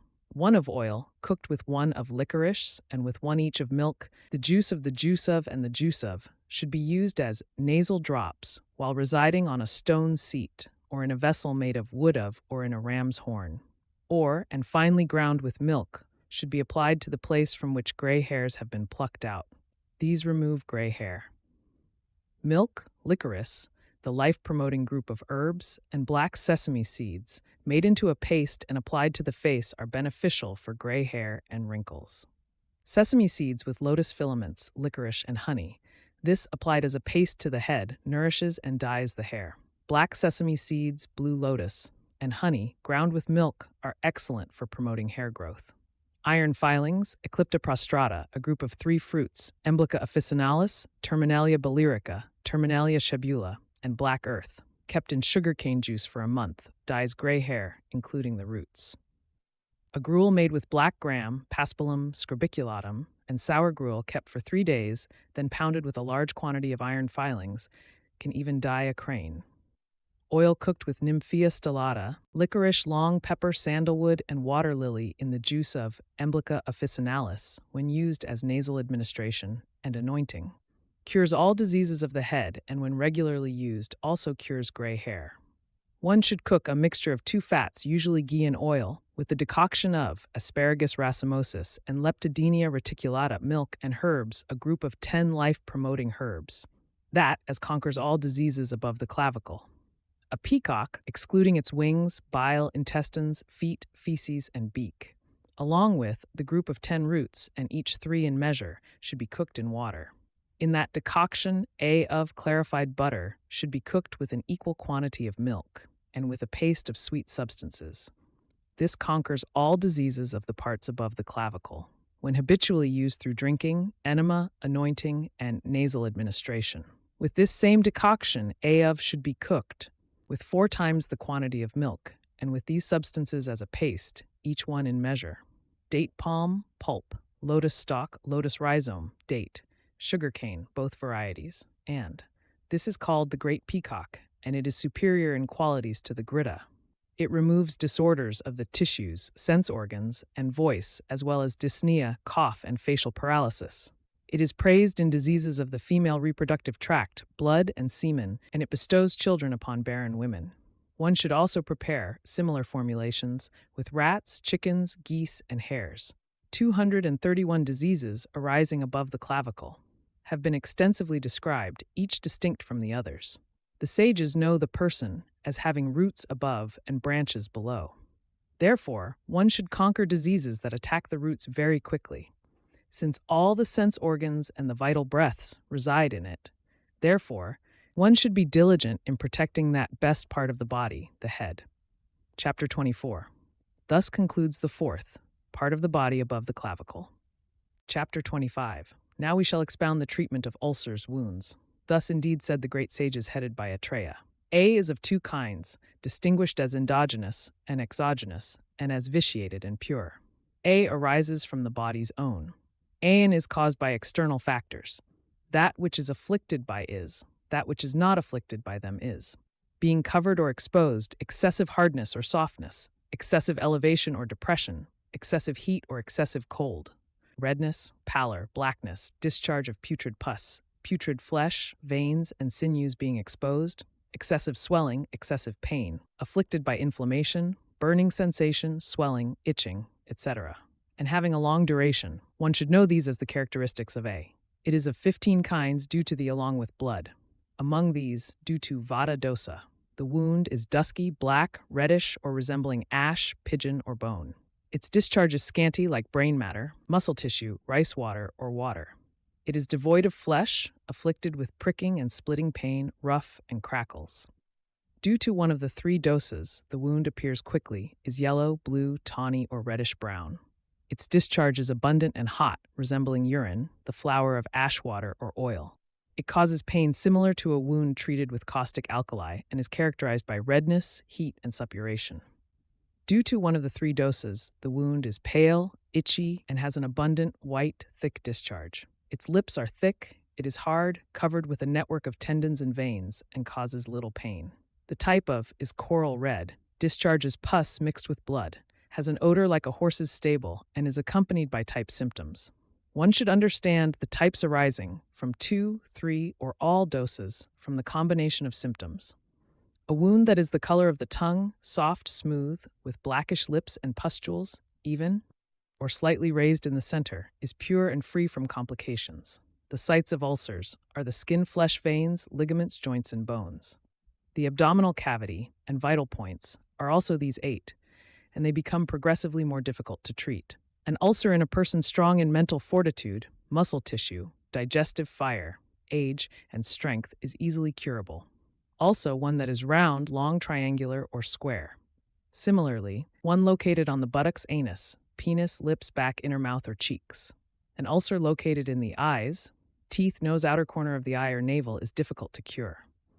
Also, in the raphe, abdomen, ears, sides, armpits, and breasts.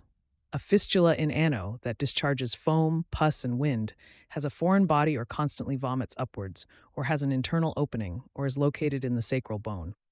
Wounds of those afflicted with skin diseases, those poisoned, those emaciated, and those with diabetes, and those who have wounds upon wounds heal with difficulty.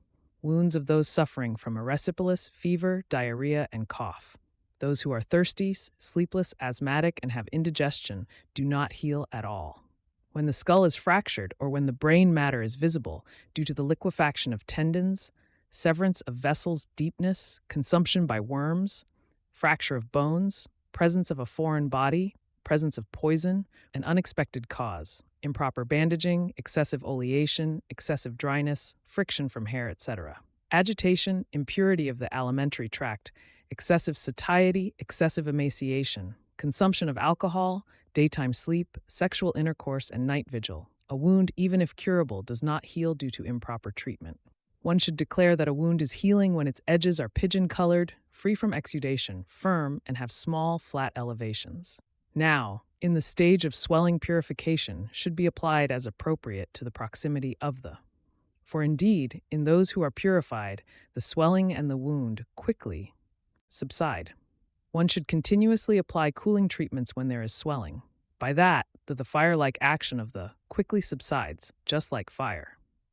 In swelling and wounds that are hard, discolored, accompanied by pain, and especially those associated with poison, one should remove blood using leeches and other methods. When the vitiated blood is removed, there is immediate alleviation of swelling, redness, and pain. When blood has been removed repeatedly, a beneficial paste should be applied in an upward direction. This paste should be made from substances that are very cold in touch and potency, very smooth, ground on the same day, not stale, mixed with liquids like milk and sugarcane juice, and combined with ghee washed 100 times and other non-drying substances applied repeatedly. Sprinklings and anointings made with these substances are also beneficial. A poultice made from the barks of, and along with abundant ghee, is an excellent pacifier of swelling. For swellings that are predominantly stiff, hard, and intensely painful, and even for wounds that are discharging blood, fomentation with the meat of aquatic and marshy animals is beneficial. Furthermore, flax seeds roasted, then quenched in milk, and ground with that same milk relieve burning sensation and pain. For swellings that are firm and mildly painful, one should anoint them with unctuous substances that alleviate and then foment them slowly with a bamboo tube. For the purpose of liquefaction, one should gently massage them with the palm or thumb. One should also apply a paste made from cooked and ground barley, wheat, and mung beans. If it does not resolve even after this, then one should apply a poultice to it. If it is unripe, it will subside. If ripe, it will suppurate. A paste made of barley flour, mixed with jujube fruit, sesame, hair, sour curds, fermenting agent, costus root, and salt, applied lukewarm, is excellent for poulticing. When a swelling is well ripened, consolidated, and pressed by pressure, then incision is desired for one that is fit for incision and for a delicate person. A type of plant, arsenic trisulfide, a medicinal plant, pigeon droppings, hair-removing substances, medicinal substances, alkaline preparations, and the incision of a mature swelling are indicated. Those abscesses containing pus with small openings, with pockets, and those located in vital spots should be pressed all around with non-unctuous pressing substances. One should disregard a plaster that is drying out during the pressing. One should not apply it to the opening of the wound, for in that way the pathological humor flows out. Peas, barley, wheat, black gram, green gram, and mustard seeds. And the barks and roots of unctuous substances are used for pressing, prapadanam. In the 7 applications like washing and etc. should be used extensively for severely vitiated wounds and also for urinary disorders, skin diseases, and other wounds. Alternatively, for an impure wound, a decoction of pointed gourd and neem leaves is used for washing. For a pure cleansed wound, however, a decoction made from the bark of banyan and others. A paste made of pointed gourd, sesame, licorice, turpith, baliospermum, the 2 turmeric and tree turmeric, and leaves, along with rock salt, cleanses wounds.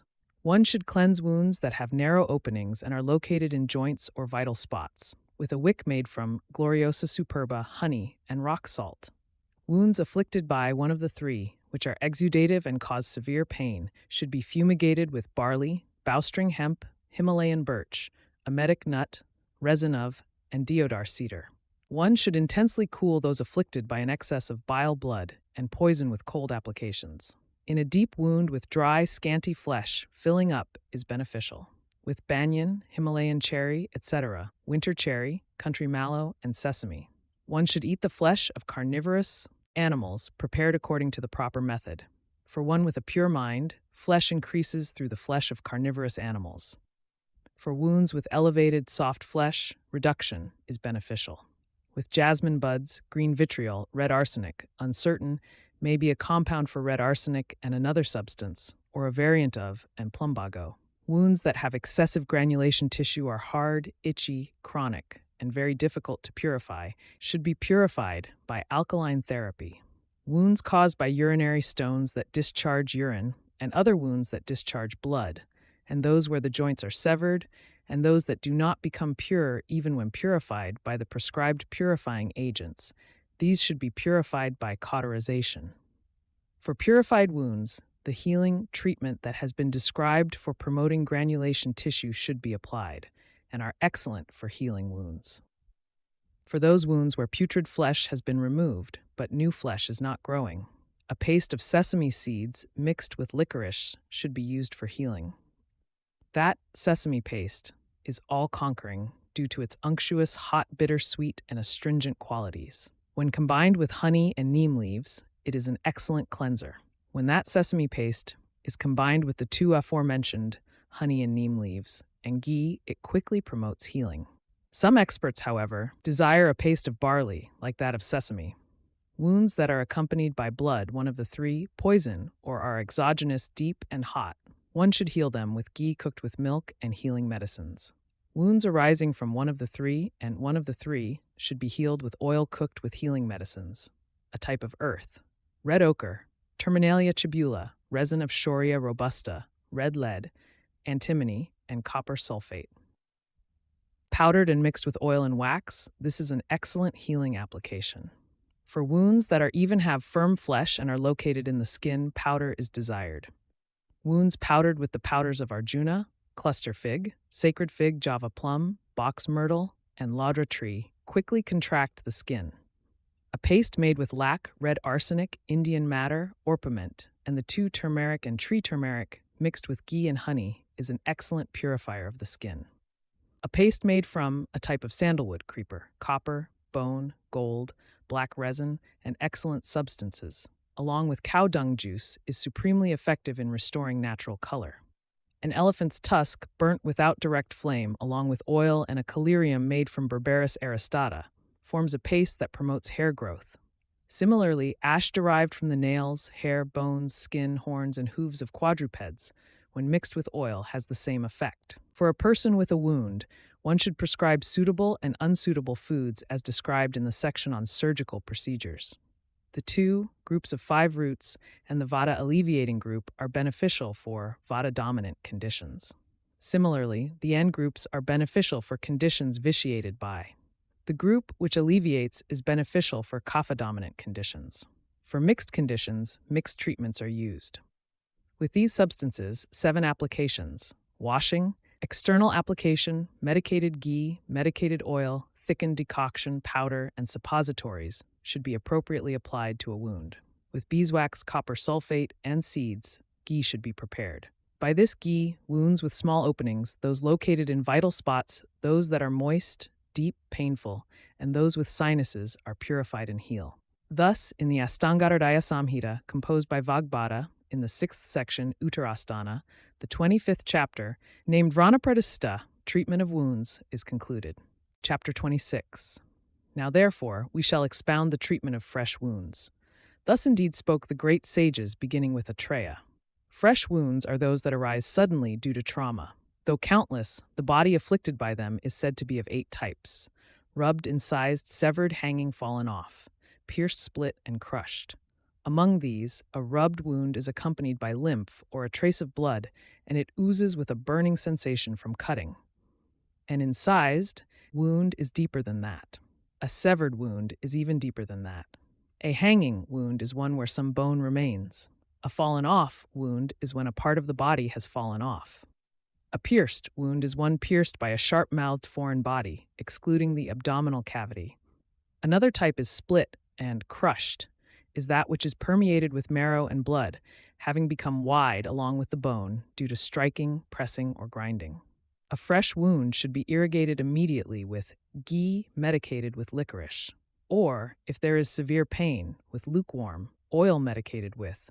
To suppress the heat of the wound and that which has immediately spread, astringent, cooling, sweet, and unctuous applications and other treatments are beneficial. In fresh, gaping wounds, especially for the purpose of uniting them, one should apply honey and ghee and also cold treatments that alleviate. In wounds with inflammation, purification should be performed both upwards and downwards. Fasting is beneficial, as is appropriate food and continuous bloodletting. In abraded and torn wounds, this procedure is especially desired, for in these, little blood flows, and due to that, suppuration occurs quickly. In other types of wounds, excessive blood usually flows. Then, due to the depletion of blood, when one of the three is aggravated and causes severe pain, one should administer oleation therapy, effusion, fomentation, poultices, and bandaging. One should also administer an unctuous enema prepared with alleviating medicines. Thus, the treatment beneficial for fresh wounds is declared to be for 7 days, saptahika. After 7 days, when the agitation has subsided, one should perform the previously mentioned treatment. This is mostly a general procedure. Specific procedures will be described separately. In an abraded wound, one should quickly alleviate the pain and then apply powders. But when it is incised, paste and other applications should be used. For those that are cut or prolapsed, suturing should be done according to the prescribed method, and thereafter bandaging and compression. An eye that is ruptured is incurable. But if it is not ruptured, yet torn and prolapsed, the physician should reposition it in its proper place, ensuring the veins are not pierced. He should then press it with his hand, interposing a lotus leaf. Thereafter, for sprinkling, nasal administration, and nourishing procedure for this patient, a beneficial ghee is one prepared from goat's milk with licorice and blue lotus as pastes, along with milk. That ghee is supremely victorious over all eye injuries. If there is constriction of the throat or the eye is sunken, then emesis, expectoration, or sneezing should be induced. Or breath control should be performed, and treatment like that for an injured eye should be applied. If the ear is dislocated from its place and sutured, one should fill the ear canal with oil. If the nape of the neck is cut, and even if air is escaping, one should quickly and continuously bring it together, suture it, and bind it. Here, irrigation with goat's ghee is highly praised. One should eat food while lying supine and sleep well restrained. Having sutured a wound in the limbs, which is situated obliquely, after properly positioning the body, one should bind it with a dense cloth using a bandage. A bandage should be applied with leather for a wound that is not well joined.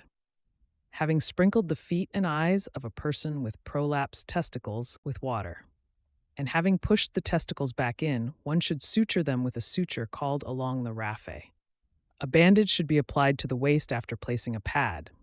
One should not perform oleation, oil application there, for the wound becomes moist. An oil cooked with and is also a healing agent. Having completely cut off the branch, one should cauterize it with oil appropriately. Then one should bind it with a sheath-like bandage and treat it like a wound. When a foreign body has been extracted from a pierced wound or from a fracture or from a crushed injury, treatment should be performed. When it has been removed from the head, one should insert a hair wick. Otherwise, the agitated Vata, due to the discharge of brain matter, would kill the patient. As the wound heals, one should slowly remove each hair one by one. In the discharge of brain matter, one should eat the brains of other animals. When a foreign body has been removed from another part of the body, one should insert an oleaginous wick. Those wounds that are deeply penetrating, have narrow openings, and are bleeding, one should irrigate them with oil applied through a fine tube.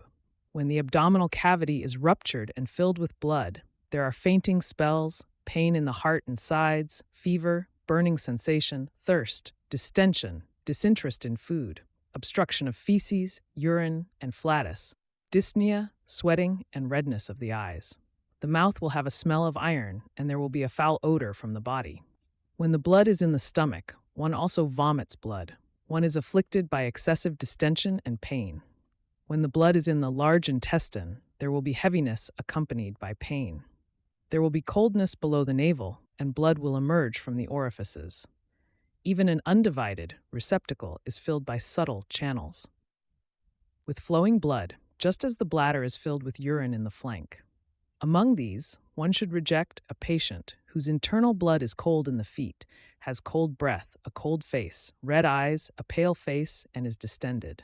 When blood is located in the stomach, emesis is beneficial. When it is located in the large intestine, purgation and non-unctuous enema with non-unctuous and hot cleansing agents are beneficial.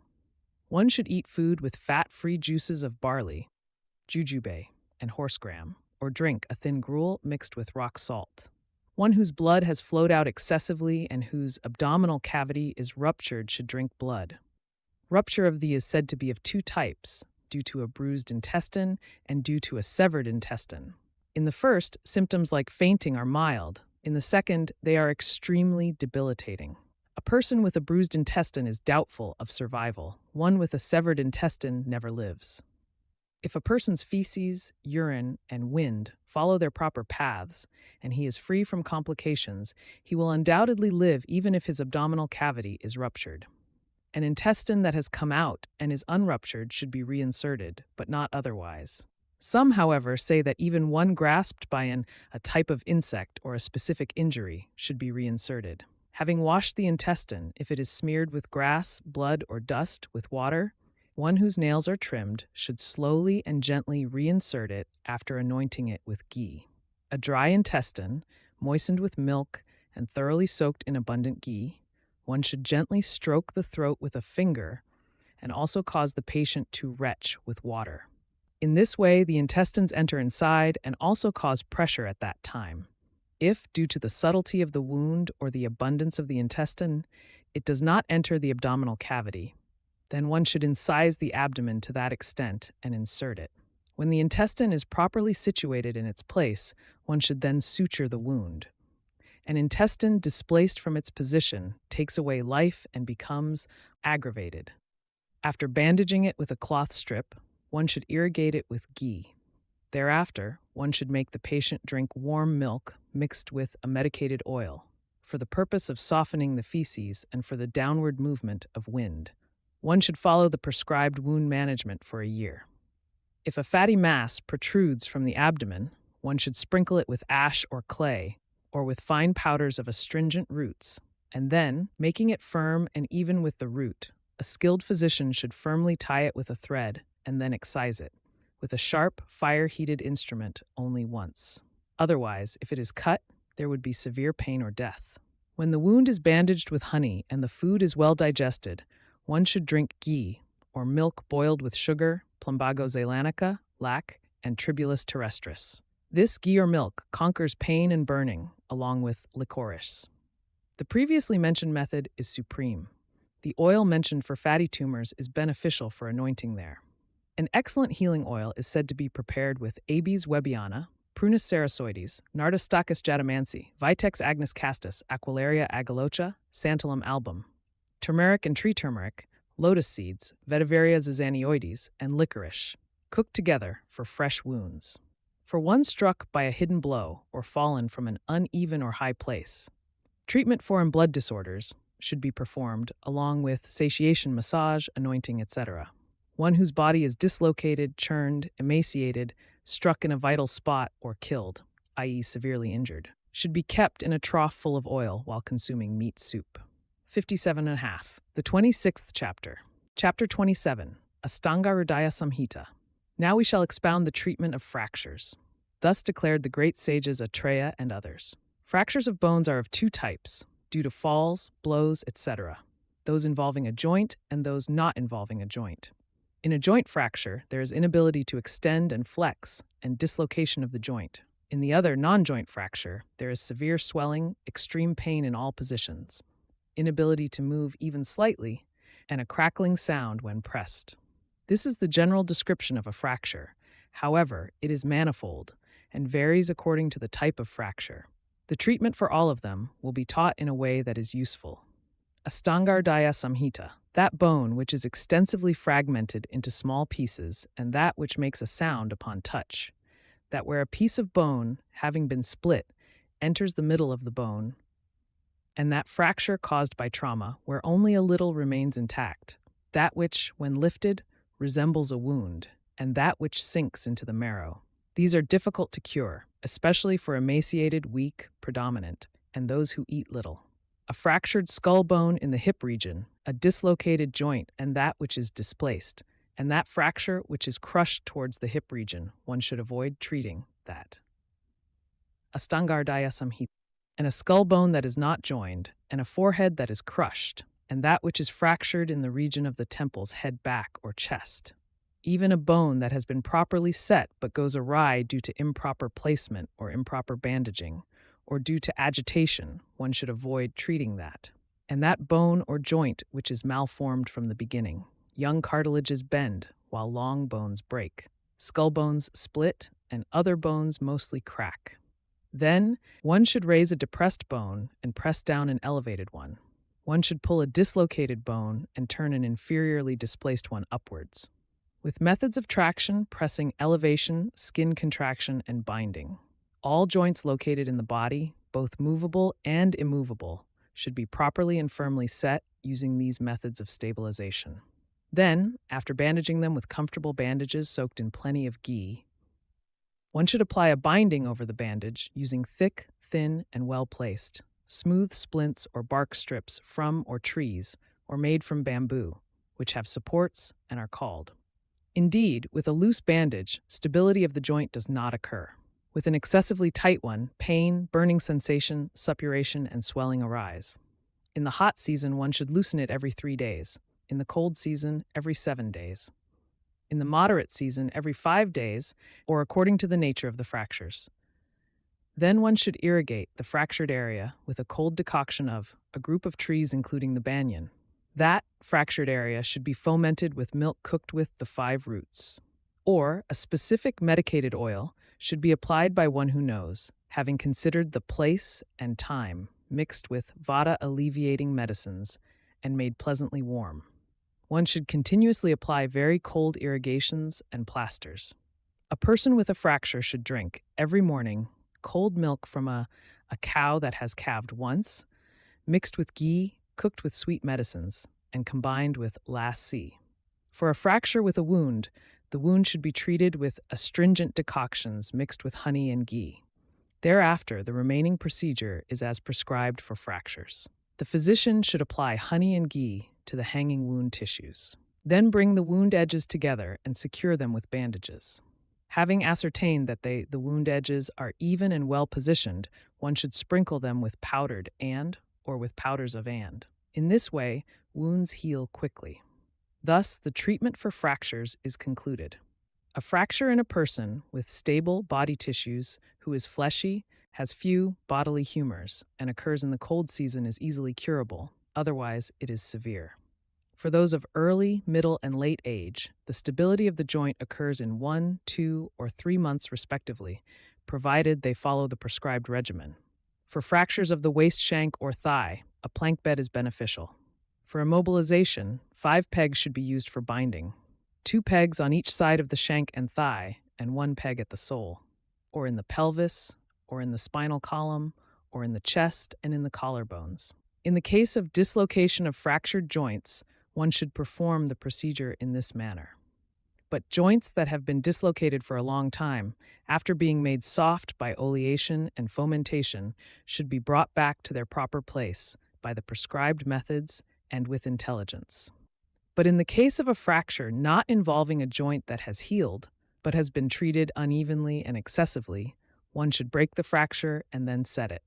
Thereafter, one should treat it like a fresh fracture. The physician should strive so that a fracture does not suppurate. A joint, when its muscle, vessels, and ligaments have suppurated, does not unite. For a fractured person, one should administer the oleations prescribed for diseases of. One should also practice the 4 applications and strengthening measures, as well as enema therapy. One should treat a fractured person with appropriate quantities of nourishing, non-acidic substances that promote joint union, such as rice, ghee, meat juice, and milk. Weakness is not recommended for him, for it causes disunion of the joint. One who has a fracture should not partake of salt, pungent substances, alkali, sour substances, sexual intercourse, sunlight, or exercise, nor should they consume dry food. It brings stability and quickly conquers diseases caused by, and even those of extreme potency, and those that are pervasive through various applications. Chapter 27. Chapter 28. Ashtanga Hridaya Samhita. Now we shall expound the treatment of fistula in ano. Thus indeed spoke the great sages like Atreya. By riding elephants and horses, by sitting on hard and elevated seats, by other causes mentioned in the etiology of hemorrhoids, by the maturation of undesirable unseen actions, or immediately by the condemnation of good people, a wound, usually preceded by a pustule, which is 1 or 2 finger breadths from the anus, either internal or external, involving vitiated blood and flesh, and having a tendency to discharge due to its proximity to the bladder and urinary passages, is called. It tears apart all the perineum, bladder, and anus of those who do not undergo treatment. When these, the etc., are torn through many minute openings, wind, urine, feces, and semen are successively discharged. Ashtanga Hridaya Samhita. It is said to be of 3 types by individual, 3 types by combined, and the 8th is exogenous. Ashtanga Hridaya Samhita. An unripe pustule is called when it has ripened. One should know that a pustule or boil, which has a hidden root, is inflamed, full of pain, and deeply rooted in its aggravation, causes fistula in ano. Not otherwise than this. Among these, that is blackish-brown or reddish, causing pricking pain, tearing pain, and throbbing pain, arises from Vata dosa. From it is elevated like a camel's neck, reddish, with slight heat, accompanied by fever and a sensation of internal burning. Firm, unctuous, with a large root, pale, and itchy. These are due to one of the 3 dosas. Dark, coppery, always with burning and heat and severe pain. These are born of one of the 3 doses and one of the 3 doses. Pale, slightly dark, and difficult to mature. These are due to and Vata.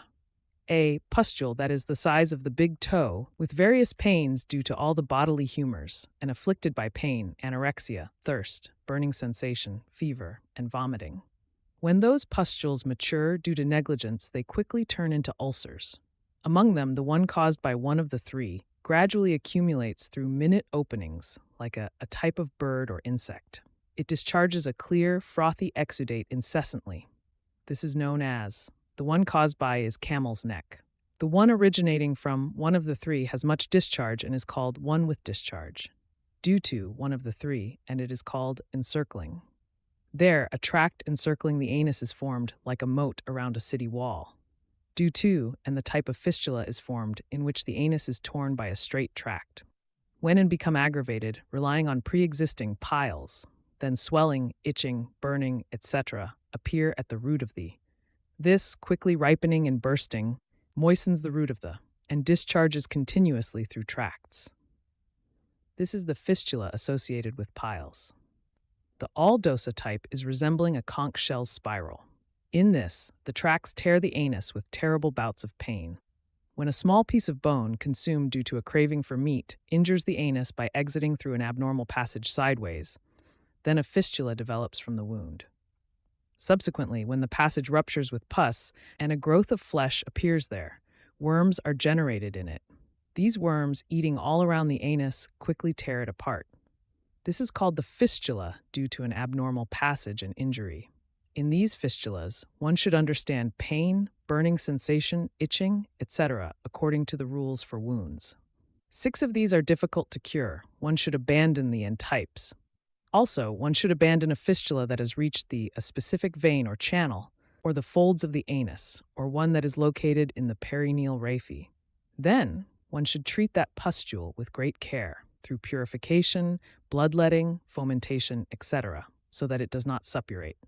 But when it has suppurated, after it has been lubricated and fomented by immersion, one should examine the properly, just as one would examine hemorrhoids, by retracting it.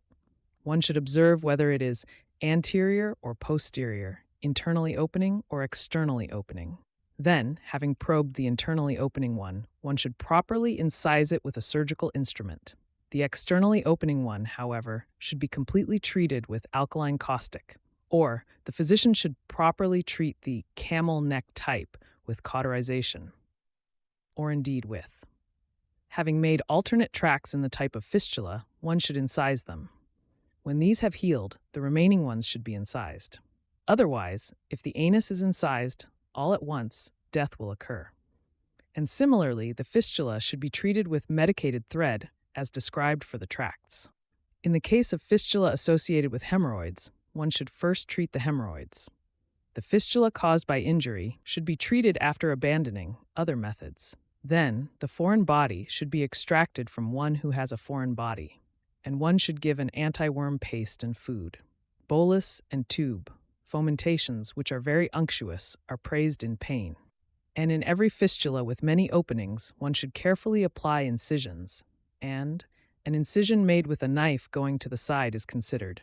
An incision made everywhere is, a side incision is, an incision on both sides is, and he should cauterize all the discharge channels with fire. If this is done, the wound will not recur. The physician should also strive for the purification of the alimentary tract of that patient from time to time. A paste for the wound is made from cat bones, ground with the juice of a combination of 3 fruits. One should cook oil with resin of Shorea robusta, Nerium indicum, Acarus calamus, and Calotropis gigantea. Physicians declare this oil to be supremely beneficial for anointing fistula in ano. Oil cooked with Randia dumatorum, resin of Shorea robusta, Costus speciosus, a type of plant, and the leaves of Citrus medica along with its seeds. Removes fistula in ano, scrofula, skin diseases, diabetes mellitus, and ulcers.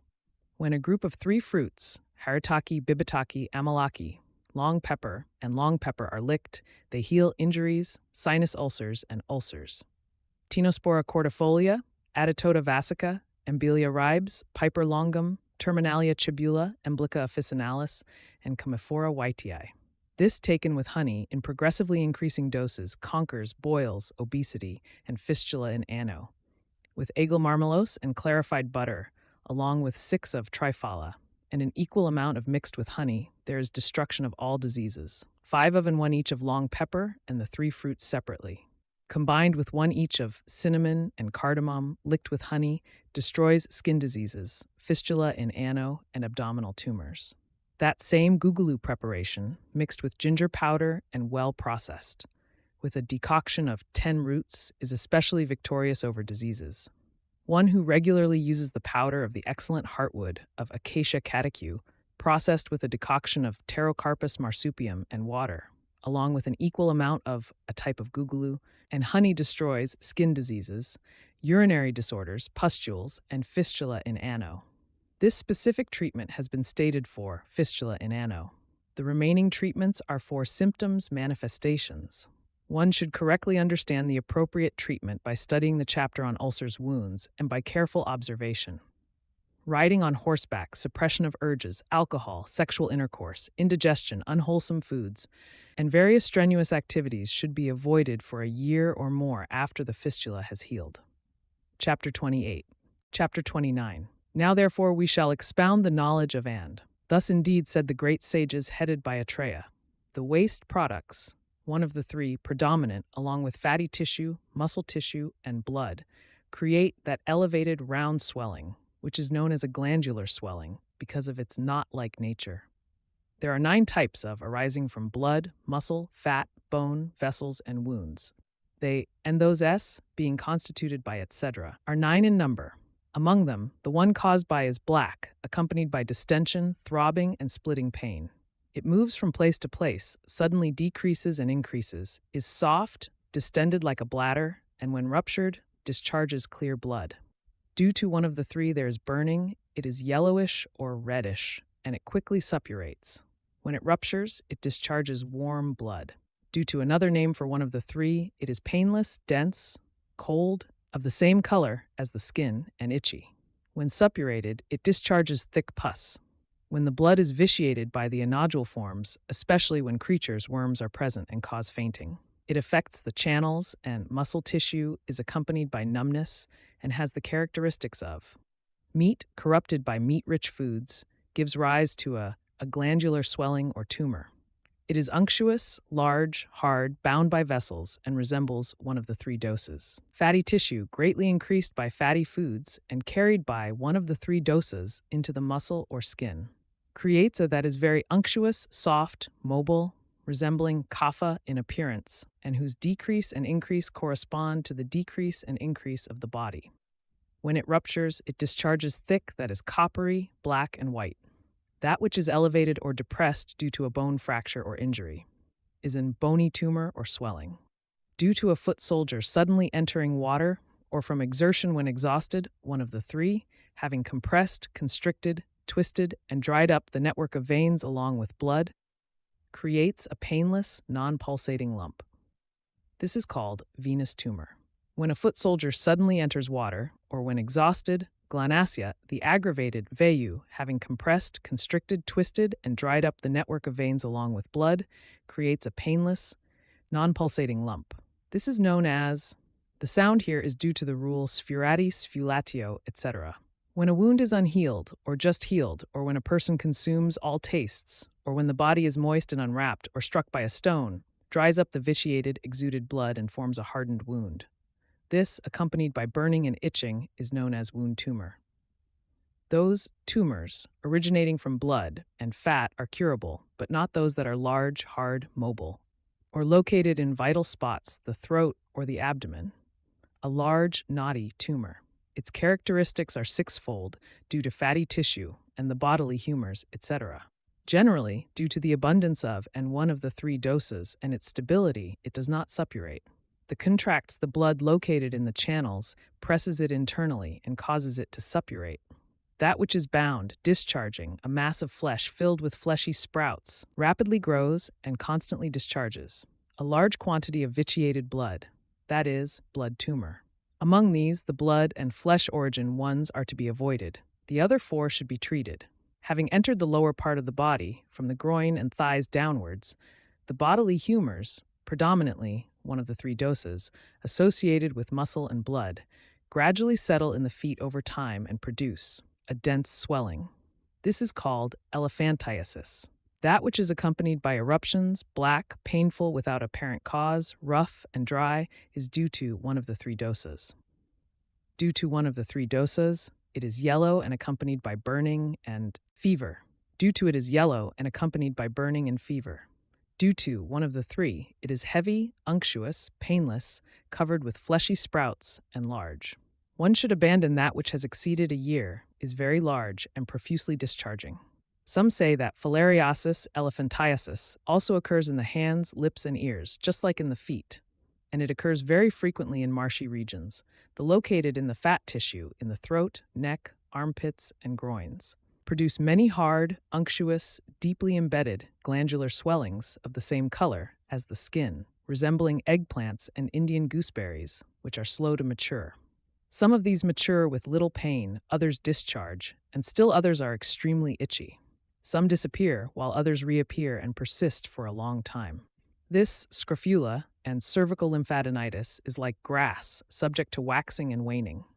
One should abandon treatment of that condition when accompanied by fever, vomiting, flank pain, cough, and chronic rhinitis. Due to the non-incision of a matured abscess, and in a patient who indulges in unwholesome foods, pus penetrates the muscle tissue and other tissues and spreads far.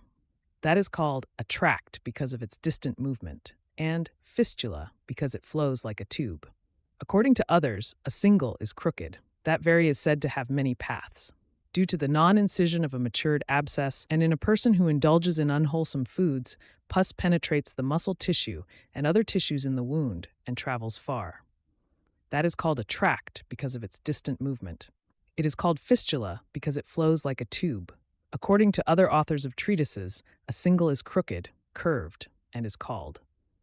That very is said to be a tract with many paths.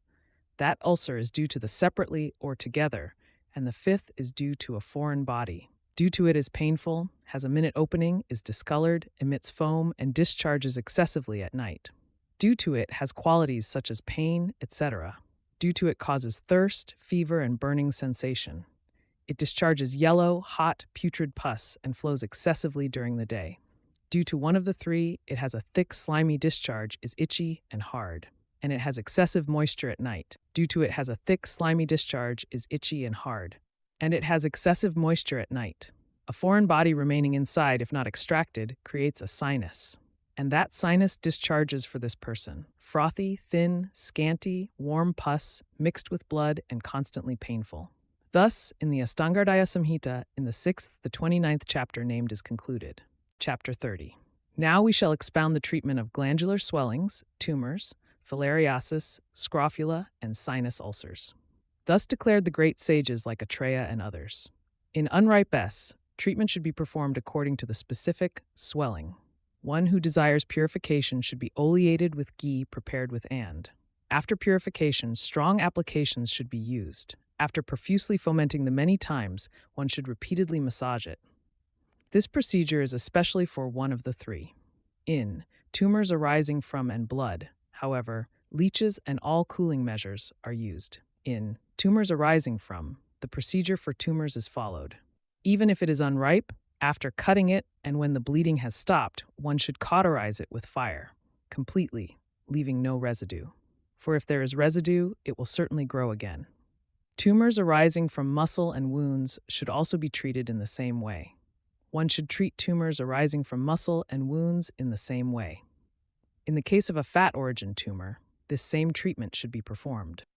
One should rub it with heated iron rods, etc., after anointing it with sesame paste and covering it with a double layer of cloth. Or, after incising it with a knife and extracting the fat, one should cauterize it. In a new venous tumor, oil should be drunk. A poultice made with alleviating substances, enema therapy, and venesection are also beneficial. In tumors, one should perform treatments as for glandular swellings, especially those that are beneficial. One should foment it with a cloth-bound paste of goat feces, drumstick tree, root, rock salt, alkali, and sour gruel. After fomenting, one should massage it and then apply a plaster, covering it thickly with a paste of Indian spinach, leaves, and then applying a bandage. A new will subside in this way. For a chronic, a paste made with calotropis leaves, euphorbia, sea salt, jaggery, and sour gruel.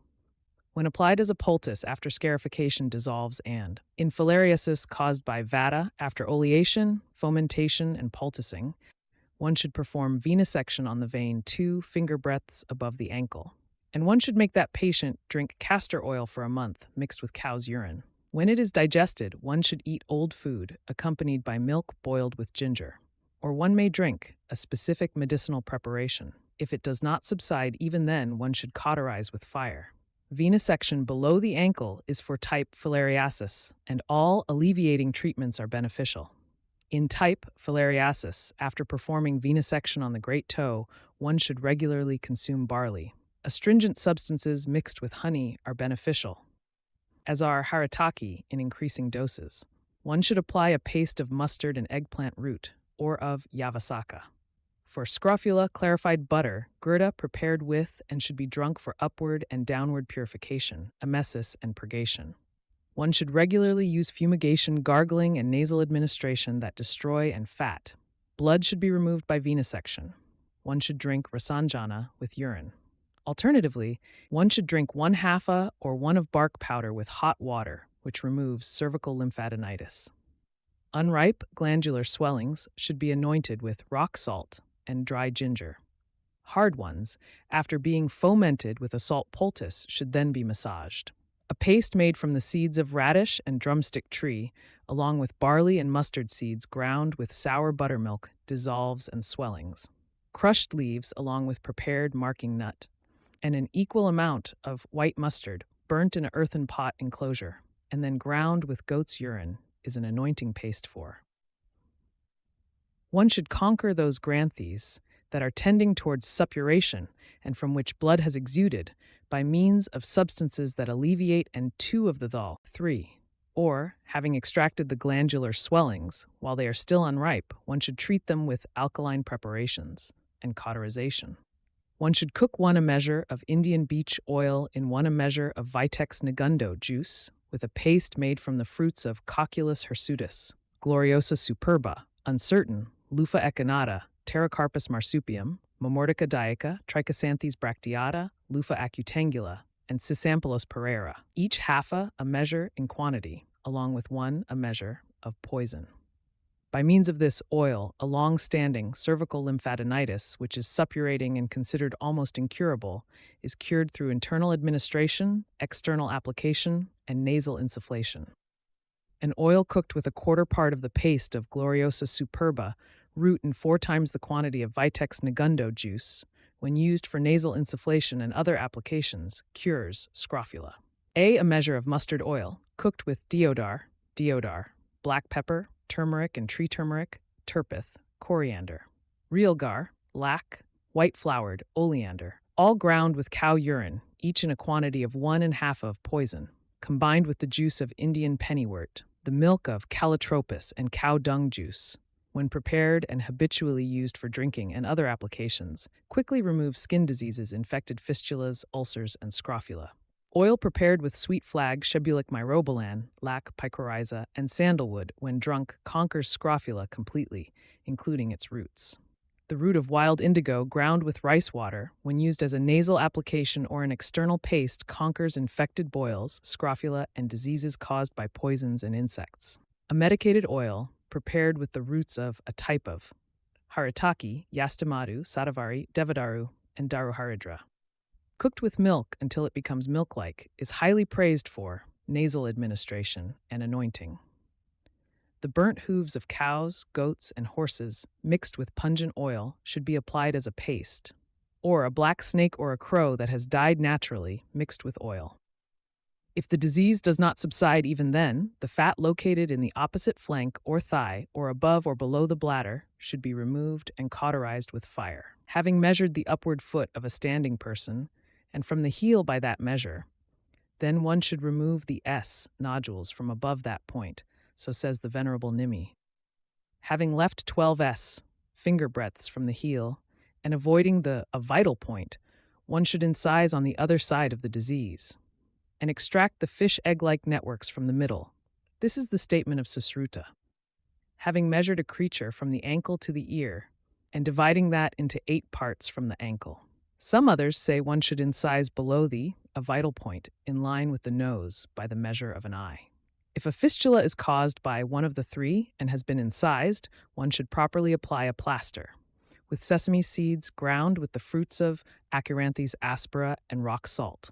For a pitta-dominant one, apply a plaster with sesame seeds, Rubia cordifolia, Baliospermum montanum, and the 2 turmeric and tree turmeric.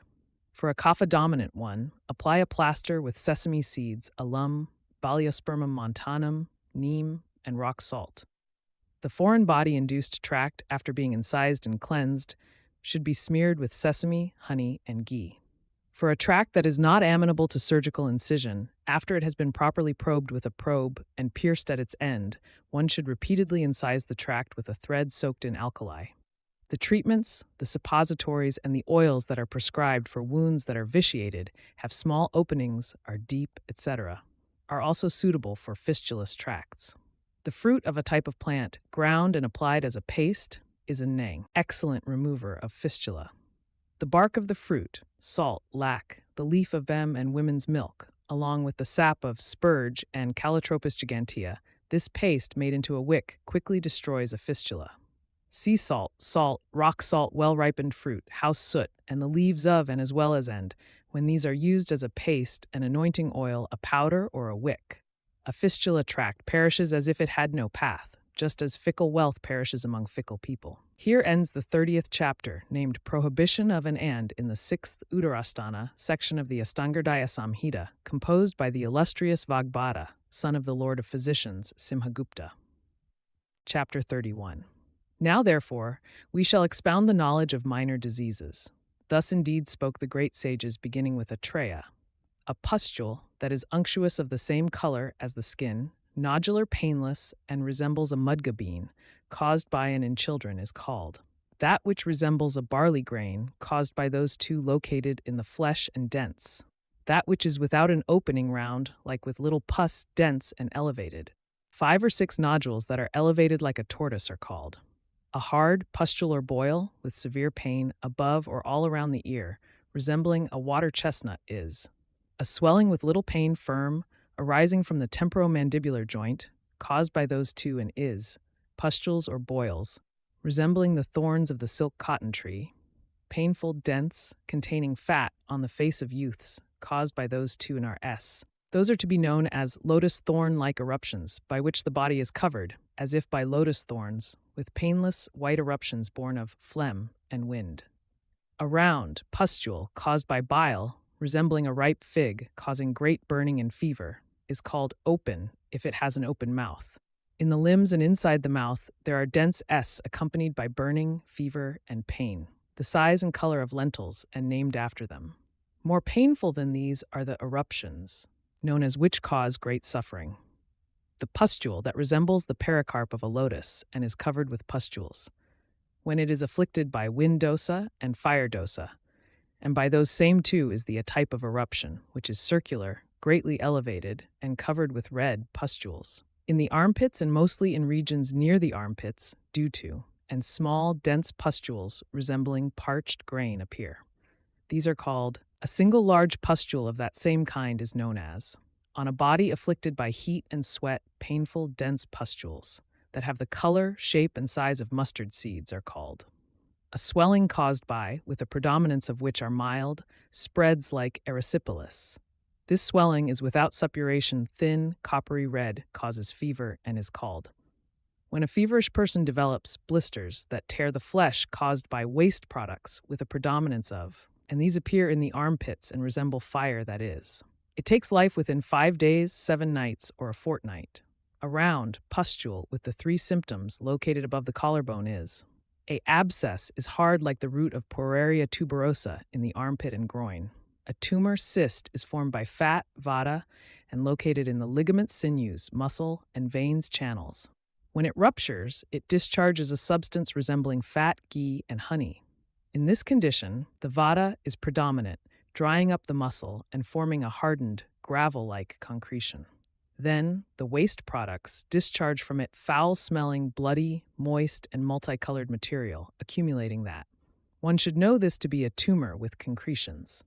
A tumor that gradually grows in the palms, soles, joints, or above the clavicle, resembling an anthill with many minute openings, that are abundant in pain, burning sensation, itching, and exudation. This is anthill-like tumor caused by all. When the foot is abraded by gravel or wounded by thorns, etc., a nodule like a nail or peg arises, which is called corn. Due to suppressing urges, a subtype of vayu located in the lower body makes the internal and external passages of the abode narrow. Consequently, feces are expelled with difficulty. This disease is considered obstruction of the anus, and vata cause suppuration in the nail and flesh, with pain and fever. One should know that paronychia and nail disease due to injury are also a disease under the nail. When a nail is black, rough, and coarse due to injury, it is called a diseased nail. When the spaces between the fingers become afflicted with itching and wetness due to contact with contaminated mud, they call it. Black, painless spots on the skin, resembling sesame seeds, are called those very moles that are elevated. And skin tags warts are more elevated than and are white or black. A birthmark is of that same kind, congenital and red. A black or white congenital mark that is circular and even, i.e. not raised or depressed, is considered auspicious. Due to and aggravated by grief, anger, etc., a thin, dark circular mark on the face is, elsewhere than the face it is. That is rough to the touch, and dark is due to vata.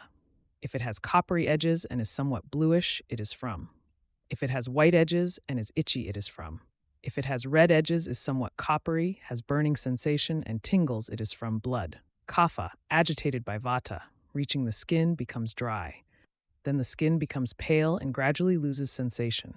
That condition, with little itching and no exudation, is numbness. From numbness comes further numbness, due to improper emesis or due to the suppression of excited bile, phlegm, and food. Circular patches that are excessively itchy, red, and numerous, this is urticaria. When that persists, it is called. Thus, these 36 minor diseases have been described in detail. Having known which, a physician would not be bewildered in treatment. Thus, in the composed by the illustrious Vagbhata, son of the Lord of Physicians Simhagupta, In the 31st chapter named Knowledge of Minor Diseases is concluded. Chapter 32. Now, therefore, we shall expound the treatment of minor diseases. Thus indeed spoke the great sages, beginning with Atreya. One should cause an unripe to bleed with leeches. Having fomented a one should apply a paste for its dissolution, with etta up to. And when these and others are ripe, one should treat them like a wound. For a type of facial eruption, a paste of and should be applied, or coconut shells mixed with banyan leaves. If there is no relief, emesis, nasal administration, and venesection on the forehead are recommended. For a type of skin eruption, one who has vomited with neem water should drink ghee cooked with neem water and mixed with honey. A paste of neem and should be applied. One should treat and others up to as well as, like erysipelas caused by, after declaring a severe skin disease incurable. Fasting, bloodletting, drying therapy, and internal purification. One should always apply the treatments for a type of skin eruption and cold poultices for a type of carbuncle. After bloodletting for a type of abscess, one should treat it like a phlegm-related glandular swelling. For a stony tumor, one should especially perform the treatments for a fatty tumor. A anthill-like growth that is greatly enlarged, has many openings, is accompanied by swelling, is located on a vital point, or is on the hands or feet, should be rejected as incurable. However, other types, after the patient has been purified and blood has been let, one should apply a paste made with a type of salt and a synonym for, along with a type of millet, horsegram, root of Baliospermum montanum, sesame paste, and roasted grain flour. When it has ripened, one should thoroughly cleanse the diseased flesh and all the channels, with a surgical instrument and then with alkaline caustic or fire. Having completely excised a type of wart or corn, with a surgical instrument, one should cauterize it with unctuous substance. The treatment for obstruction of the anus should be performed like that for phimosis. One should treat a type of nail disease with purification and by subduing the heat, and then with surgical procedures.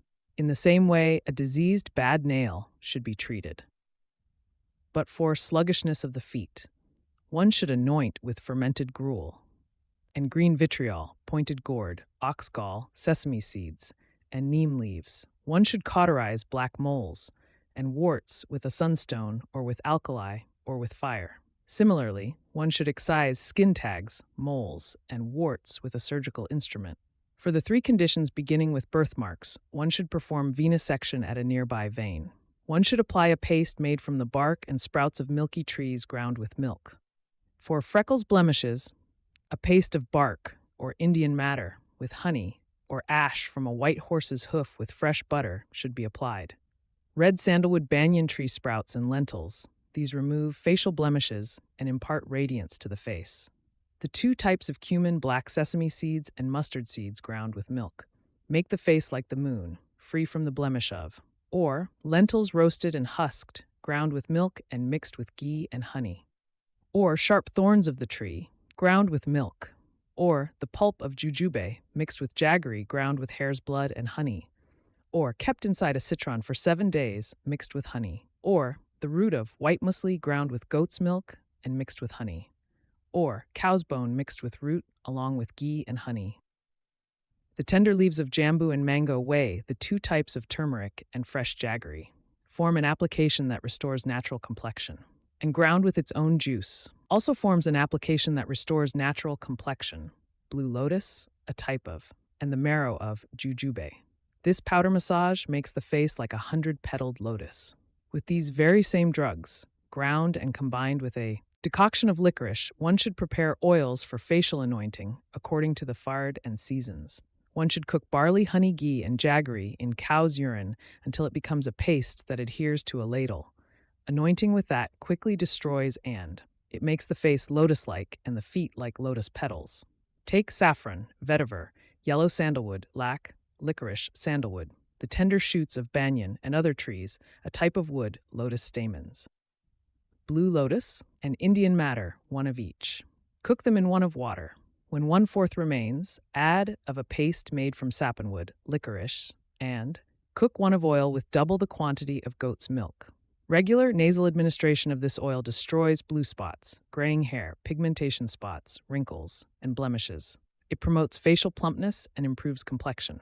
Laudra, lac, the two, turmeric and tree turmeric, orpiment from Nepal, saffron, costus, oxbile concretion, red ochre. A pale leaf of the banyan tree, the two, sandalwoods, yellow sandalwood, mercury, sappanwood, cinnamon, lotus seeds, and lotus stamens. Beeswax, copper sulfate, and other ingredients, muscle fat, ghee, marrow, milk, and the water from latex-yielding trees. When these are properly cooked over fire, they are effective in destroying pigmentation spots, blue spots, etc., and quickly impart a moon-like radiance to the face. The juice of bringaraj milk and water are desirable for nasal administration. In numbness, one should perform what is prescribed for leprosy predominantly of origin, and also cauterize with fire. In a type of skin eruption, what is prescribed for conditions predominantly of an origin should be done. In urticaria, all treatments for leprosy should be applied. 33 1/2. Thus, in the composed by the illustrious Vagbhata, son of the illustrious Vidyapati Simagupta, in the 6th Uttara Sthana, the 32nd chapter named Kshudraroga Pratistha, treatment of minor diseases, is concluded. Chapter 33. Now we shall expound the chapter on the knowledge of venereal diseases. Thus, indeed, said the great sages Atreya and others. For one who has ceased from sexual intercourse with a woman, or who suddenly engages in it, for one who engages with a woman whose path of menstrual blood is afflicted by his narrow, dirty, and minute, for one who desires another's vagina, an inaccessible woman, or a woman who has recently given birth, for one who touches contaminated water or does not touch water even after coitus, for one who applies sharp plasters and other treatments to the genitals with the intention of increasing them, due to blows from fists, teeth, or nails, or by the application of poisonous substances or a type of insect, by suppressing urges or by prolonged, excessively rough friction and rubbing. The having become vitiated and having reached the genitals produce 23 diseases, such as syphilis, venereal sores, and others. Among these is of 5 types, caused separately by blood and by all of them combined. In this, due to Vata, there is swelling in the penis, various pains, stiffness, and cracking of the skin. Due to one of the 3, there is swelling resembling a ripe fig and fever. Due to another name for one of the 3, it is hard, unctuous, itchy, cold, and heavy. Due to blood, there is the appearance of black blisters, bleeding, and fever. In the one caused by all humors, there are symptoms of all and swelling of the testicles. There is severe pain, rapid suppuration, tearing, and the presence of worms. Among these, the one originating from blood is palliable, and the one caused by all 3 aggravated leads to death. Due to aggravated residing in the genitals, blood, and flesh, itchy, fleshy excrescences appear, either inside or outside the penis. In the vagina, there are similar slimy, bloody discharges resembling mushrooms. These piles growths, if neglected, destroy the virility of the penis and the menstruation of the vulva. Pustules arising from and blood located externally or internally on the genitals, which are the size of mustard seeds firm, are known as. Many long pustules that split in the middle, that is caused by and blood accompanied by pain and horripilation. Arises from and resembles a jambu seed and appears quickly. One should know a type of boil to be like urinary disorders. The excellent pustule, born of and blood, is like a black gram or a green gram. A pustule covered with smaller pustules, which resembles the pericarp of a lotus, should be known as. When excessively rubbed by the hands, a type of pustule occurs. A type of skin eruption is that which is repeatedly rubbed or irritated by clothing due to the aggravation of one of the 3. That which is uneven, hard, and crooked due to, another term for, is known as a hard, stone-like nodule. Due to one of the 3, vitiated by excessive friction, etc., the skin of the penis retracts with pain and burning, and sometimes undergoes suppuration. That skin becomes lumpy, nodular, and hangs down below the glands. It loses sensation, is associated with one of the 3, and is characterized by itching and hardness. Skin that is difficult to heal and fissured is designated as, if the skin vitiated by adheres to the glands and obstructs the urinary channel, then urine comes out in a weak stream and without pain. There is also an obstruction to the expansion of the glands. This disease is The penis appears as if filled with bristles. This is called and arises from one of the three dosas. Loss of sensation arising from blood vitiated by bristles is known by that very name. That condition where the penis is covered all over with minute holes due to the aggravation of one of the three dosas, and blood one should know as. Due to in blood, there is suppuration of the skin, called skin suppuration, accompanied by fever and burning. Sensation. Muscle suppuration arises from all causes pain everywhere and leads to the wasting away of muscles. When the penis is afflicted with reddish-black blisters and pustules, and there is severe pain, one should know that to be blood tumor. A fleshy tumor has been mentioned previously, and an abscess is also caused by the three. When the flesh becomes black and disintegrates all around, having ripened due to the combined one, should know those to be black moles. 25-26. One should avoid these four: fleshy tumor, suppuration, abscess, and black moles. The remaining ones should be treated quickly. 20. Vaginal disorders arise from vitiated food. Due to sleeping in an uneven posture, excessive coitus, vitiated menstrual blood, improper substances, defects in the seed gamete, and divine causes, Vata, provoked in the vagina, causes pain, upward movement, stiffness, a sensation like ants crawling, rigidity, roughness, a sound, a discharge of frothy, reddish, blackish, scanty, thin, and dry, prolapse, pain in the groin and flanks, and gradually a abdominal tumor. It also causes various other diseases specific to. This is known as that same condition due to excessive coitus becomes excessive movement and is associated with swelling. Due to coitus in a very young girl, one of the three dosas afflicts the back, shanks, thighs, and groins and vitiates the vagina. This is called, due to suppressing urges, vayu severely afflicts thee. She then discharges frothy, menstrual blood with difficulty, which is expelled upwards. This disorder is called upward expelled. But when Vata kills every child born due to dryness and vitiated menstrual blood, then it is killer of the born. When a woman has eaten excessively and is in an improper position during sexual intercourse, Vata, being oppressed by food and situated in the channel of the vagina, makes the mouth of the yoni crooked. This condition, with bone and flesh, causes severe pain and is called inward-facing. In a mother who consumes aggravating foods, the aggravated Vata makes the of the woman have a minute opening. This is called needle-mouthed. Due to the suppression of urges during menstruation, the vitiated, one of the three, causes retention of feces and urine and dryness of the vagina. That condition is called dryness and is accompanied by severe pain. If after 6 days or 7 nights expels semen from the uterus, either with pain or without pain, that woman is considered one who expels. In a afflicted by due to a defect in the seed in a female fetus, the woman becomes hateful towards men and has undeveloped breasts. This condition is known as intersex barren and is untreatable. When one of the three vitiated obstructs the mouth of the vagina, uterus, and the uterine cavity, it makes it open, prolapsed, painful, like a A-type disorder. They call that a major uterine disorder, which has excessive flesh and great pain. When one of the three, vitiated by its respective vitiating factors, resides in thee, it causes burning, suppuration, heat, foul odor, and fever. The menstrual blood is extremely hot, abundant, putrid-smelling, blue, yellow, or black. That disorder is of origin called due to excessive bleeding. When one of the three is aggravated by substances that cause obstruction, it causes a vagina uterus that is painless, cold, itchy, pale, slimy, and has a discharge of the same nature. This disorder is of kapha origin. Due to and the menstrual blood diminishes. She whose is always accompanied by burning sensation, emaciation, and discoloration is called one with diminished blood.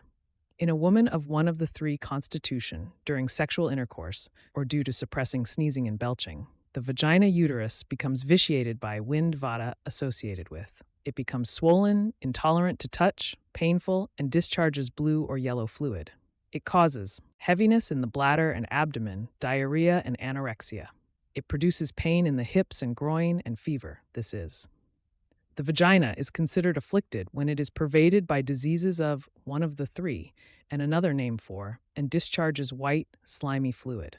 The is called due to lack of washing when it has developed worms, is itchy, and has an excessive desire for coitus due to the itching.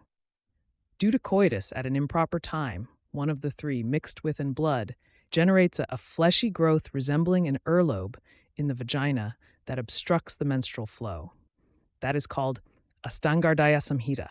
When the three biological humors located in the vagina, uterus, and womb cause their respective complications, that disorder is caused by all three doses. Ashtanga Hridaya.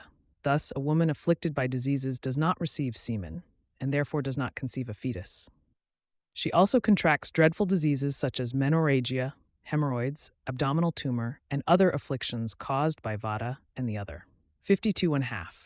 Here ends the 33rd chapter, named Guhya Rogavijnania, Knowledge of Genital Diseases, in the 6th Uttara Sthana post-treatment section of the Ashtanga Hridaya, composed by the illustrious Vagbhata, son of the Lord of Physicians, Simhagupta. Chapter 34. Now we shall expound the treatment of diseases of the genitals. Thus declared the great sages Atreya and others. In a newly arisen syphilitic chancre, one should incise a vein in the middle of the penis. One should perform cooling therapy and purification, especially with purgation. When it is mature and incised, a paste of sesame paste, ghee, and honey should be applied. One should cook in water the sprouts of rose apple, mango, jasmine, kadam, and white, the barks of Boswellia serrata, jujube, Aigla marmelos, Butea monosperma, and Eugenia euginensis, and the barks of milky trees and a group of 3 fruits, and. That decoction is for washing, and oil cooked with it promotes healing. A paste made with copper sulfate, red ochre, Simplocos racemosa, cardamom, realgar, extract of Berberis aristata, peas, green vitriol, alum, and excellent salts, when finely powdered and mixed with honey, removes wounds. A combination of 3 fruits, burnt in a skull and mixed with ghee, is an excellent healing agent. This is a general treatment. For each, it should be treated like inflammation swelling. One should strive diligently so that it does not undergo suppuration. Indeed, when tendons, vessels, and muscles suppurate, the penis is usually destroyed. For hemorrhoids that have been excised or cauterized, treatment should be carried out as for syphilis chancres.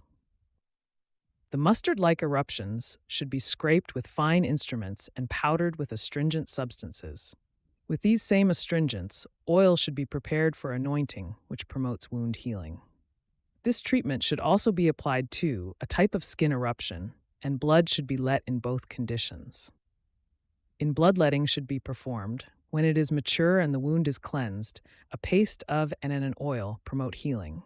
In where blood has been let, this very same course of treatment should be followed. But the type of pustule, after being incised and extracted with a hook, should be treated with pastes and powders of astringent substances mixed with honey. The treatment prescribed for erysipelas caused by is beneficial for a type of eye disease and another eye disease. In skin suppuration and loss of sensation, one should irrigate the eye, again having massaged it with lukewarm oil prepared with, and one should apply a warm poultice of sweet substances. For a hard, knotty tumor in the eye, after bloodletting, one should treat it like a tumor caused by. Having anointed the retracted glands with ghee, one should foment it and then apply a poultice, for 3 or 5 nights, with very unctuous a type of plant and other substances. After fomenting again, one should bring the unctuous skin over the glands.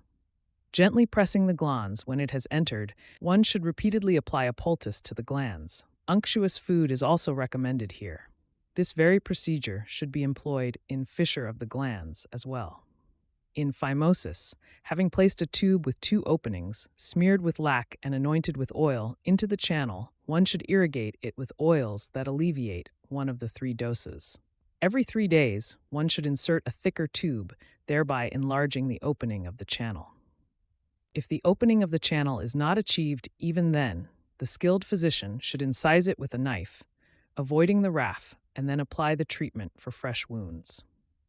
The type of tumor should be fomented with a tube and then poulticed with unctuous and warm substances. One should incise the penile disease and then anoint it with astringent decoctions mixed with honey. In a blood tumor, treatment should be carried out like that for a blood abscess. One should apply wound treatments in all conditions according to the situation. In disorders of the vagina female reproductive tract, treatment that conquers one of the 3 is mostly recommended. especially in born conditions, oleation fomentation, enema, etc., are beneficial. For women, the does not become vitiated without. Therefore, having conquered one should then treat the other. One should administer oil or ghee to her. Having oleated and fomented the one, should restore a displaced to its proper, straight position. With the hand, one should straighten a crooked, one should dilate a constricted one. One should reinsert a prolapsed one and rotate an inverted one.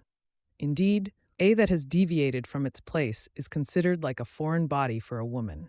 One should administer mild emesis and other procedures to the woman. After she is thoroughly purified from all sides, the remaining procedures are to be performed. These include enema, oil massage, sprinkling, application of pastes, and holding a cotton swab soaked in oil. One should cook one of ghee with the tu'e, and each in quantities of one. That, when consumed, destroys disorders of the vagina due to and is an excellent giver of conception. One should grind and then mix it with the clear supernatant liquid of fermented liquor. Fry it in ghee and consume it. This is for the alleviation of pain in the vagina and flanks, heart disease, abdominal lump, and piles. One should drink Malabar nut, the roots of citron, and henna with alcoholic beverages mixed with salt. Similarly, black cumin should be drunk with alcoholic beverages mixed with salt. Milk boiled with Plutia lanceolata, Tribulus terrestris, and Malabar nut alleviates colic pain. And sprinkling douching with decoctions of Tinospora cordifolia, a group of 3 fruits, and Baliospermum montanum is beneficial. A tampon or swab soaked in oil prepared with valerian, eggplant, costus, rock salt, and deodar cedar should be placed in the vagina to alleviate pain. For vaginas afflicted by one of the 3 cold ablutions, massages, and applications that subdue should be performed. For oleation, clarified butters should be used. From 4, a measure of 100 of asparagus racemosus root, crushed and pressed. 1, a measure of 64 of should be cooked with an equal quantity of milk. It should be cooked with a paste of herbs, grapes, Grewia asiatica, Buchanania lanzan, each in quantities of 1 or 1, along with 2 types of, and licorice.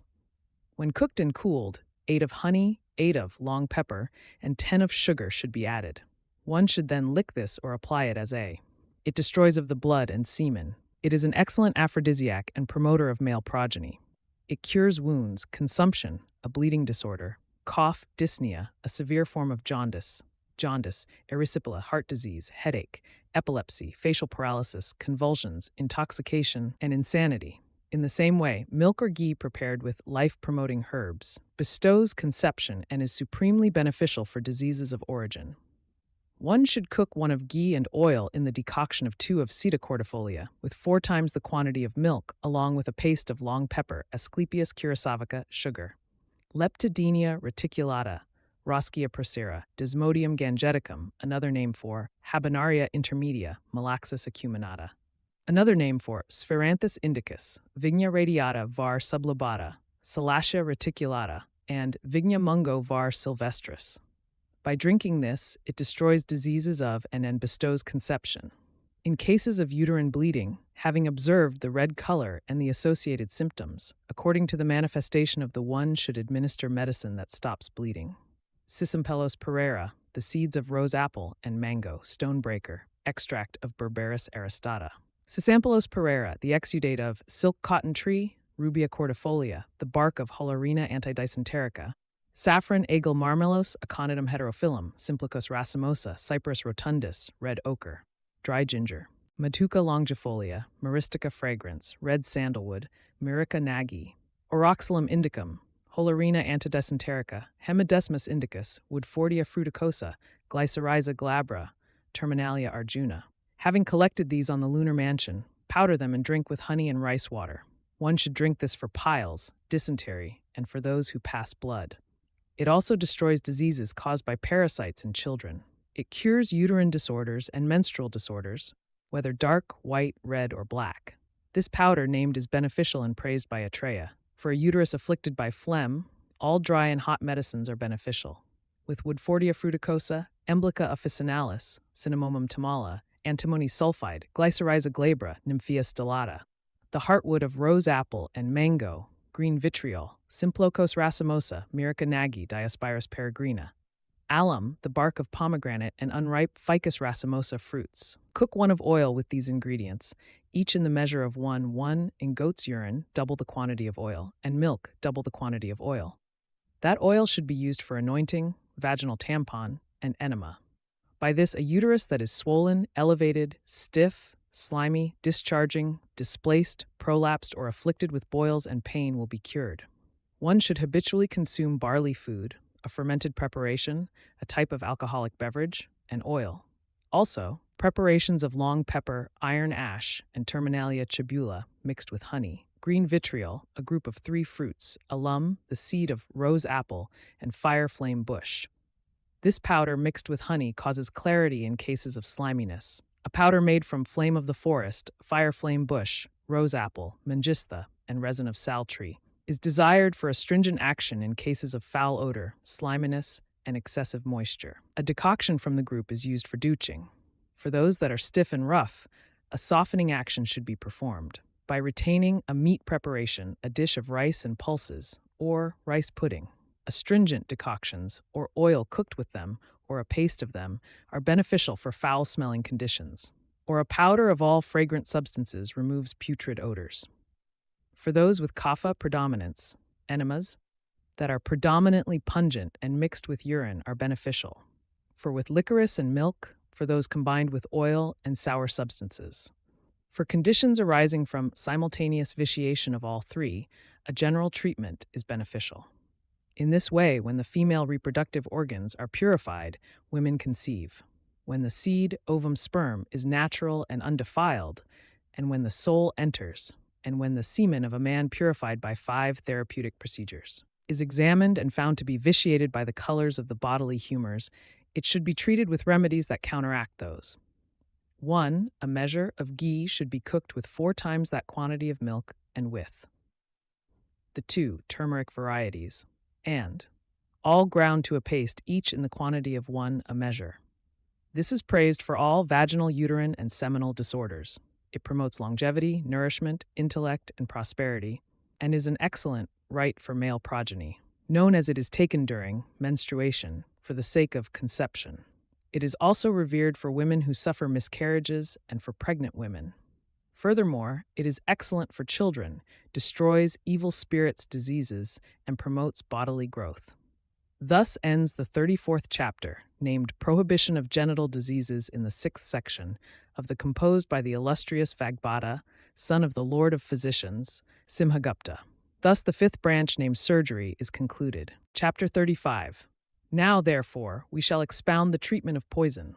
Thus indeed spoke the great sages, beginning with Atreya. There, to show the origin of poison, he says, when the ocean was being churned by the gods and demons for the nectar of immortality, a terrifying-looking being was born before the production of. He was blazing with effulgence, had 4 fangs, green hair, and fiery eyes. Seeing him, the world became distressed, therefore he was named Poison. When he was roared at by Brahma, he then entered the 2 forms, stationary and mobile, abandoning his deceptive form and assuming his own true nature. That which is stable, extremely virulent in potency, and located in tubers, such as in others. Ashtanga Hridaya, the animate poison, is terrible in the fangs of snakes, spiders, and so forth. Ashtanga Hridaya. Poison is declared to be of 2 types, inanimate and animate, which are natural. Ashtanga Hridaya. But artificial poison, known as is made from various medicinal substances. It kills quickly or very slowly, depending on the combination, or it causes swelling, anemia, abdominal enlargement, insanity, hemorrhoids, and so forth. Poison is sharp, hot, dry, non-slimy, pervading quickly, acting quickly, light, spreading, subtle, of indistinct taste, and unevenly digested. That poison, endowed with qualities like sharpness, is contrary to the essence of vitality. It quickly takes the life of people, predominantly affecting indeed, poison, upon reaching the body, first contaminates the blood, and then simultaneously contaminates the Vata, along with their respective seats. Then, establishing itself in the heart, it leads to the destruction of the body. When a immobile, i.e. plant-based poison has been consumed, in the first stage of poisoning there arises blackish discoloration of the tongue, stiffness, fainting, terror, exhaustion, and vomiting. In the second, there is trembling, sweating, burning sensation, and pain in the throat. The poison, having reached the stomach, causes pain in the heart. In the third, there is dryness of the palate and severe pain in the stomach. His eyes become weak, greenish, and swollen. When it has reached the large intestine, there is pricking pain, hiccup, cough, and gurgling of the intestines. In the fourth urge, there is extreme heaviness of the head. In the fifth, there is excessive secretion of one of the three, discoloration and pain in the joints, and aggravation of all and pain in the large intestine. In the sixth, there is loss of consciousness and severe diarrhea. In the seventh stage, there is fracture of the shoulder, back, and waist, and death occurs. In the first stage of poison's WUG, onset force, one should quickly administer an antidote mixed with ghee and honey to the patient who has vomited and been sprinkled with cold water. In the second stage, after vomiting as before, one should administer a purgative. In the third stage, the drinking of an antidote as well as nasal administration and collyrium are beneficial. In the fourth stage, one should administer and combined with unctuous substance. In the fifth stage, a decoction of licorice mixed with honey is beneficial. In the sixth stage, the treatment is like that for diarrhea. But in the seventh stage, nasal insufflation should be given. Having made a crow's foot incision on the head, one should apply flesh with blood. 2 types, honey named plant. The 3 pungents, 2 types, 2 types.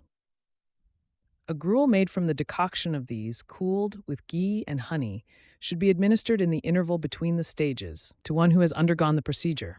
It destroys all poisons. Similarly with fruits of, with its stamens, and the 2, turmeric and tree turmeric. A virgin girl, having fasted, bathed, and wearing white clothes after worshipping the Brahmins, should prepare this excellent antidote with these ingredients. Moistened with honey on the constellation. The physician, with a purified mind, should then recite this mantra. Salutations to the lion among men, salutations to Narayana. Just as he, Krishna, did not know defeat in battle, by this truthful statement may my antidote be efficacious. Salutations to Vaidurya Mata, protect me from all poisons. And when it is ground, the second mantra is, this moonrise antidote, when used as a drink, nasal drops, collyrium, anointing, or tied as an amulet, is the supreme pacifier and auspicious rite for all poisons, black magic, sins, epidemics, diseases, famine, war, and fear of lightning. Indra killed Vritra, having been smeared with this antidote.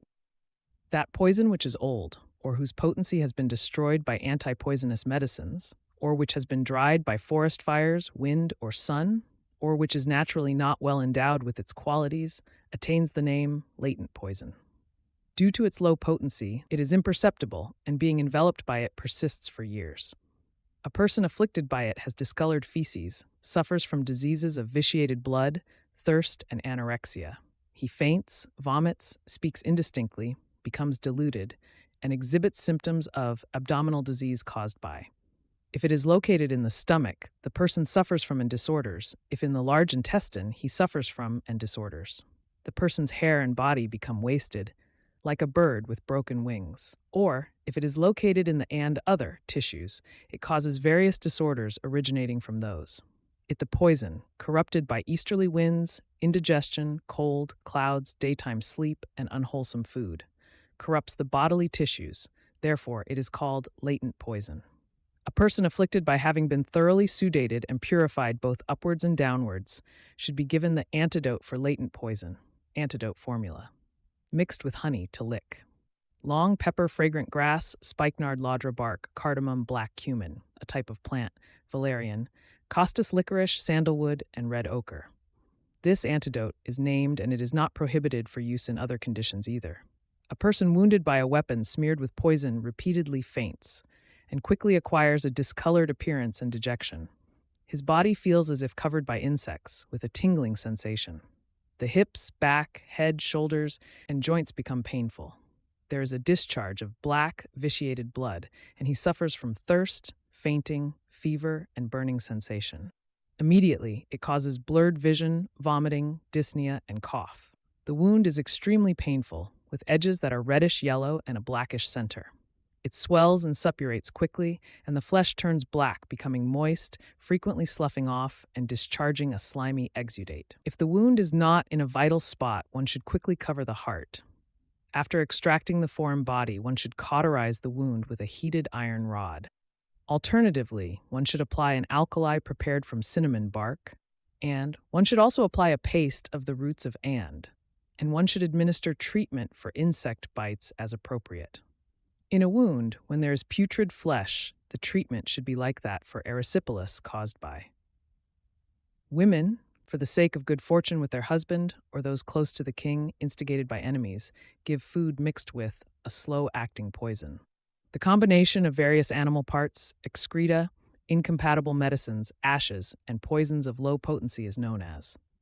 Due to that, he becomes anemic, emaciated, has weak digestion, and is afflicted by cough, dyspnea, and fever. With moving in a reverse direction, he is devoted to dreams and anxieties.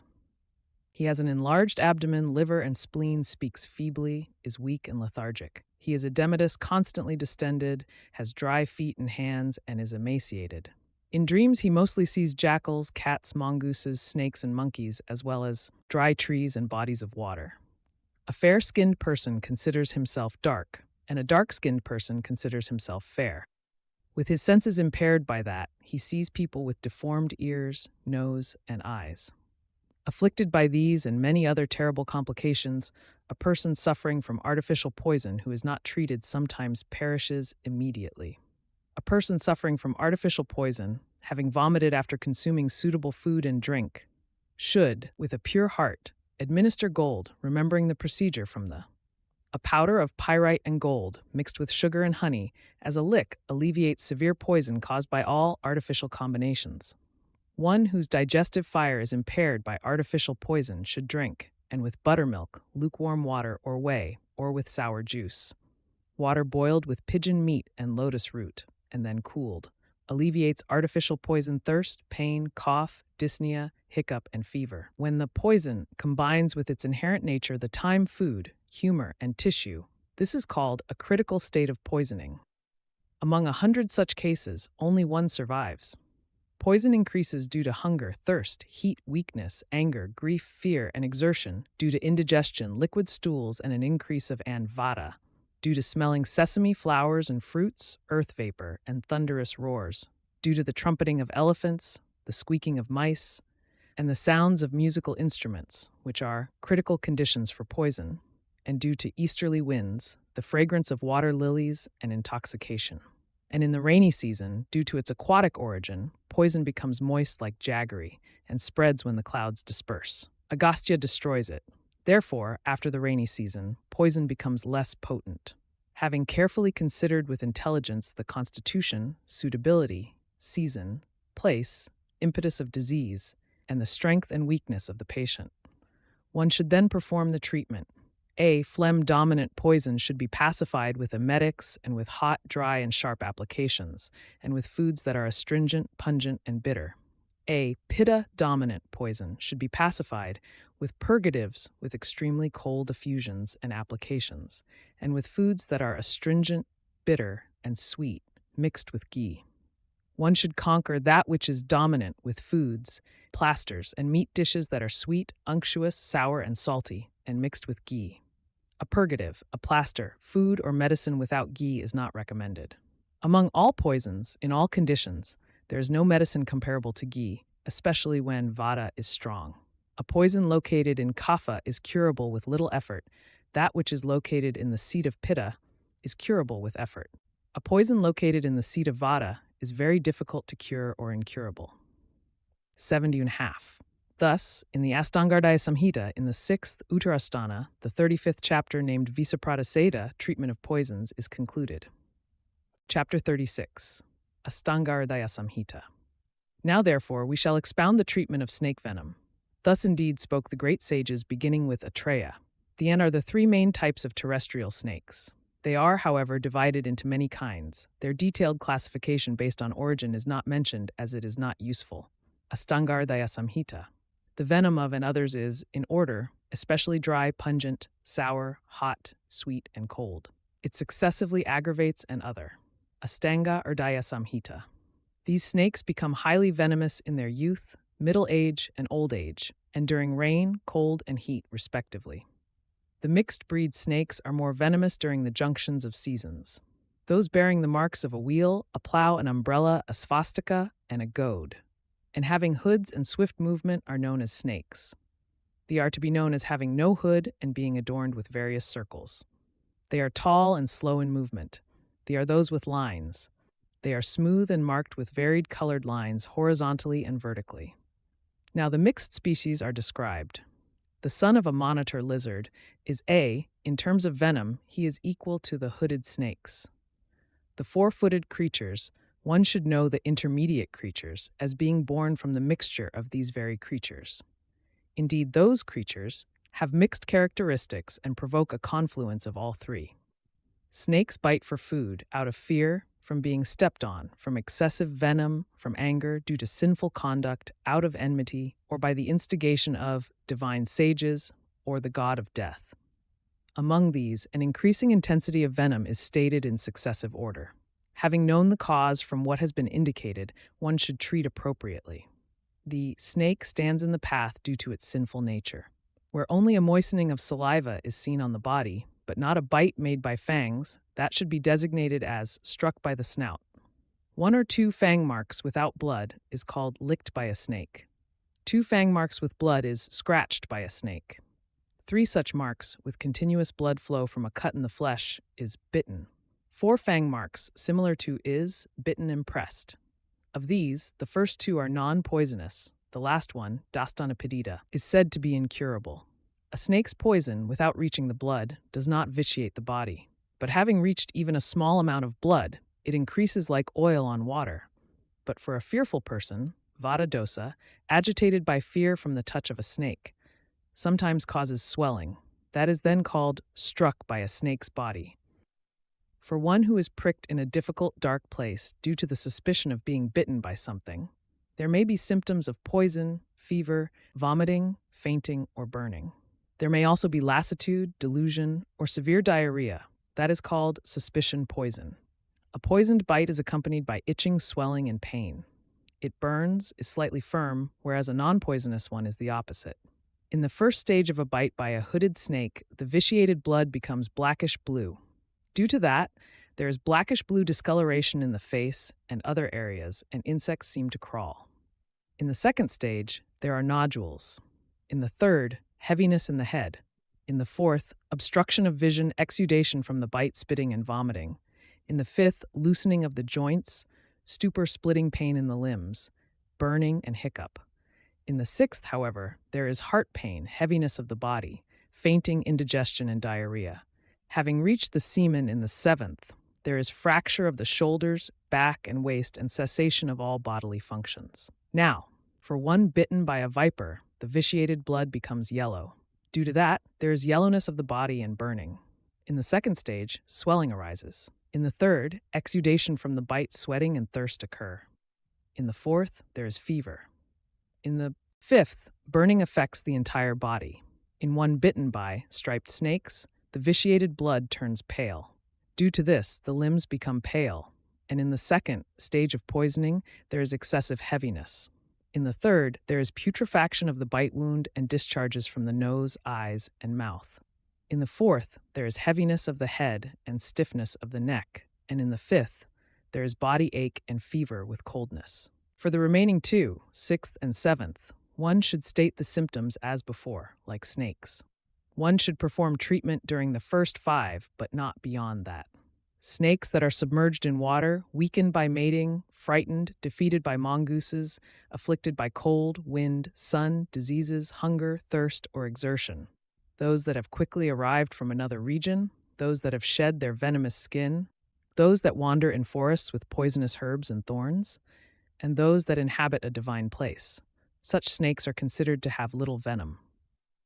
One bitten in a cremation ground, a funeral pyre, a sacred tree, etc., during the junctions of the 5th lunar day, during the 8th and 9th lunar days, at dusk, at midnight, or at dawn, or when bitten under the Yamya, Agneya, or Purvanihirta constellations, or during the Muhurta, or on a vital point. Such a patient should be abandoned. one whose face and eyes are white immediately after being bitten, whose hair is falling out, whose tongue is stiff, who faints repeatedly, and whose breath is cold does not survive. If hiccup, dyspnea, vomiting, and cough arise simultaneously in a person immediately after being bitten, and he suffers from heart pain, he does not survive. Vomits foam, is unconscious, has blackish feet, hands, and face, nasal depression, fracture in the limbs, loose stools, and laxity of the joints. These signs appear in a person who has drunk poison, been bitten, or struck by a poisoned weapon.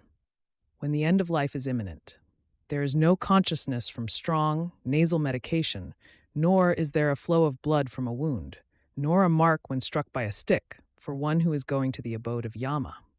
Otherwise, however, the physician, like one protecting a house on fire, should quickly bring the poison to a state of calm, protecting the life breaths that have reached the throat. Having remained in the bite of a bitten creature for 100 units of time, the poison pervades the body, polluting the bodily tissues such as blood. During this interval, one should quickly perform actions such as excising the bite so that the vine of poison does not grow in the body. Immediately after being bitten, one should quickly bite that very snake, the wind eater, or bite a clod of earth or the ground with one's teeth, and then with agitation, one should smear the bite with saliva or earwax. One should tie a bandage 4 fingers above the bite, with linen, etc., in a braid and with potent mantras, the knower of mantras. Poison is arrested by a ligature, like water by a dam. The veins, constricted by the ligature, do not carry the poison. After pressing, one should extract the bite, avoiding vital spots and joints.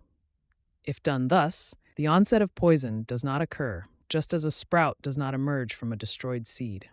Except for the bite of snakes, due to their bilious nature, one should quickly cauterize other bites, with heated gold, iron, etc., or with a burning brand. What wound indeed can fire not instantly reduce to ashes? Or one should suck the poison with a full mouth, or with earth, ash, antidote, or cow dung. Especially on a fleshy part, one should apply repeatedly to the limb along with the bite, within the shade of a specific plant. One should also sprinkle with water mixed with sandalwood and vetiver. When the poison has spread, one should perform venesection, that is the supreme treatment. For when the blood is drawn out, the entire poison is drawn out. Blood containing poison has a foul smell and crackles when placed on fire. Pure blood, according to the Thysen, should be identified by its characteristics as described previously. If the veins are not visible, horns or leeches should be applied. The remaining blood, which has liquefied due to the heat of the poison, should be repeatedly arrested with very cold plasters and effusions. Indeed, if the blood has not flowed out, due to the force of the poison, fainting, intoxication, and cardiac discomfort occur. One should conquer these with cold applications and also by causing horripilation. When the blood is clotted, the force of the poison immediately subsides. Due to its sharp nature, the poison draws the heart. For its protection, one should drink clarified butter mixed with honey or an antidote soaked in. And when there is a covering of the heart, phlegm accumulates in the heart. Then, one should induce vomiting in a person who has developed heaviness, nausea, and cardiac discomfort using emetics that are liquid and free from sour gruel, horse gram, oil, alcohol, etc. By means of emetics that counteract poison, the poison will not spread throughout his body in this way. Considering very subtly and properly the snake type, the humor involved, the constitution, the location of the bite, and the stages of poisoning, one should perform a specific treatment. The roots of Vitex negundo and white Clitoria ternatia should be drunk, and a nasal administration of honey with costus should be given when bitten by hooded snakes. For one bitten by a black snake, after the blood has been removed, one should anoint the bite with Abrus precatorius and Asparagus racemosus, or with a potent root poison. And ghee mixed with honey, Rubia cordifolia, and house soot should be drunk. This antidote is beneficial through drinking, nasal administration, and anointing in the terrible poison of serpents, even those of the striped type, equal parts of white and half a part of leaves, and this antidote with honey is especially beneficial in the poison of circularly marked serpents. The 5 barks, sandalwood, sugar. This antidote with honey is named and destroys the poison of serpents. Applied as a paste, It removes swelling, erysipelas boils fever, and burning sensation.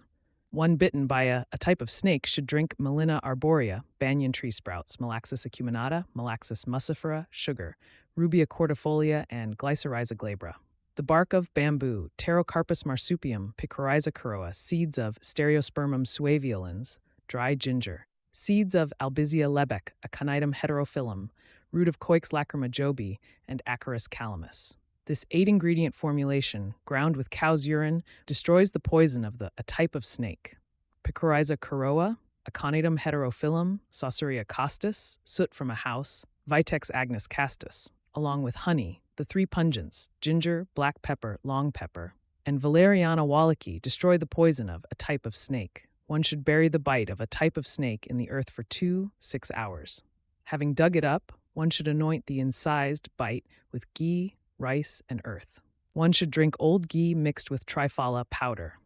After it is digested and after purgation, one should eat barley food prepared with soup. The flowers and roots of an and long pepper should be made into a paste with sour griol, combined with and black pepper. This antidote is effective for all purposes for those bitten by demonic beings.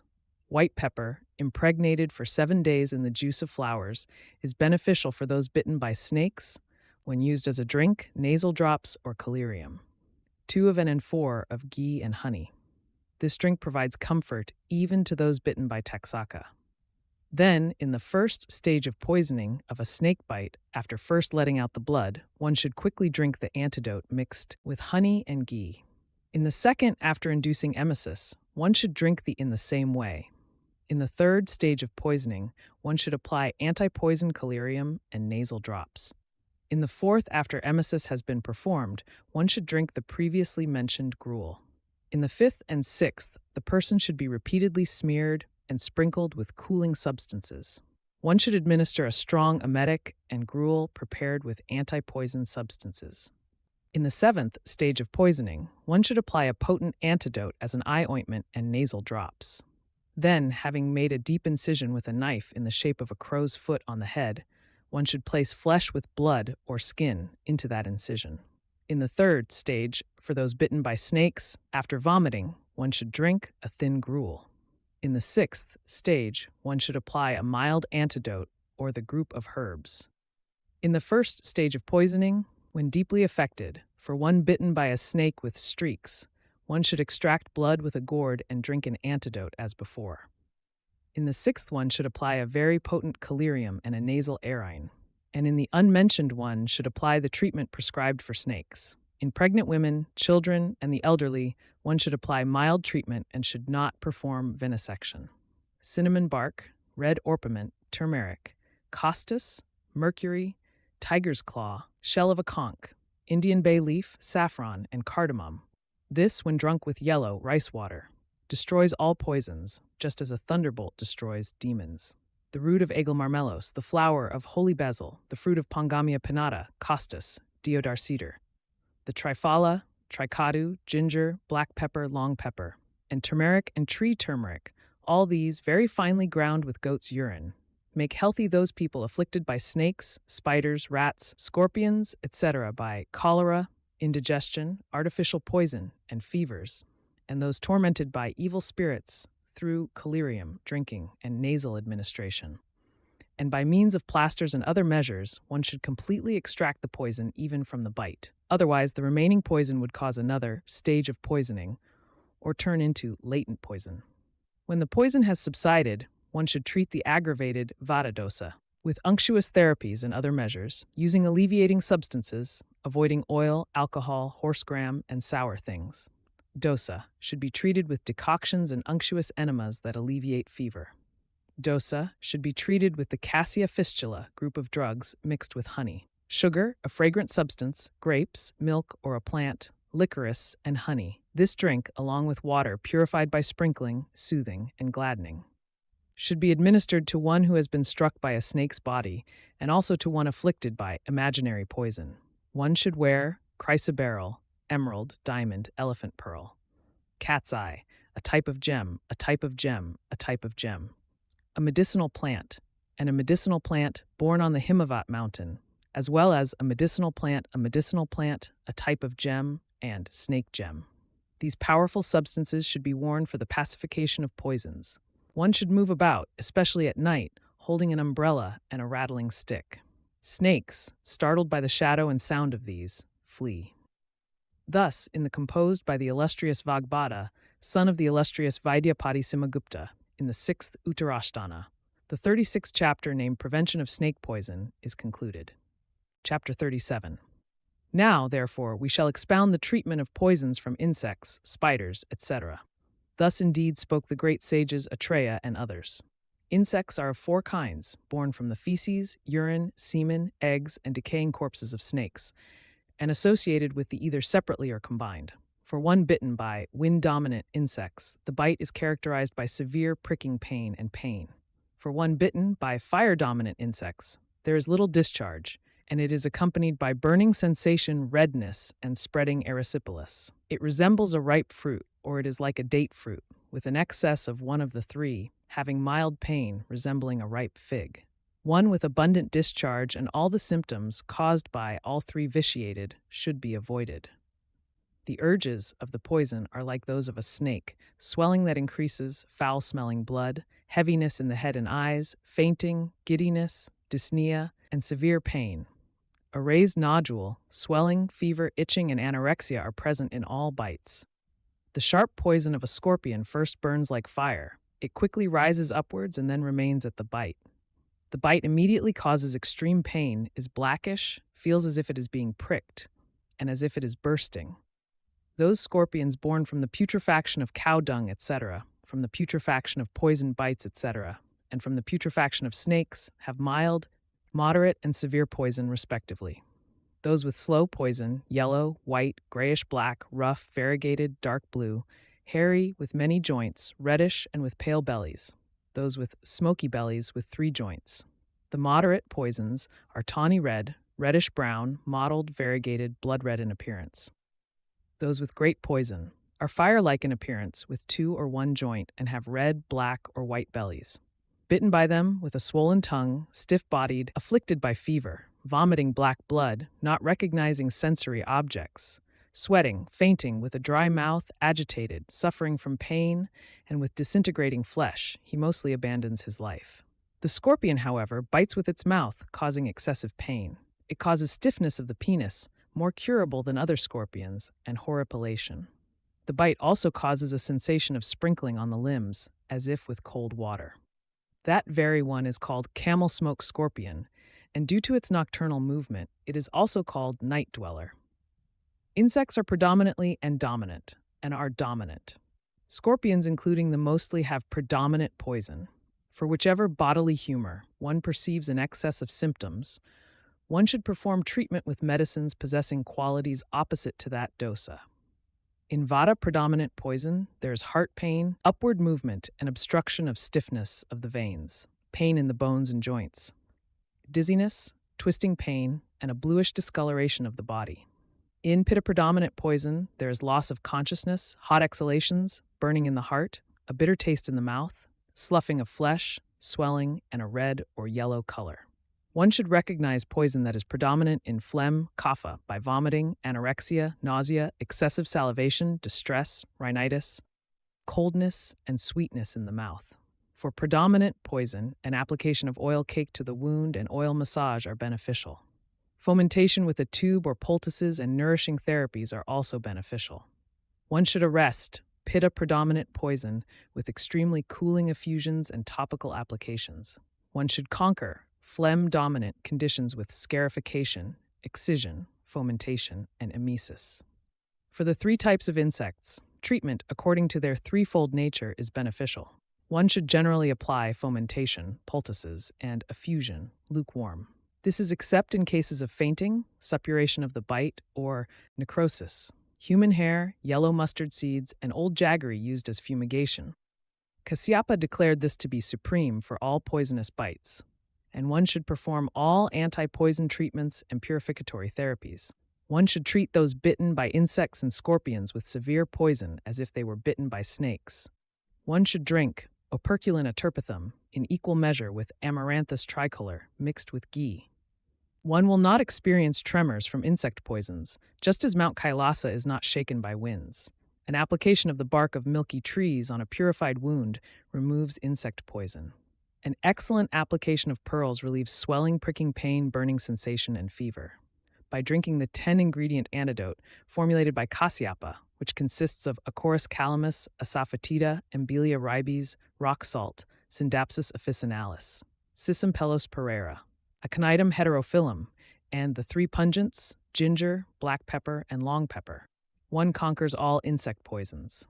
One should immediately sprinkle a fresh scorpion sting with a type of medicated oil, or with oil cooked with a group of medicinal plants, or with other lukewarm oil.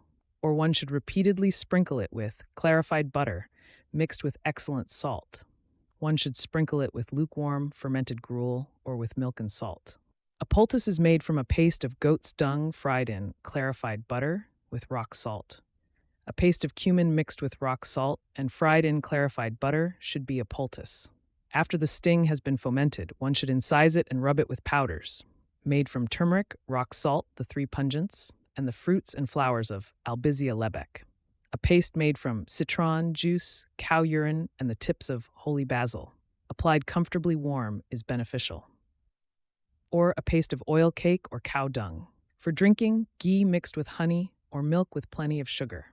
Pigeon droppings, haritaki, Indian valerian, and dry ginger, mixed with citron juice is an excellent remedy for scorpion venom. And the tusk of a camel, along with moss, destroys scorpion poison. A pill made with asafoetida, orpiment, and the juice of a citron applied as a paste and collyrium is an excellent destroyer of scorpion poison. The flowers of Indian beech, Terminalia arjuna, Cordia dichotoma, a type of plant, possibly a synonym for or another species, Holarina antidysenterica, and Albizia lebec mixed with curd water should be applied as a paste to the bite. For him who faints, breathes with difficulty, raves, and experiences severe pain. The following are beneficial: turmeric, long pepper, Indian madder, and Indian aconite, which are heating. A plaster made from the stalk of a gourd and eggplant juice mixed with flour is also beneficial. And in all cases of severe scorpion poison, one should administer curds and ghee. One should perform venesection and administer emesis, collyrium, and airines. Food that is hot, unctuous, sour, and sweet, and which alleviates, is also beneficial. Ginger pigeon droppings, citron juice, orpiment, and rock salt. This compound applied as a paste quickly destroys the poison caused by a scorpion. For those bitten by scorpions, when the poison has greatly intensified, one should anoint the bite with poison. This method is also applicable for a type of insect. One should make a pill from the mushroom growing on elephant dung and the root of Andropogon muricatus with Cordia dichotoma, water. This is an excellent remedy for destroying scorpion poison when applied as a paste. The seeds of Albizia lebec, impregnated 3 times with the milk of Calotropis gigantea, mixed with powdered long pepper. This antidote destroys the poisons of insects, snakes, spiders, rats, and scorpions. The flowers of Albizia lebec, along with Pongamia pinnata seeds, saffron, Salseria costus, and realgar. This antidote, it is said by the Jina, is effective against the poison of nocturnal scorpions. Spiders are more terrible than insects. They are said to be 16 in number. Some say 28, and others even more than that. Others, followers of the thousand-rayed sun, i.e. sages, say they are thousands. But a single possessing many forms of complications is considered to be poisonous in nature. Its forms, by name, are difficult to discern due to excessive mixing of symptoms. There is also no fixed location for their manifestation. Therefore, they are described according to the. When caused by individual, it is difficult to cure. When caused by a combination of, it is incurable. The bite of that spider, when due to, is characterized by burning sensation, thirst, blisters, fever, and delusion. It has intense heat, is reddish-yellow, moist, and resembles a grape. The due to one is hard, pale, resembles the fruit of the tree, and causes excessive sleep, cold fever, cough, and itching. A caused by spider bite is rough, blackish, and causes joint pain and fever. One should determine their specific divisions by the symptoms of their respective. In an incurable spider bite, there are cardiac delusion, dyspnea, hiccup, and stiffness of the head. There are white, yellow, black, or red pustules, the appearance of swelling, tremor, vomiting, burning sensation, thirst, blindness, crookedness of the nose, blackish lips, face, and teeth, and fracture of the back and neck. Blood resembling the color of a ripe rose apple flows from the bite. All spider bites are generally caused by all three, but the designation is mostly based on the predominant. That spider poison, being sharp, moderate, or mild, when neglected, kills in 3 ways, respectively in 7 days, 10 days, or a fortnight at most. And every spider bite resembles a ringworm. It is white, black, red, yellow, or grayish-brown, soft and elevated. In the center, it is black or grayish-brown, and at the periphery, it is covered with a net-like pattern. It is accompanied by erysipelas, and swelling causes intense pain, and is associated with fever, rapid suppuration, exudation, putrefaction, and tearing apart. Whatever limb it touches with its exudate, it also creates a wound there, through 8 things: breath fangs, feces, urine, semen, saliva, nails, and menstrual blood. This spider emits poison, especially from its mouth. A spider bites above the navel. Insects bite both above and below. Clothes and other items contaminated by it, and touching the body cause disorders. For half a day, the bite caused by poison is not even perceptible. After that, on the first day, it appears like a needle prick. Its color is indistinct. It is mobile and accompanied by slight itching and pain. On the second day, it is elevated at the edges, as if covered with small pustules. Its color is distinct. It is depressed in the center, itchy, and resembles a knot. On the second day, it is elevated at the edges, as if covered with small pustules. Its color is distinct. It is depressed in the center, itchy, and resembles a knot. On the third day, there is fever, horripilation, red circular patches resembling a saucer, accompanied by severe pricking pain and discharge from the hair follicles. On the fourth day, there is great swelling, causing heat, dyspnea, and vertigo. On the fifth day, it produces various disorders arising from the aggravation of the poison. On the sixth day, it pervades the vital points. On the seventh day, it destroys life. This is sharp poison. One should then classify it as moderate or mild. In 21 nights, the poison completely subsides. Now, for one bitten by a spider, one should quickly remove the bite with a surgical instrument, and one should cauterize with and other substances, but one should not cauterize a bite that is predominantly one of the 3. A bite that is rough, has broken hairs, is located in vital spots, joints, etc., or has spread everywhere. Such a bite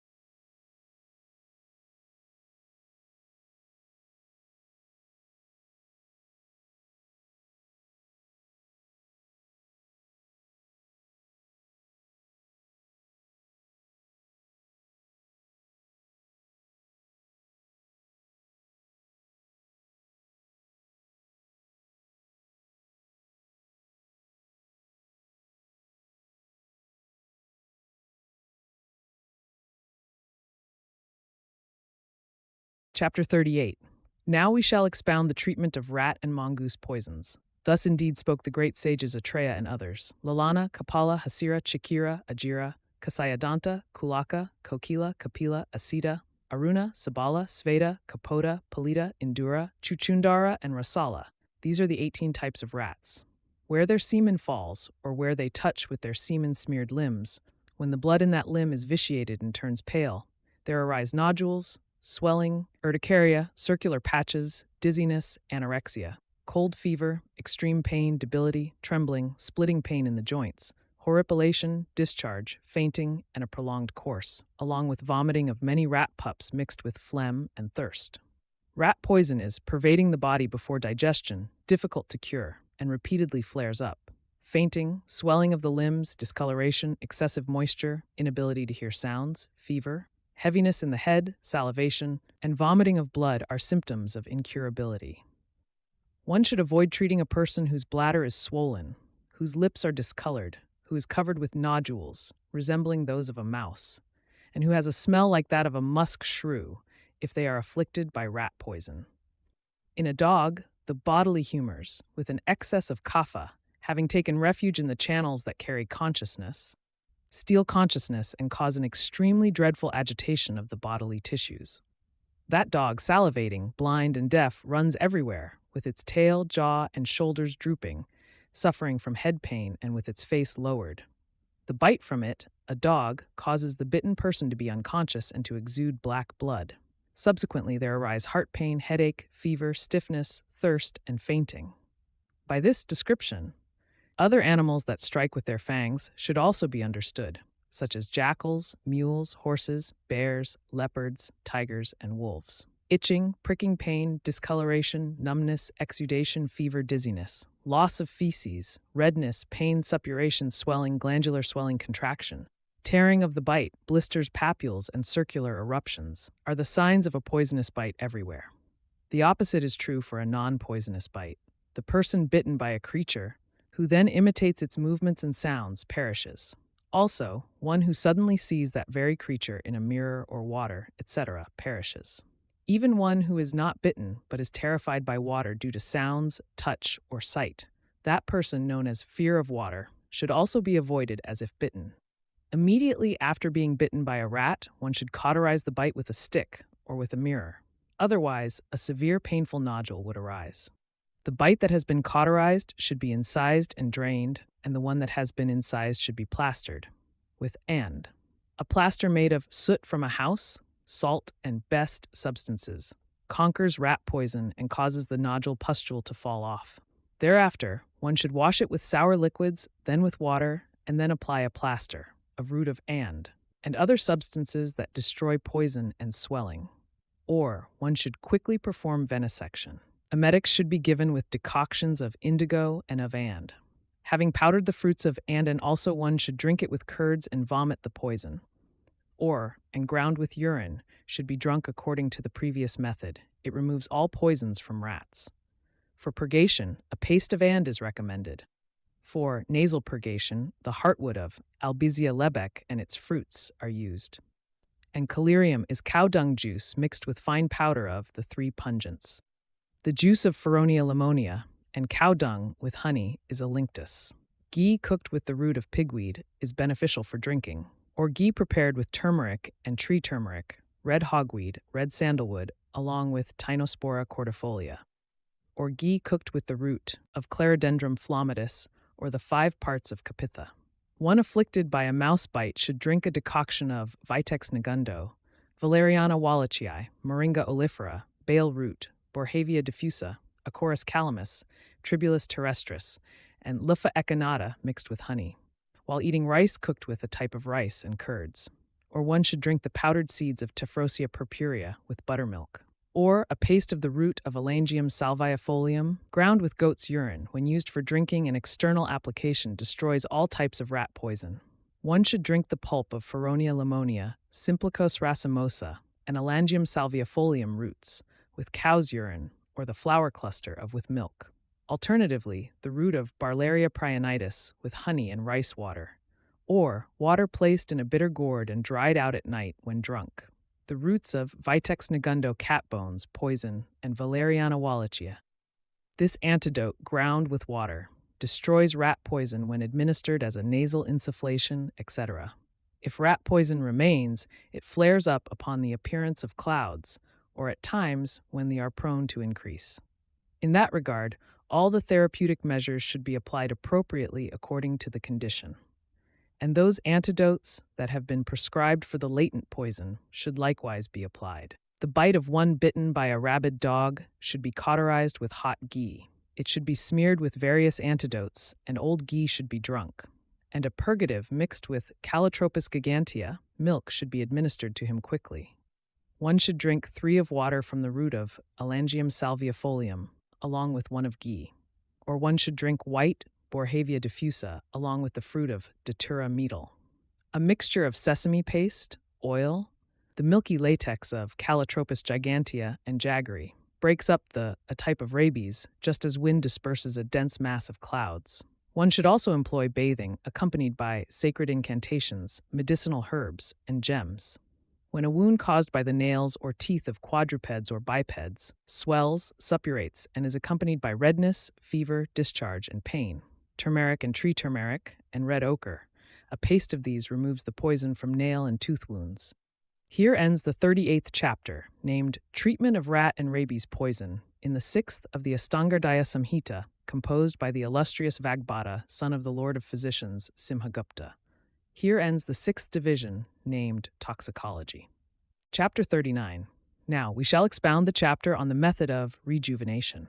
Thus indeed said the great sages Atreya and others. One obtains long life, memory, intellect, health, youthful age, luster, complexion, vocal excellence, strength of body and senses, power of speech, virility, and beauty through. Indeed is the means of obtaining excellent plasma and other tissues. It should be administered in the early or middle age to one who has controlled their self, who has been oleated, whose blood has been let, and who has been thoroughly purified. Indeed, the procedure, or aphrodisiac, applied to an impure body, is fruitless, like dye on a dirty cloth. The sages know the application of rejuvenating elixirs to be of 2 kinds. The primary one is entering a special cottage. The other is exposure to wind and sun.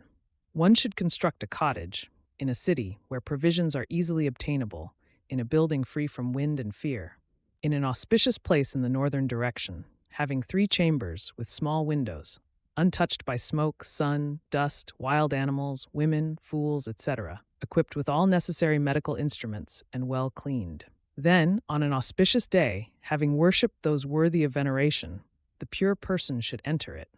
There, having been purified by purificatory therapies, having become happy and having regained strength, he should be celibate, endowed with fortitude, full of faith, self-controlled, devoted to charity, good conduct, compassion, truth, vows, and righteousness, engaged in the remembrance of deities, regulated in sleep and wakefulness, fond of medicine, and gentle in speech, and then begin the treatment. One should drink Terminalia chibula, Emblica officinalis, rock salt, dry ginger, Acorus calamus, turmeric, long pepper, Embelia ribes, and jaggery with warm water, after the person has first been oleated and fomented. By this, he is properly purged. Then, for the person whose body has been purified and who has undergone the post-purification diet, one should administer barley gruel mixed with ghee for 3 nights, 5 nights, or 7 nights, until the old feces are completely eliminated. In this way, for a person whose alimentary tract has been cleansed, one should administer a rejuvenative therapy, which is suitable for him after the physician, who knows what is wholesome, has considered everything. 1,000 haritaki fruits along with 3,000 amalaki fruits, and 250 of the 5 roots of 5 plants should be cooked in 10 times their quantity of water until the decoction is reduced to 1/10. Then, after pounding and removing the seeds from the haritaki and amalaki fruits, add them to that decoction. Then, 1 measure of powdered cinnamon, nutgrass, turmeric, long pepper, agarwood, sandalwood, Indian pennywort, nagakasara, butterfly pea, sweet flag, cypress rotundus, licorice, and false black pepper, all in equal measure, along with 1/2 of rock sugar and 3 of ghee, and 2 patra of oil, should all be cooked on fire until it attains a linctus-like consistency. Once it is taken off the fire and cooled, add 320 honey. Then, after churning it with a churner, place it in a ghee pot. The dose for this, Rasayana, is considered to be that which does not obstruct one meal. When this, Rasayana, is digested, a type of rice with milk is desired as food. The and sages, as well as other ascetics, consumed this auspicious, rejuvenating elixir prescribed by Brahma. They became free from lethargy, fatigue, exhaustion, wrinkles, gray hair, and diseases, endowed with memory, intellect, and strength, and lived for immeasurable ages. 1,000 haritaki and amalaki fruits, free from defects, along with 1,000 long pepper, should be liquefied with the alkali of young Bhuta monosperma and placed in a pot.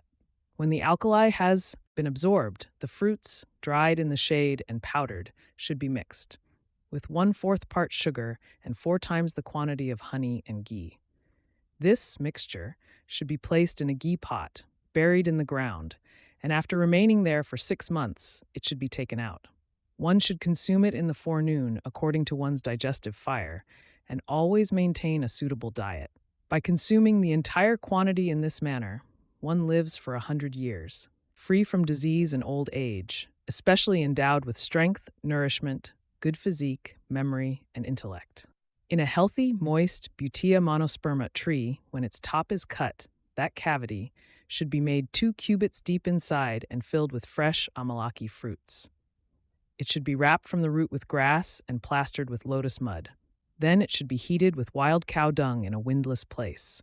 When those fruits are steamed, a person should eat them to satisfaction, mixed with honey and ghee, and one should drink plenty of boiled milk afterwards and sustain oneself with that alone for 1 month. Prohibited things should be carefully avoided, and even cold water should not be touched with the hand.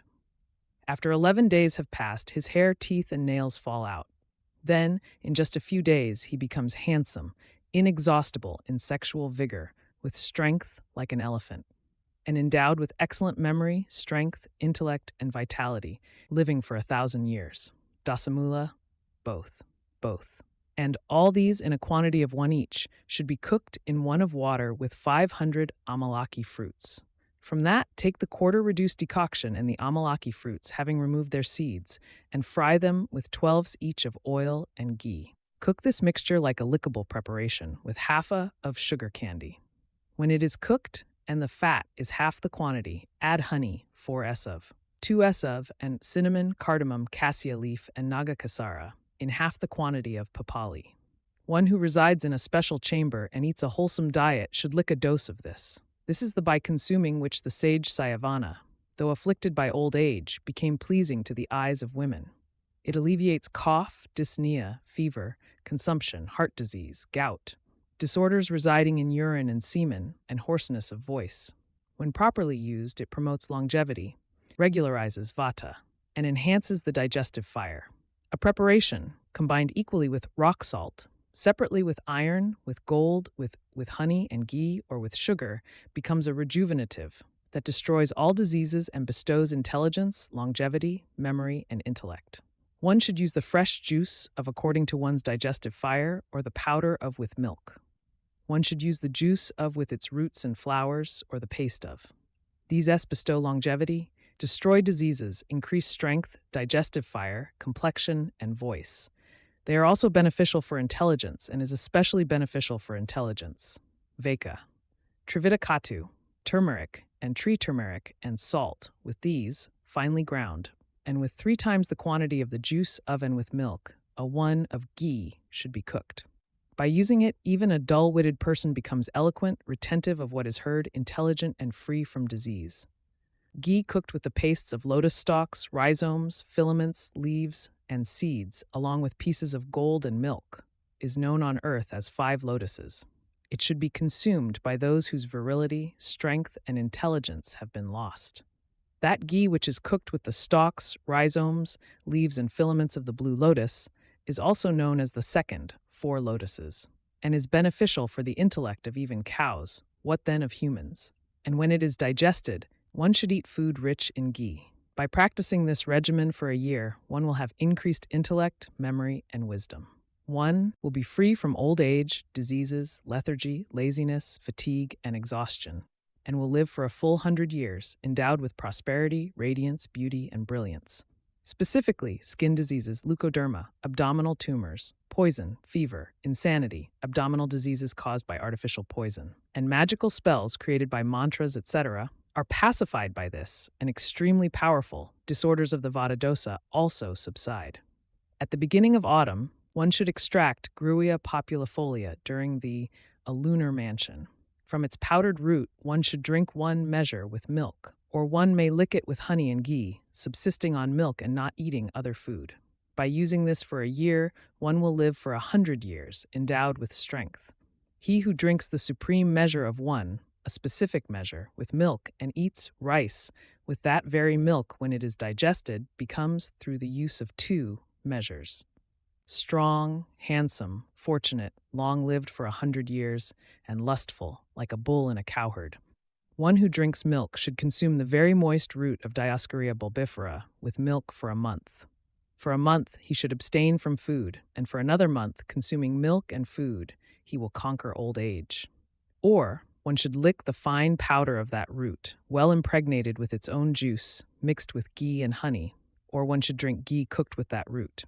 In the same way, one should use Pueraria tuberosa, Abutilon indicum, Seta cordifolia, Glycyrrhiza glabra, Solanum nigrum.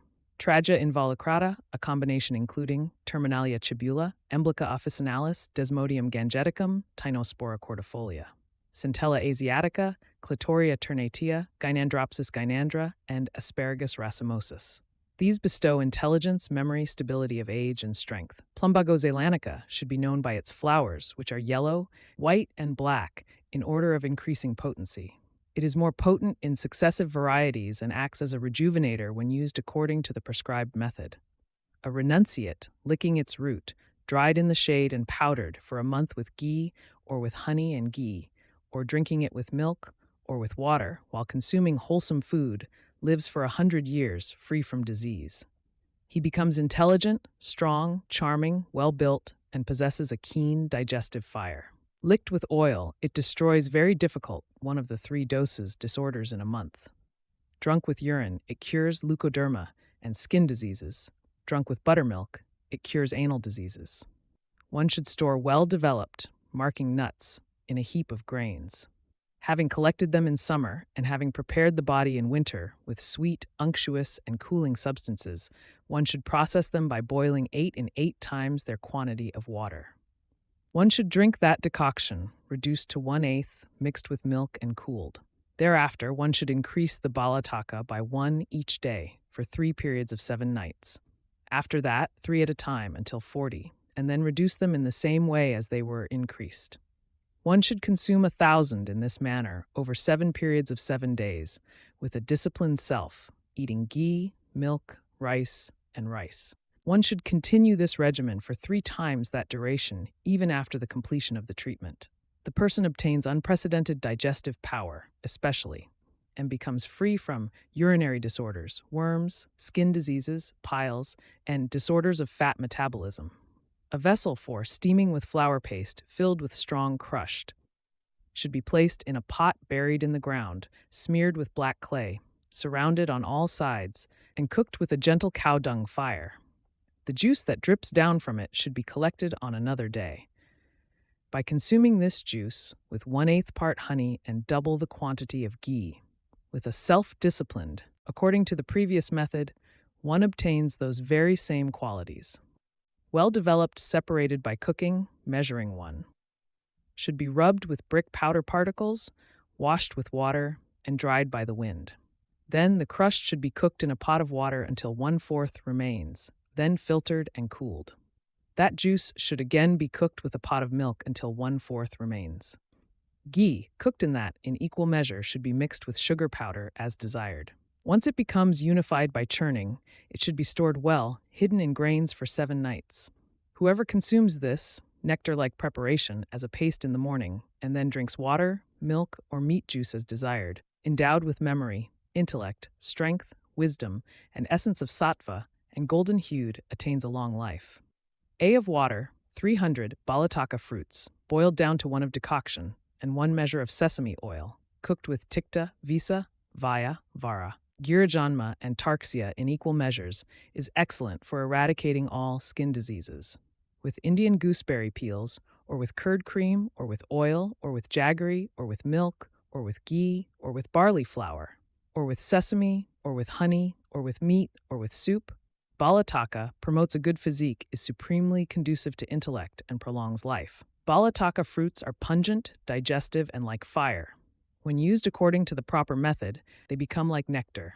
There is no disease born of one of the three, nor any obstruction whatsoever, which Semicarpus anacardium cannot quickly destroy, bestowing strength to the digestive fire. In the management of wind and sun exposure, one should especially avoid horsegram, curds, sours, oil massage, and exposure to fire. The trees named Hydnocarpus laurifolia grow on the shores of the Western Ocean. Their leaves are agitated by the wind stirred up by the waves and ripples. One should collect ripe fruits from them at the onset of the rainy season. Having extracted the pulp from the fruits, dried it, and powdered it, one should press it like sesame in a trough, or decoct it like safflower. This oil collected should then be cooked until the water has completely evaporated. Having taken it down, one should keep it in cow dung for a fortnight.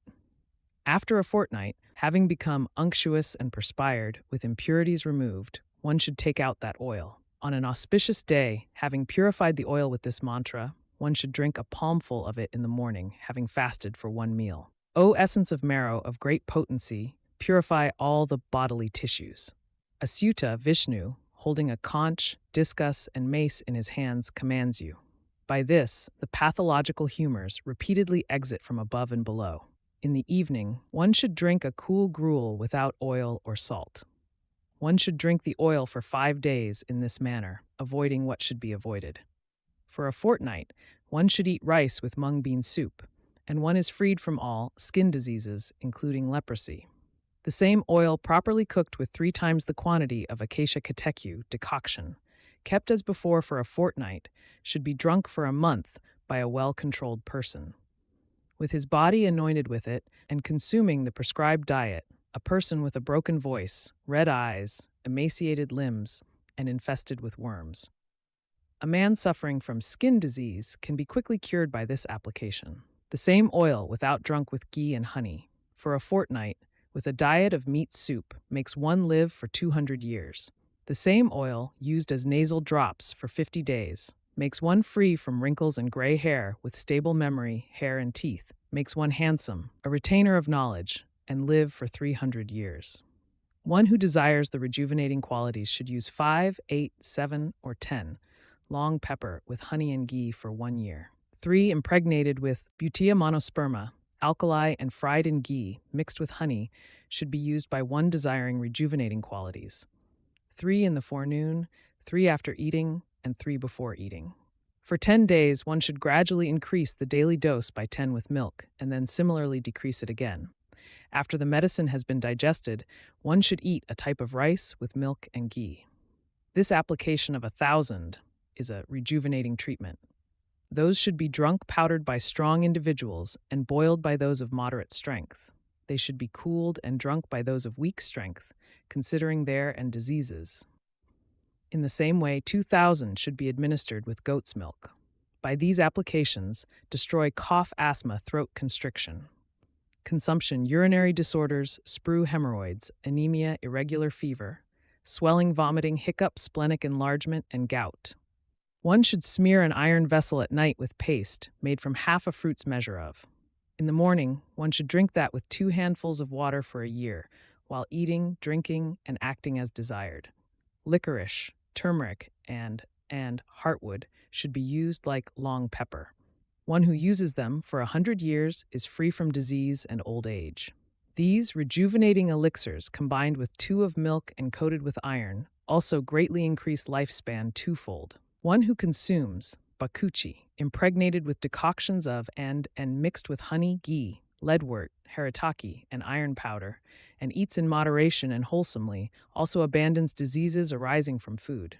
One who regularly consumes a medicinal plant, Soralia coralifolia, for a year, along with black sesame seeds, surpasses even the moon in bodily luster. Those who extract the essence from milk, which has been well prepared with powders of, and lick it with honey, and then drink that very buttermilk afterwards. Those patients whose limbs were decaying will have their fingers and noses regenerated and shine like trees with newly sprouted fresh leaves. Now will be described the method of garlic for those whose bodies are burnt by cold, wind, or snow, and whose bones are stiff, fractured, crooked, or painful, and who are afflicted by vata dosa. The drops of nectar that fell to the earth from the throat of when it was severed during the theft of, those became garlic. Therefore, Brahmins do not consume it, as it originated from the body of a demon. Yet, because it is directly born from this, is the foremost rejuvenator.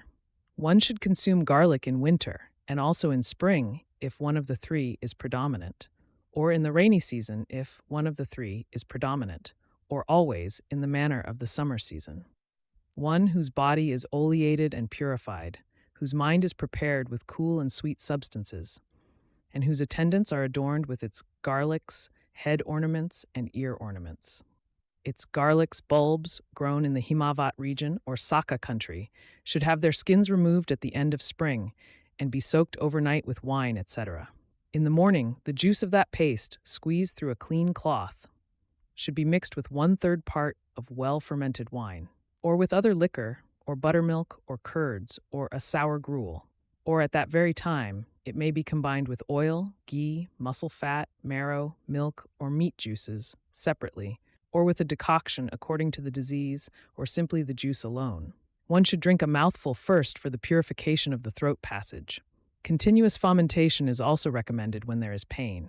In cases of vomiting or fainting, sudden sprinkling of cold water on the face is beneficial. One should drink the remaining juice when fatigue has subsided and the vital essence has attained stability.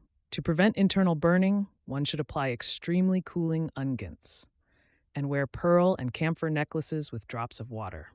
The maximum dose of this juice is 1, a measure. For the juice alone, it is half of that. 1, a measure of the ground marrow is the maximum. One should consume it with food beforehand. When digested, one should eat old rice, white like a conch, jasmine, or the moon. One should eat it with broths, milk, or the essences of animals that roam in dry land. If there is continuous thirst, one should drink a single type of wine mixed with water.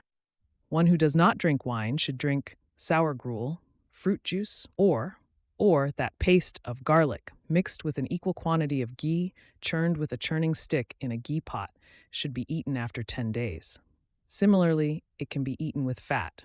One should eat garlic that is peeled rich in garlic along with meat cooked on a spit and various appetizers, or garlic preparations mixed with ghee and a sour fermented preparation while drinking alcohol as desired, eating light and small quantities. When the one of the three is free from the covering of and blood, or when it is pure, there is no substance superior to garlic. For a person who likes water, jaggery, and milk, and who dislikes meat, alcohol, and sour things, and who has severe indigestion, garlic will certainly cause harm. At the end, for fear of aggravation, one should administer a mild purgative. In this way, one fully obtains the qualities of that which mountains, heated by the sun in summer, exude like lac, that essence. Of the 6 metals, beginning with gold, is called.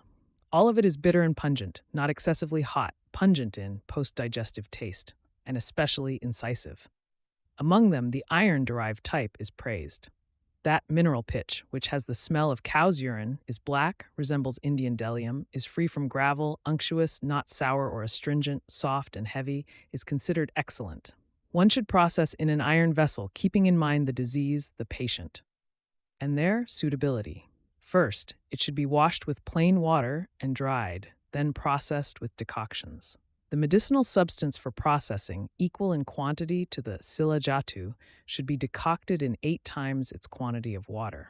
When that decoction is reduced to 1/8, purified and warm, one should add to it. When it has attained a uniform consistency, it should be dried and then again put into the liquid. In this way, it should be processed 7 times with its respective decoctions. Then, for a person who has been oleated and purified, ghee, prepared with bitter substances, should be administered for 3 days. Similarly, silajatu should be administered for 3 days with each of the following: the soup of triphala, pointed gourd, and licorice. Thereafter, one should administer the appropriate combination, considering the time. In this way, becomes extremely beneficial for the body. It brings about all good qualities and does not suddenly cause any adverse effects. A 12 grams, half a 24 grams, and a 48 grams are the dosages for 1 week, 3 weeks, and 7 weeks, respectively. This is considered the low, medium, and high dosage of mineral pitch in order. When another name for, which has been purified, is administered to a purified body, combined with copper, iron, silver, or gold, either individually or all together, and mixed with milk, it quickly produces rejuvenating effects. One should always avoid horsegram, black nightshade, and pigeons. There is no curable disease on earth that, another name for, cannot conquer by force. When it is properly administered according to the prescribed durations, it bestows immense vitality upon a healthy person. For those who have leisure and are well equipped, the entering a special hut method is beneficial. For those who are otherwise, the sun and wind exposure method is prescribed. Therefore, especially those practices that can withstand wind and sun will be described, which are easy to perform and do not harm the body even if there is a lapse. Cold water, milk, honey, and ghee taken individually or 2 at a time, or 3 at a time, or all together if drunk beforehand, preserves youth. By eating 2 each with jaggery, honey, dry ginger, long pepper, or salt, one always lives happily for 100 years, following a wholesome diet. For one who properly heats in ghee and eats it, and also drinks that ghee, strength remains in the body for a long time, just as a good deed done once for a grateful person endures. For people who consume a wholesome diet and lick juice of honey, sugar, and ghee, the ailments of old age are destroyed, just as vast texts that are poorly grasped are destroyed. For a person who consumes the powder of Indian gooseberry, false black pepper, and Indian kino tree heartwood, along with oil, ghee, honey, and iron filings, their youthfulness and beauty will not be lost. A strong person who licks this preparation, which has been stored for 1 year, in a container made of Indian kino tree, heartwood, lives with black hair. Those who consume false black pepper, marking nut, and dry ginger, combined with ghee and honey, those beautiful men cross the river of old age, which is turbulent with the waves of diseases. If men who regularly consume a combination of 3 fruits, soaked in clarified butter and honey, live free from disease, what wonder is there in that?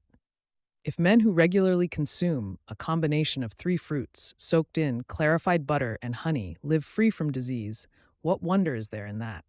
For men who regularly consume the juice of Pterocarpus marsupium, so thick that it can be picked up with a finger, along with sugar, honey, and old age, even if it has already arrived, certainly turns back. One who drinks half of fresh Borhavia diffusa paste with milk for half a month, or for 2 months, or for 3 times that duration, 6 months, or for a year, even if he is old, he will become young again. They declare that the rejuvenating regimen for Vetiveria zizanioides, Cisampulose pereira, Pterocarpus marsupium, Hemidesmus indicus, Trigonella phenum graecum, Aquilaria agalocha, and Santalum album is similar to that of those who consume ghee prepared with the paste and decoction of Asparagus racemosus along with sugar are not plundered by the thieves of diseases. A person who drinks Withania somnifera with milk or with ghee or with oil or with warm water for half a month attains nourishment of a lean body, just as good rain nourishes a young crop. For those who daily consume 1 measure of black sesame seeds, followed by cold water, there is abundant nourishment of the body, and the teeth become firm until death. One who licks the powder of Tribulus terrestris, Emblica officinalis, and Tinospora cordifolia, mixed with ghee and honey in equal parts, becomes virile, stable, free from the distress of disorders, and lives for 100 years with black hair. Those who crush fruits like along with Chibulic myrobalan and eat them, like peacocks, attain a beautiful old age. One who consumes iron basma, haritaki, mercury, and pyrite for 5 nights becomes like the moon. Those who drink the juice of Eclipta alba every day for 1 month, while subsisting on milk, attain strength and vigor and live for 100 years. Those who consume Acorus calamus for a month with milk, oil, or ghee become invulnerable to demons, intelligent, and possess pure, refined speech. Those who consume Centella asiatica fried in ghee for a month, abstaining from other food, remain in a state of youth, beauty, and other excellent qualities. 360 pills are made from 50 of Gloriosa superba, a group of 3 fruits, and iron with the juice of Eclipta prostrata. These are dried in the shade. One should first consume half a pill, then gradually the entire quantity. After purgation, one should gradually consume thin gruel, thicker gruel, even thicker gruel, meat soup, and rice. For 1 month, one should consume food lubricated with ghee, with a disciplined mind. After a month, one may act freely in all respects. Indigestion should be carefully avoided at all times. One should use this regimen for 1 year. Even one afflicted by an incurable disease becomes free from illness. Even an old person becomes endowed with great vigor and lives for 500 years like a youth. Having made this, one should accomplish it in a black iron vessel. This medicated ghee, whether mixed or unmixed with pure jaggery, sugar, and honey separately, becomes like molten gold. Diseases do not touch the consumer of this. Just as demons terrified do not touch Narasimha, whose arms blaze with the discus. He whose food consists of preparations made with milk, by 1 month's use, lives happily for 300 years. He grasps what is said even once with unloosed memory and senses. And he who uses oil according to this same method attains those very qualities and becomes black-haired. The rejuvenating remedies that are achievable, fruitful, and appropriate for the age have been described. Other, though greatly beneficial, but difficult to obtain and so on, have not been mentioned. If diseases should arise due to a deviation from the prescribed method of rejuvenation therapy, then their appropriate medicine should be administered, excluding the itself. One who is truthful, free from anger, whose senses are inclined towards the spiritual self, who is peaceful and devoted to good conduct, should be known as one who constantly practices. He who, endowed with these qualities, partakes of that person, with a tranquil mind, enjoys a long life both in this world and the next. Conduct in accordance with the scriptures, those who know the mind and are nearby, intellect that does not falter in matters, and a complete rejuvenative therapy. Chapter 39. Thus concludes the 7th limb named Chapter 40. Now we shall expound the chapter on the method of aphrodisiacs. Thus indeed spoke the great sages, beginning with Atreya. A man who is desirous of sexual pleasure should constantly seek. Satisfaction, nourishment, and progeny endowed with good qualities are dependent on it. That which produces progeny and causes immediate exhilaration is that by which a man becomes like a stallion exceedingly strong and approaches women unimpeded, and becomes very dear to women, and by which he gains corpulence. That is aphrodisiac therapy. Indeed, that is supremely invigorating for the body. We approve of celibacy, which is righteous, brings fame, prolongs life, and is a rejuvenator for both worlds, being absolutely pure. But for one with little vitality, who is afflicted by troubles and is passionate, is prescribed for the protection against bodily decay. For a strong man of advanced age, who regularly uses aphrodisiacs, sexual intercourse is not prohibited every day in all seasons.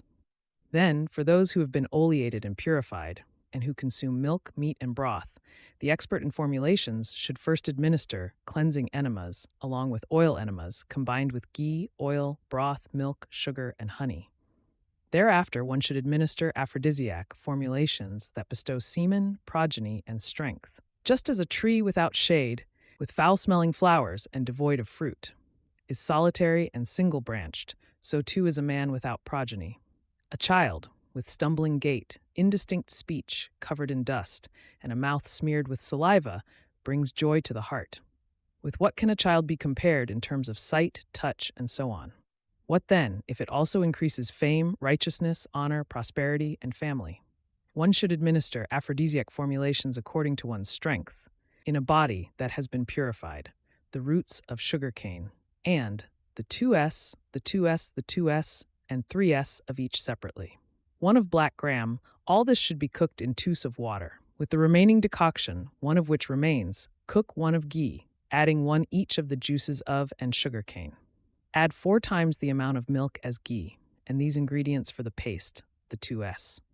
After it is cooked and strained, mix it with 1 each of the powders of sugar and bamboo manna, 1 of, and 1 of black pepper. Add finely powdered cinnamon, cardamom, and saffron, each half a in measure, and 2s of honey. One should then consume 1 of this daily, eating meat broth and milk. By this, one ascends like a horse and rejoices like a sparrow. Take the powders of an ginger, separately, along with the root of cowhage, each in a measure of 1. Also, half-a of honey, half-a of sugar powder, and half-a of fresh ghee. One should then consume this in a measure of 1, if he has 100 women in his house. One who eats fruits and wheat cooked in milk and cooled, or black gram with ghee and honey, followed by the milk of a cow that has calved only once, remains awake the entire night, untired, satisfying women. He who repeatedly impregnates sesame seeds in milk cooked with goat testicles and eats them with sugar will approach 100 women as if they were new. A powder of Indian kudzu, repeatedly impregnated with its own juice, when licked with honey and ghee, enables one to enjoy 100 women. The powder of black Indian gooseberry, well impregnated with its own juice, when licked with sugar, honey, and ghee, and followed by drinking milk, that man, even if 80 years old, rejoices like a youth. A measure of licorice powder, combined with ghee and honey. If licked with milk as an after drink, that man will not have diminished urges. One who drinks a paste of pistachia into jerima, mixed with milk, and eats sugar, ghee, milk, and rice, becomes potent among women. One who eats milk kakoli, cooked in milk, mixed with honey and ghee, and then drinks the milk of a cow that has recently calved, he does not experience depletion of semen. A man who drinks the powder of the seeds of Mucuna pruriens and Asteracantha longifolia with sugar, along with freshly drawn warm milk, becomes like a donkey in potency. One should similarly administer the powder of a type of plant, possibly, and Asparagus racemosus. Having eaten the moon-white cream of curds with a type of rice, cooked with sugar, well strained through a cloth, even an old man becomes youthful. Drinking Tribulus terrestris, Hygrophila auriculata, black gram, Vigna mungo, seeds of Mucuna pruriens, and Asparagus racemosus with milk, even an old man can approach 100 women. Whatever is sweet, unctuous, nourishing, strength-increasing, and gladdens the mind, all that is said to be aphrodisiac. Therefore, with such substances, one should, being emboldened, approach a woman, being aroused by one's own vigor and gladdened by the qualities of the woman. The 5 excellent objects of the senses, which are pleasing to all senses, are like sprouts of the wish-fulfilling tree of, and are the 5 arrows of the god of love. They should be enjoyed. Indeed, even individual objects, when desired, bring supreme joy and delight. How much more so when they are established collectively in the body of a woman, whose very name is a festival for the heart, seeing whom brings an unprecedented satisfaction, who is like a noose attracting all the senses, who is initiated into the vow of devotion to her beloved, adorned with arts, charms, physical beauty, and youth, pure, modest, yet bold in private, who speaks sweetly and whose desires are in harmony with her partner. Such a woman is supremely conducive to a man's virility. One should perform all the sexual acts prescribed in the WEC, which are blameless, and not contradictory to the principles of medical science. Garlands, colorful clothes, and various ornaments, skilled in music, poetry, and other arts, companions of similar nature, obedient and of the same age. A long pond situated within one's own house, with birds intoxicated by lotus pollen and honey.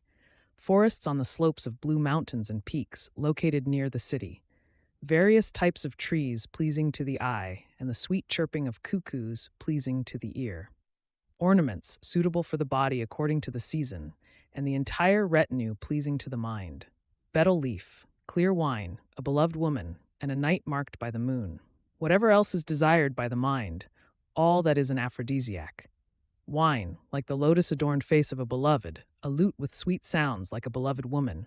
No mental disturbance, however slight, in matters of enjoyment.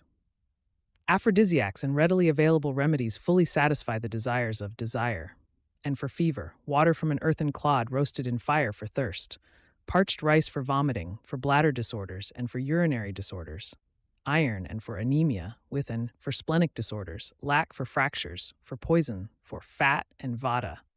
For bleeding disorders, for dysentery, for hemorrhoids, gold for artificial poisons, rasanjana for obesity, for worms, wine, goat's milk, and meat for consumption, for eye diseases, for gout, buttermilk for malabsorption syndrome, the essence of for skin diseases, and sila jatu for all diseases, fresh ghee for insanity, wine for grief, for loss of memory, Milk conquers insomnia, yogurt preparation for coryza, meat for emaciation, garlic for Vata disorders, sweating for stiffness of the body, the exudate of kalasalmali as a nasal administration for pain in the shoulders, arms, and neck. Camel's urine and milk, churned with butter and sugar, destroys abdominal diseases. For head disorders, timely bloodletting for abscesses, and gargling for oral diseases, collyrium, and for eye pains. Milk and ghee for old age, cold water, wind, and shade for fainting. Equal parts of vinegar. And ginger for weak digestion, wine and bathing for fatigue. Exercise for endurance and stability in hardship is beneficial for dysuria. For cough, the root of for pleurisy, for maintaining youth and for wounds. Enema for disorders, purgation for disorders, emesis for disorders. Honey conquers kapha, ghee conquers, oil conquers. Thus, what has been stated as the foremost medicine for diseases is sufficient for their alleviation. That foremost medicine should be adapted appropriately according to the strength of the place, time, and individual. Not satisfied with the excellent and profound aphorisms of Atreya, having learned the essence of the Agnivesa, respectful and humble, yet still doubting, ask this, being esteemed by Peta and others. O revered one, some patients, though self-controlled, are seen to be afflicted with disease, possessing abundant medicines and attendants, following the advice of experienced physicians. Others, however, are seen to have their ailments and vital forces diminishing, while still others are the opposite. Therefore, the result of distinguishing between beneficial and unbeneficial is uncertain. To Agnivesa, the chief among those who reasoned thus, he fully explained the truth. Treatment and non-treatment cannot be equal, even for those who attain health without any intervention, by a 16th part. For those immersed in the mud of affliction, the science of medicine is a helping hand. It is the life for those who are dying, but not for all through medicine alone. Not all diseases require a remedy, nor do they succeed otherwise. Those that are curable by remedies are cured, for that which is without a cause does not have a cause. What is said, that even with treatment endowed with all perfections, death occurs, is not so. There is no non-remedy in a remedy. Moreover, for an intelligent person who employs the proper means, a treatment may sometimes not succeed due to adverse fate, but this treatment is not 16-fold in its nature. For whom are fire and water, etc., not effective in the actions of fomentation and astringent therapy, etc. For whom are cow's milk and wild rice not nourishing or emaciating? For whom is there no certainty regarding the aphrodisiac effect of black gram, mucuna pruriens, etc.? For whom are the actions of producing feces and urine doubtful in the case of barley? For whom does poison become old, lose its potency, without incantations and ritual practices? Who attains health in diseases like a type of throat disease without appropriate diet? Moreover, untimely death is certainly established by all doctrines. Otherwise, how could it be averted even with great effort? And sandalwood and other cooling applications, in cases of burning sensation, etc., are established through tradition, preceded by scripture.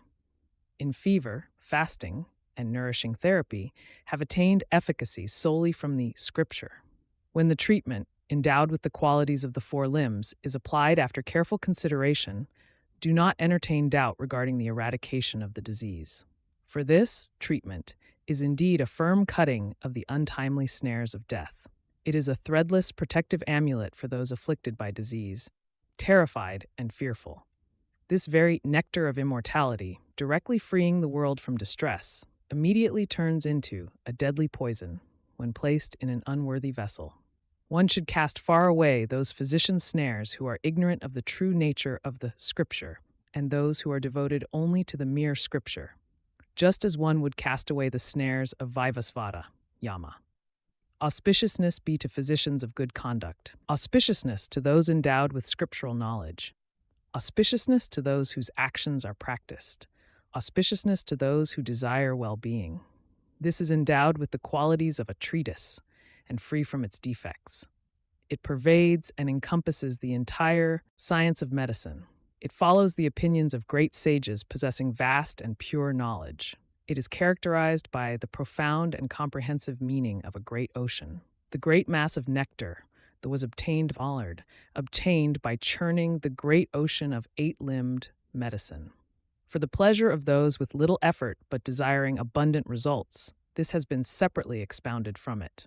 This being established by tradition and demonstrating visible results should be applied like a sacred incantation and should not be questioned in any way.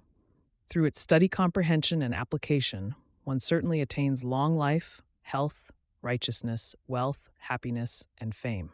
One who studies this, Ashtanga Hridaya Samhita, who is capable of grasping its essence and whose actions are well practiced, is an unshakable physician. It is no wonder if he even challenges those who are well versed in other texts. One who only studies Karaka is ignorant even of the mere names of diseases described in Susruta.